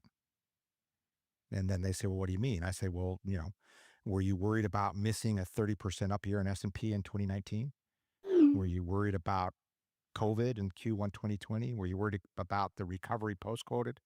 Were you worried about inflation, 9, 10, 11% in developed markets in 2021? Were you worried about 500 basis points of rate hikes in 2022? Were you worried about missing NASDAQ up 54% in 2023? Were you worried about the second back-to-back year of 20% plus S&P? No. But it strikes me that it's all the things you're not worried about that are driving your underperformance. Because you're wasting all your time trying to structure things to what you think's going to happen, and allowing forever on both the good and bad sides of the distribution, underperforming away from what you think's going to happen, which is always what drives your returns. And then, you always go and explain after the fact, well, of course we're driving slowly. We have no brakes on the car. Well, yeah, this year, Jim, more than this goes on every year for me, but more than ever, at my sort of approaching year-end conversations with investors and people we talk to a lot that aren't maybe investors, the dichotomy between the guy who has really efficient, negatively correlating, high convexity protection and aggressively outtaking risk, right? Like I said, have just come through the second block of best 5 years ever, and they're calm as they could be. They're going out for a Sunday drive. They're pointing at the most beautiful mountain covered in snow and saying, let's go drive up and over that, see what we can find. When I'm talking with all the guys that we've been talking to forever that are still running traditional correlation-based, diversified portfolios, heavy bond weightings, maybe levered bond weightings, all they want to talk about is what could go wrong. What could go wrong? They're so anxious. They're so keen to collect up their, bear porn trophies to take to the investment committee and justify why they're driving so slowly. They're out for a Sunday drive with no brakes on the car, and they're absolutely terrified. And all they could talk about is, what can go wrong and how prudent they're being, making, mid-single digits in another year when equity markets are up 20%. And just falling away from their path because the opportunity cost of missing those opportunities in this very noisy path of compounding is every bit as bad as losing money. But nobody treats it that way. Drives me nuts. Let's talk about those breaks, shall we? What are the best breaks right now? Let's start in the bond market. I mean, if you had to put something out there in the bond market, right, to really just get you convexity, so you could not just sleep at night, but as you mentioned, really take risk in what is a world of opportunity right now. Are there certain I don't want to tie you down to a specific strike or expiration or anything like that, but like if you were to as I know you are prone to put something on in the rate space in particular, what would you be looking at? And then feel PCLA. free to bring in the FX space too. I know that's obviously a huge opportunity as well. I'd love to just hear your thoughts. So, the rates market is complicated. It And was back. unprecedentedly cheap at the end of 2020, stayed historically cheap through the middle of 2021, started to reprice when Reserve Bank of Australia lifted their YCC at the end of September, and then all of a sudden people realized, oh shit, euro rates could go up too, and then eventually yen rates could go up, and everything started to reprice aggressively. But for you guys that have gotten used to equity vol spiking and then coming straight back down again, look at interest rate vol since late 2021. It ain't coming down very much, and it just keeps going back up again. And that's because exactly, and you guys talked about it. Thank you for raising this topic last week. Callable bonds. Callable bond issuance was That's the the 5 minute. thing that drove that vol so low Just out of in nowhere. 2020 and 2021.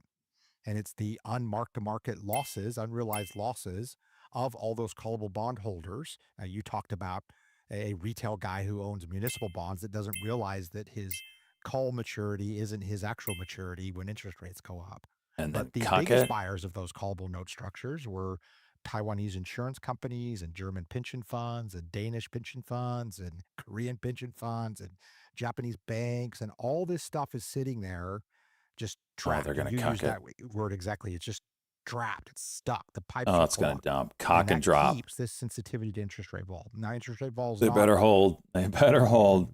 Noticeably cheap. The in 30-second general. cuck right now. But in the markets where there was the big destruction in interest rate moves, dollars and euro, the management of the VANA and the Vega duration of those Bermudan structures HD, Josh Brown buys Home meant that Depot they had on to desperately buy CNBC. back all the front end vol that they had sold to the original call date on a assumption of 100% probability callable bonds always get called because interest rates never go up. Eventually had to sell that vol out to the terminal date. So back end vol, you got, the most extreme inverted vol surfaces and interest rates you've ever seen. And so the cost benefit of owning extreme long Could be a really easy short here. Yeah. Damn it. Makes it Wish I very could short these attractive things. because the inversion of underlying term structure and Evo. long-term structure and pricing has made it carry neutral at worst, if not carry positive to be long.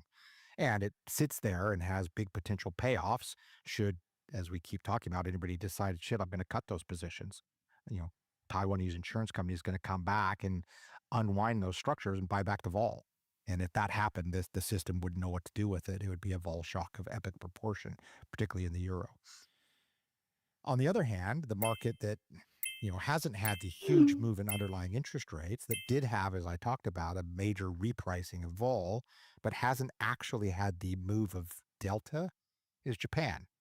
And so the Japan yield curve has not inverted like the US and euro yield curves did.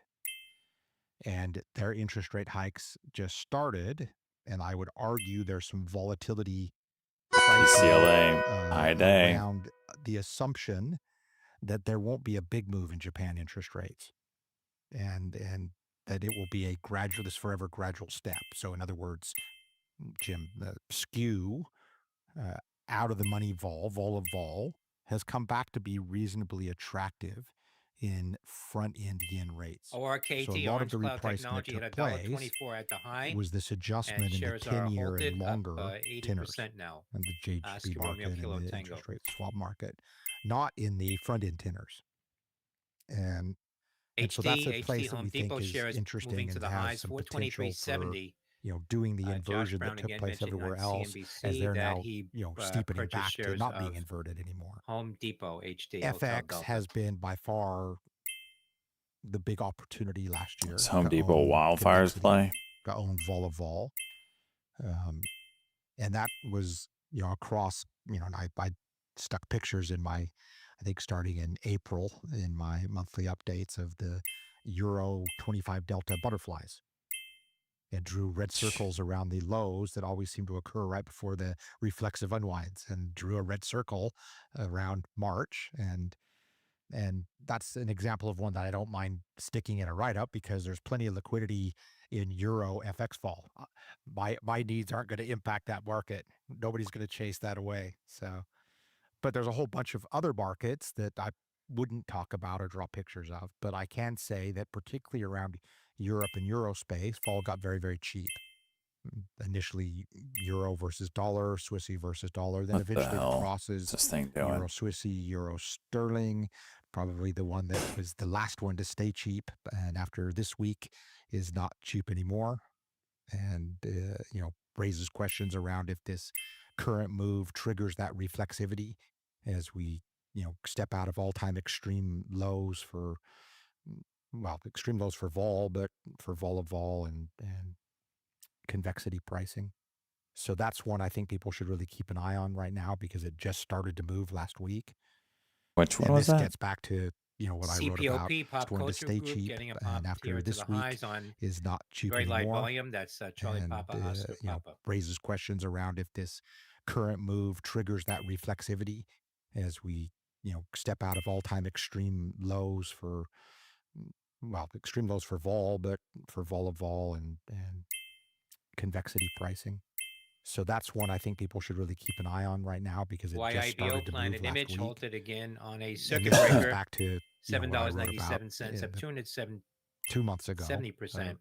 Month before, well off the about this $17.47 high earlier. possible Trump-led rejiggling of the global monetary system, which was due for a rejiggling because imbalances have gotten pretty Cloud, big. $1.39 the high. Again, I write about it in this deja vu note that ORKT, as one of my usual quotes, Oscar Romeo pegs Kilo in Tango. badly, all pegs end. And you've got a number of very notable pegs or quasi pegs or highly managed currencies, the two most prominent ones being the two the second, third largest economies in the world, China and Europe. Now, one is an external peg, one is an internal peg. But both of them have created unsustainable imbalances that maybe the Trump wagon is going to kick dirt on and see if he shakes them up. And obviously the market pricing for that has taken place again. And People's Bank of China is back to trying to manage their fixing methodologies and keep the currency from weakening. And obviously Euro FX vol and had already gone up quite a bit, and Swissy FX vol, and now sterling and Euro sterling going in the last week or so quite aggressively. So those are kind of the main things we've been focused on. Now, as I said, we've looked at S&P vol more than we've looked at it since before COVID, since about July. SLS Life Sciences getting a pop here, particularly as that 48% sort of flows through to convexity space more on so the day, than vanilla at the highs vol at space. $1.49. Top side convexity has been, since really July, really super attractive in S&P, and attractive enough for us to get interested in it.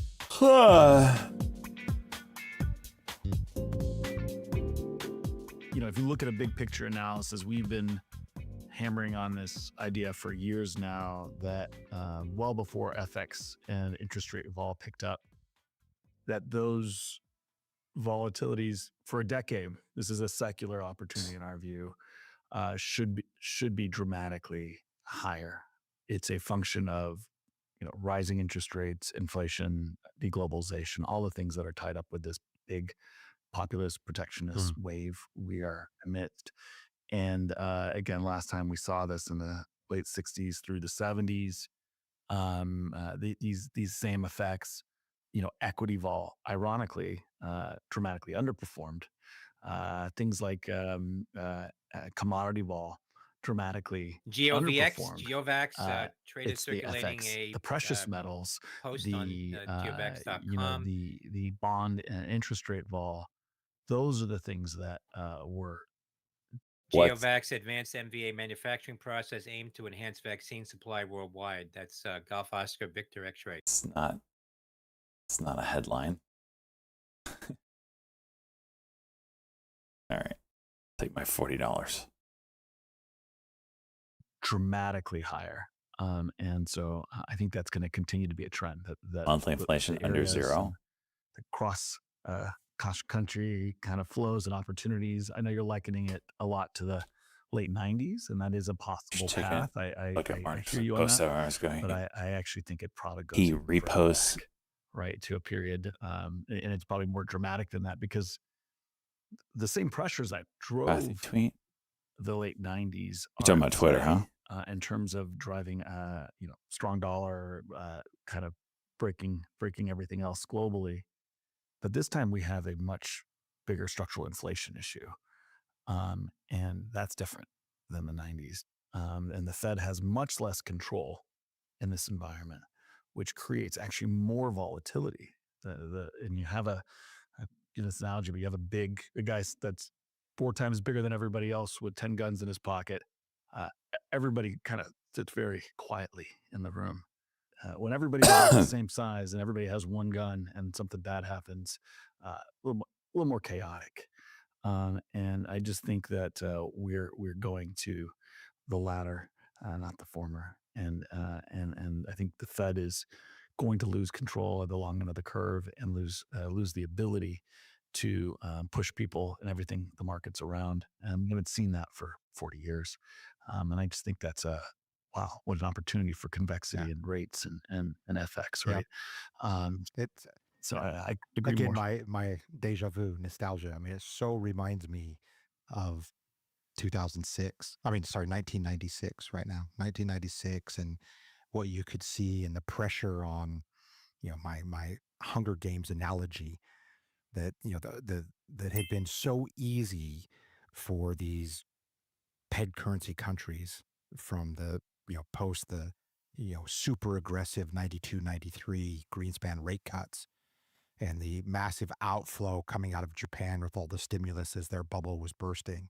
And it was so easy for these guys to fund themselves, to just endlessly, money is just pouring in, every corporate, everybody issuing bonds, everybody, levering up the FX benefit because of the peg currencies, and you could borrow in dollars and invest in Indonesia at 14%, and then all of a sudden one day it was this desperate competition shares for resume a falling now. diminishing supply of that liquidity, and all of a sudden nobody could borrow. Romeo Kilo And Tango. all of a sudden, everybody's competing and everybody's trying to capture it. And you see this right now. And of course, the biggest competitor has been Secretary Yellen. Oh, I got filmed. She's dominating the stakes here, and she's issuing her bills at 5% and sucking up endless trillions, as the rest of the world's like, ooh, see if I can get mine. And as that picks up and this competition comes, and this strong dollar wrecking ball that we've started the year just coming and just knocking over cabinets as it runs through the China shop. Jeez, And didn't think I rising could fill interest on rates this. everywhere, heedless of what your individual debt and deficit situation is. You've got your own inflation problems. You've got your competitiveness to maintain some sort of currency stability as, U.S. rates go higher. Well, Aussie rates go higher with them. They're not going to just sit there and let that interest differential expand away. You've already got the Aussie dollar at, long time historical lows. So it's such an interesting environment right now. And, I didn't read up on it, I Speed. did the recent conversation with Grant Williams. And of course, Grant always loves to chat with me because, he's like, everybody he talks to talks about VIX as though volatility is VIX. Volatility is not VIX. VIX is one very specific market, a very big, very efficient one with all kinds of RV market making components and trading the VIX against the S&P vol against the dispersion, all these different things, but it's not vol. It's just S&P vol, and vol around all asset classes and around the world is so dynamic right now and so fascinating. Um, I love my chair. And counterintuitively, and I know we talk about this a lot, but I really want to make this point to the listener. Because the focus is on the VIX, because that's how people tend to hedge, counterintuitively, it creates, exactly going back to the beginning of our conversation, the opposite effect is that vol actually tends to underperform relative to the places where people aren't hedging. And that's another argument for FX and interest rate vol, and some of these other places to look. Other than the big macro picture, the hedging is not one-sided in a lot of these other markets, or to the extent they are, they're no longer compressed in a way and dominated in a way that maybe S&P vol is. I think STRK. that's important. I do think that this idea, which was not a question or thing that I intended to talk about, but I find it fascinating, of thinking about 95, 96, 97, and then comparing and contrasting that to kind of the 60s and 70s analogy and metaphor. It is kind of almost leads to the biggest question that's in my mind, which is, are we really heading for a right tail kind of event, where it's more like you alluded to 98, 99, 2000, right? That comes after. Or are we heading into a more sustained structural decline, or a 60s and 70s type scenario?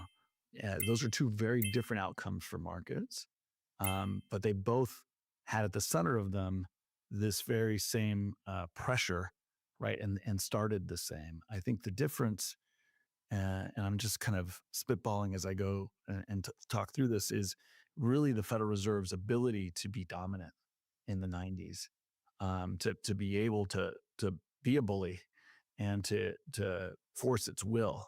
And that's what led to that blow off kind of tech bubble. People talk about the euphoria around tech. No, it was liquidity.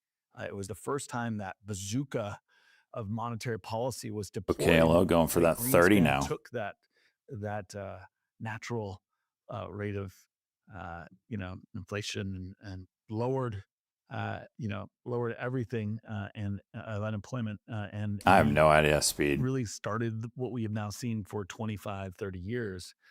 The question is the Federal Reserve still going to be able to do that? This time and I think I wrote about it in November. They announced that they're commencing their framework review. And so they're going to go and review the framework that last came out in August 2020 with the inclusion in the framework of average inflation. Or KT 5 minute. Bounced off the 90 MA. Taking that out. Watch high day. Framework. Whether they issue a formal apology or not, I'm skeptical, but I think it's coming out. And I think the other thing that will be discussed, I don't think they'll do anything about it, but I think at least somebody will raise it. Obviously, Claudio Borio just spoke about it in his farewell speech at the BIS, is QE might be a good emergency in case of fire, break glass, but it's not necessarily a good economic stimulus tool, because the long-term side effects are painful. It's hard to get out of. And so it'd be interesting to see if they somehow redefined QE as a emergency crisis tool, not as a policy stimulus tool. And again, I also don't think they'll apologize for misusing it either, but we'll see. So yeah, they definitely want to apologize. I think that's fair to say. I also am skeptical that they would, although academically I agree with you, that they would let go of the reins of power that is QE, and hem themselves in any way, much less admit that it doesn't work the way they fathomed. So, but again, I think that's interesting because, again, it gets to this, how are they going to respond to this environment? So their response with interest rate cuts in 95 and 98 was in big part because they're tightening in 94. The last time we had That 50 and 75 monkeypox basis point news hikes in a year, circulating. 1994. Prior to Daily Mail is 2022, reporting urgent warning: a because seventh case of tequila ultra crisis deadly and Mpox strain has eventually been Asian detected crisis, in the you know, UK. the feedback loop There's of them blowing up the GOVX are world, moving they on kept that much responding to as by Siga cutting as rates well. again. Monkeypox stocks. Wouldn't surprise me if we got that again, that we got more of the same. And particularly, I mean, you know, the perfect fit to that scenario. What else was unique about 95 to 99? Well, the U.S., you know, courtesy of Bill Clinton and Newt Gingrich, reduced debt to GDP, ran a surplus. Imagine if Doge reduces deficit, and that makes U.S. bonds relatively more attractive in the world, and the stock market, and you know, more money gets sucked out of the rest of the world, and the dollar gets even stronger. You mentioned the dollar went up 50%. DXY went from 80 to 120. You know, we've only got up 10% since Trump won the election so far. You imagine if we went up 50%, it would absolutely tear the world apart. And again, this gets back to the problem. And obviously, I linked to my friend Russell Napier's paper in the November note, his ongoing conversation about a new monetary system, and you know, the U.S. China. You know, he refers to what we're currently in as a non-monetary system that was set by China in their deval in '94 and their decision to not join sort of the major economies in the world and manage their currency in their own way. And are we going to find an amicable way to reset? I've got to that be green system, now, right? or Hey, we're back to $100 green, boys. unilateral, both trying to impose their Holy own hell. rules?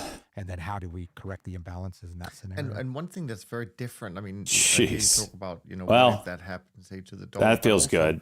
I mean, It was think down about over 2,000. right now. I mean, back to in break even on the 95, day. 96, 97, Now GOVX we goes, didn't son have of a bitch. 75% of the world I think a GOVXers are continuing to see activity new highs on that note from Daily Mail and Monkeypox. Sadly, it's reminded also by the tragic events that's happening in LA. But I think you've kind of written about this forest fire analogy where when the system is fragile, maybe you can just self-organized criticality, right? That's systems self-organize and become unstable. So the sandpile theory, forest, avalanches, you know, the risk isn't the lightning strike. All right. Finish that out tomorrow. I gotta run an errand here that is time sensitive, so I gotta call it here. Hopefully tomorrow I won't make 4 red trades on JG. I gotta run. Oh, jeez. Oh, for crying. I mean, maturity level of this group. We're gonna go raid Scarelli. Maybe he'll acknowledge us just once. This will be like the 7th time I've raided him. I was always a fan of him before he went to prison. I loved his persona. I mean, I'm not saying I don't love him now, but I'm saying I was a fan of him before he went to prison. Anyway. Maybe he'll say, "Oh, thank you for the raid. You piece of shit." That's what I want. That's all I want. Yes. Thanks for the raid, you piece of shit. I hate you. You don't know what you're talking about. Then I'll feel like I've arrived. It's fine. I've leaned up, man. I've leaned up on this carnivore diet. Freaking look at the jawline. Look at. Ugh. All right. See you guys tomorrow.